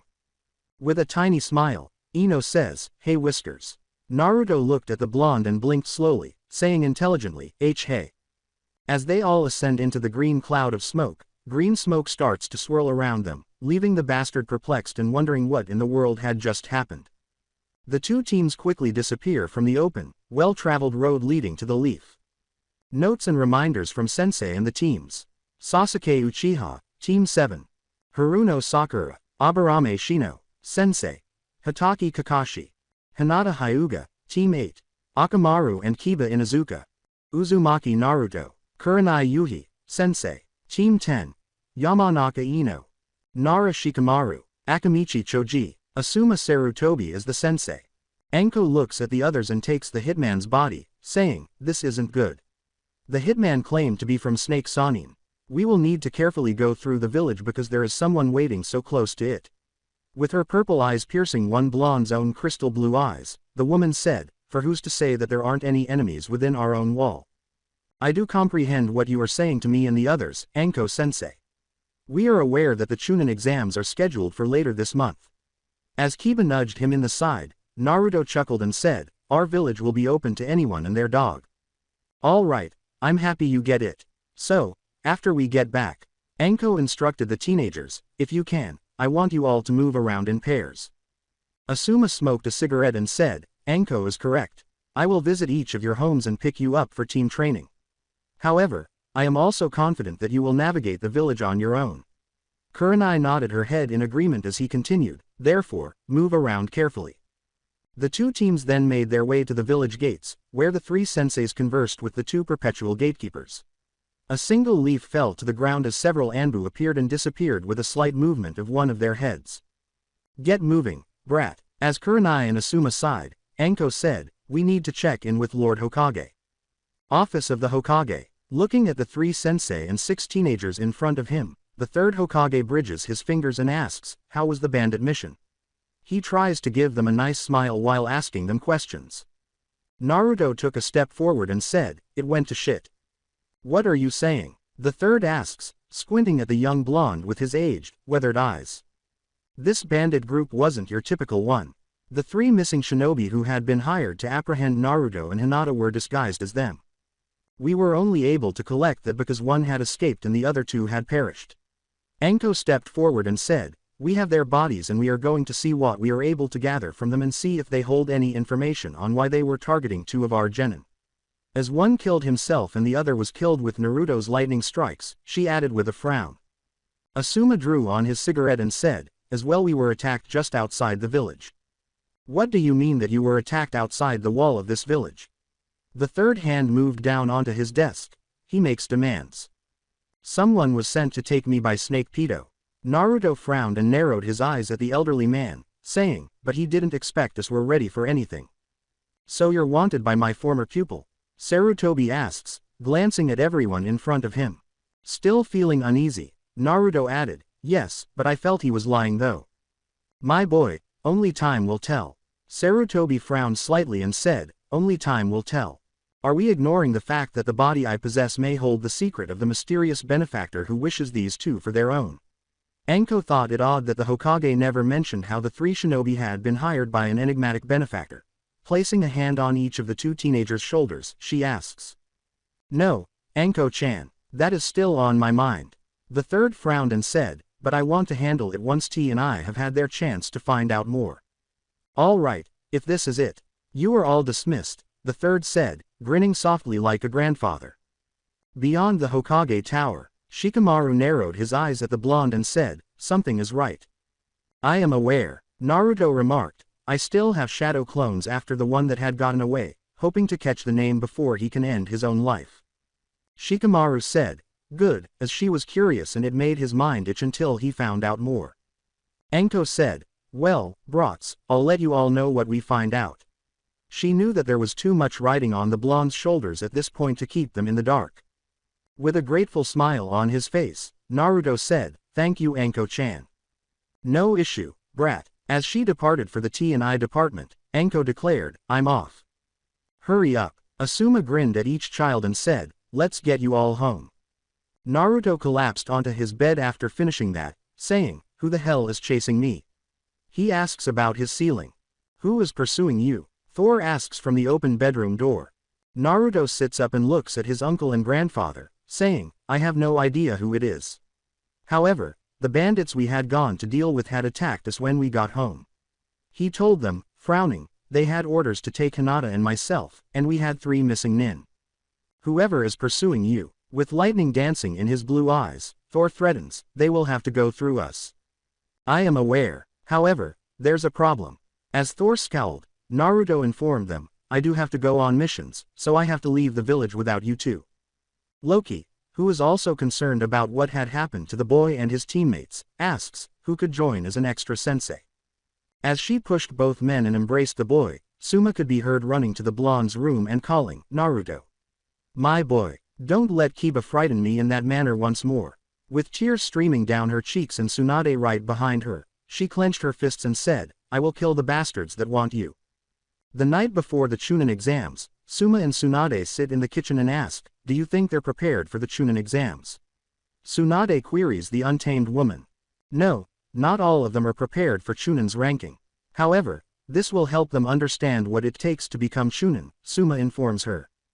As she takes a sip of her tea, Tsunade acknowledges, that is true. She sighs and tells the other woman, I just hope they just make it past the second round alive. The second round has always been the most deadly part of the Chunin exams. I am aware. Holding back the tears she will shed later tonight when she is by herself, Suma tells her, we have a lot to lose tomorrow.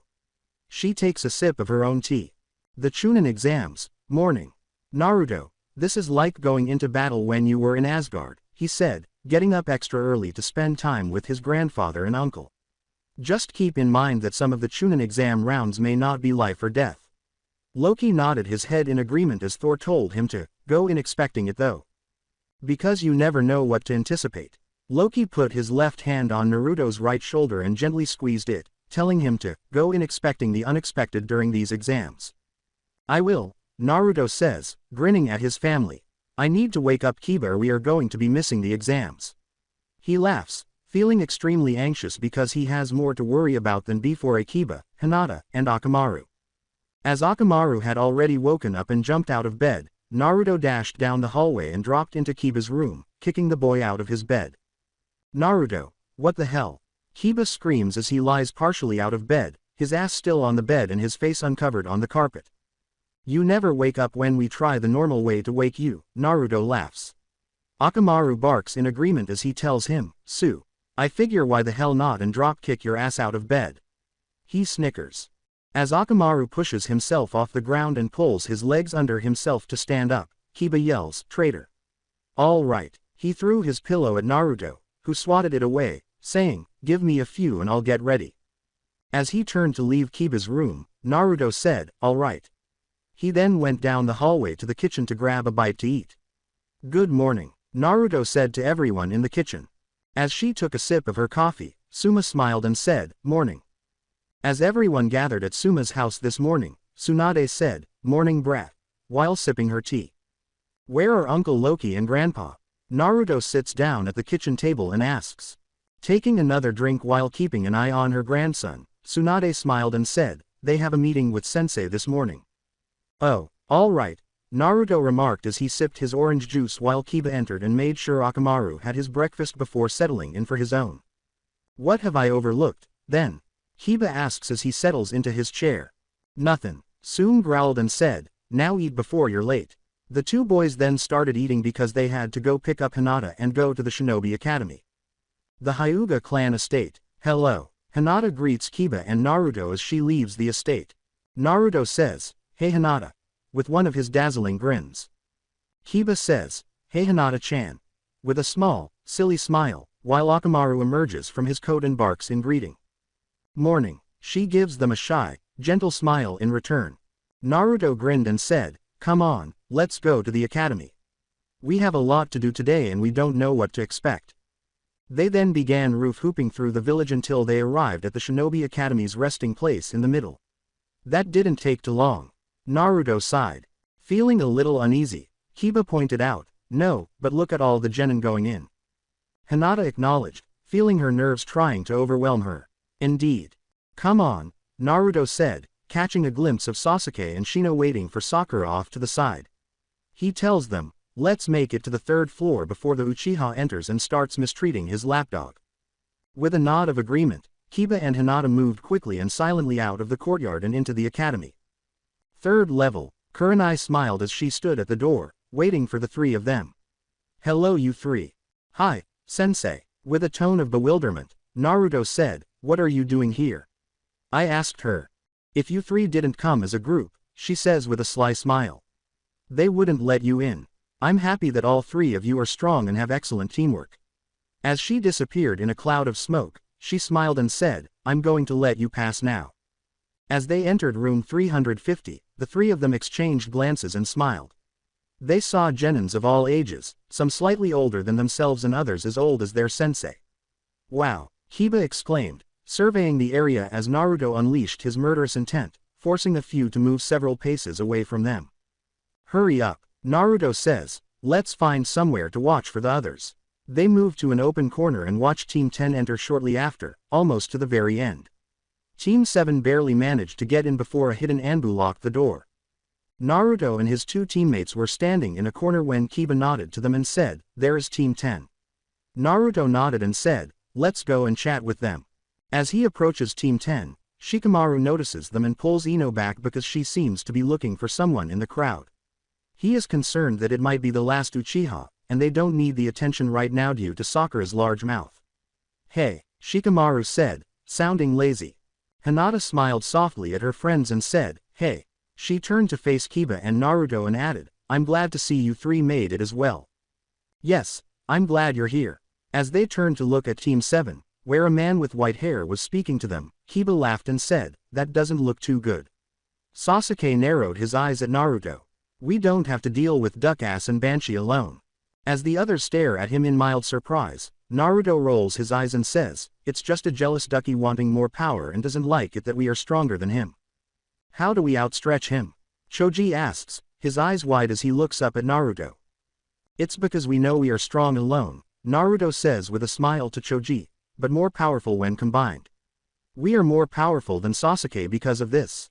We know that if we work together, we can overcome any obstacle," he tells the chubby boy. Alongside Team 7, "Something isn't right about this man before us. My insects keeps saying he smells of snakes," Shino thought to himself as he narrowed his eyes behind his sunglasses. He was uncomfortable with the question Sasuke was posing to the man.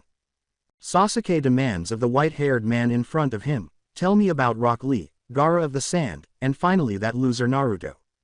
Sakura stood off to the side and observed what was happening. Sasuke is so cool, but why does he want to know about that loser Naruto and that freak Lee?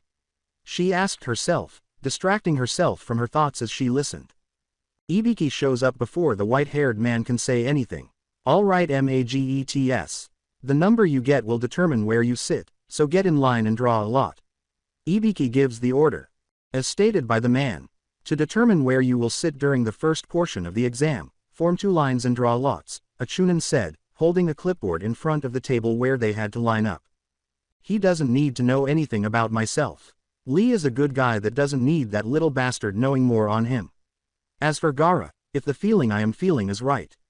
He is like me and his Biju is a little nutty," he thought to himself as he stood in line to draw his lot. Naruto grinned, knowing what was going on with Sasuke and the weirdo. Kurama's hearing does come in handy sometimes. "Kit, please stay away from that Gaara child for the time being, if I have the correct feeling." Kurama sighed as he told him, "He has my youngest brother badly sealed into him." He could hear his younger brother attempting to connect with him mentally. Naruto, who is currently in line directly behind Gaara, sighs and complains in his head, "Yeah, I wish you had said something sooner." Gaara said in a gravelly whisper, "Mother doesn't like you, Fox." He looms behind Naruto, sending a chill down his spine as he smiles at the sight of blood and sand flowing from the boy behind him. Naruto looks over his shoulder at the crazy boy behind him and whispers back, "Mother, please stop talking about Sand-kun." "Mother, why can't I scare him like the others?" Gaara asks himself as he continues to stare at the back of the blonde, frowning at being called Sand-kun, because his mother lost his ever-loving mind. Gaara is currently attempting to establish a connection with his oldest brother. "He had better let me open that link, that bastard." Shukaku screams in his head, wanting to annoy his older brother. Kurama rolls his eyes because he doesn't want to deal with his brother right now. He needs to be a guard because something is wrong in the village, and he knows that his kid needs him more than going to see Shukaku. "Shukaku, not now." In a brief shared link with the crazy Sand-kun, Kurama roars. Shukaku is shocked by his brother's outburst. "He didn't need to yell at me." He pouts and leaves his host alone for a while, drawing circles in a corner while a storm cloud hangs over his head. After drawing his lot, Naruto looks down at the number 56. 56 huh. "I wonder who I'll be sitting next to," he thought, attempting to catch a glimpse of the room. One of the Chunin said, "Come on, brat. Keep it moving." Naruto said, Yeah, I'm going. As he entered the classroom, he discovered his number by looking around. He smirks as Hinata sits next to him. He smirks and says, "Fancy meeting you here." As Naruto sat down beside him, Hinata remarked, "Yes, it's funny that we are tablemates." Ibiki examines a list in his hands and narrows his eyes. Brat and one of his teammates are seated together. As he prepared to pursue them, he thought, let's see if they chest off of each other. He laughed to himself. Kiba sits right in front of them. He looks around a little uneasy, feeling the demonic energy emanating from Ibiki, and says, well damn, we are all together pretty much. He shrank away from Ibiki and said, I want to go home. As he hoped Kiba wouldn't run away from the man who was standing down in front of them, Naruto assured him, we'll be fine. Naruto smiles at Ibiki while the terrified man simply gives the blonde an open glare in return. He laughs and says, he isn't happy with our team's seating. The other two simply nod their heads in agreement because they are afraid of the man in front of them and don't want to attract too much attention to themselves. As Ibiki started talking, Naruto thought, this is going to be fun. Alright maggots, listen up and listen well. This test has 4 questions on it and each question is worth 2 points each. I will be giving the 5th question verbally at the 45-minute mark. He said in a raspy voice. The room became silent. As Ibiki gazed at all the horrified faces in front of him with his arrogant grin, nobody said anything. With horns growing out of his head and flames licking his body, he told them, one more thing. You are given 5 chances. If you are caught cheating 5 times, you and your teammates are disqualified and will not be moving on to the second part of the exam. As Naruto observed the man beneath him, he thought, nice genjutsu. A blonde girl from Suna asked, what do you mean we will be disqualified if we are caught cheating? Calmly, Ibiki said to her, just like I said. He calmly stated, if caught cheating on this exam during the 45 minutes before the 5th question you will be disqualified. He continued to find this amusing as he observed the change in her facial expressions. Ibiki exclaims, alright brats, flips your test around and begin. As the sound of paper being flipped is followed by pencil writing on paper. However, because the test's questions are at the Chunin to Jonin level, many people freeze. How could they possibly know these answers? They needed to be intelligent or else they would have to cheat on someone to find out the answers. It was everyone in the room's combined thoughts. All but a select few are able to complete this worksheet. When Naruto sees what is on the sheet in front of him, he snorts. This is a kid's game. As he started to write things down, he thought, Loki has run me through harder questions than this. He turns the sheet over and rests his head on the desk to take a nap after completing his questions. For such a straightforward test, he felt he deserved a nap. Because Kiba isn't the most skilled kunai among them, Hinata, who was sitting next to Naruto, held her breath for a brief moment. When Kiba heard the exam rules, she went pale. What am I going to do? I'm so screwed. His stomach churned with panic, and he thought to himself, I'm not as intelligent as the others. If Shikamaru hadn't failed with me, neither of us would have been dead last. With even more ferocious panic, he thought, only I would have been dead last. However, lightning struck his paper before he realized what had happened, and all of the questions had been addressed. His heart skipped a few beats, and he blinked multiple times.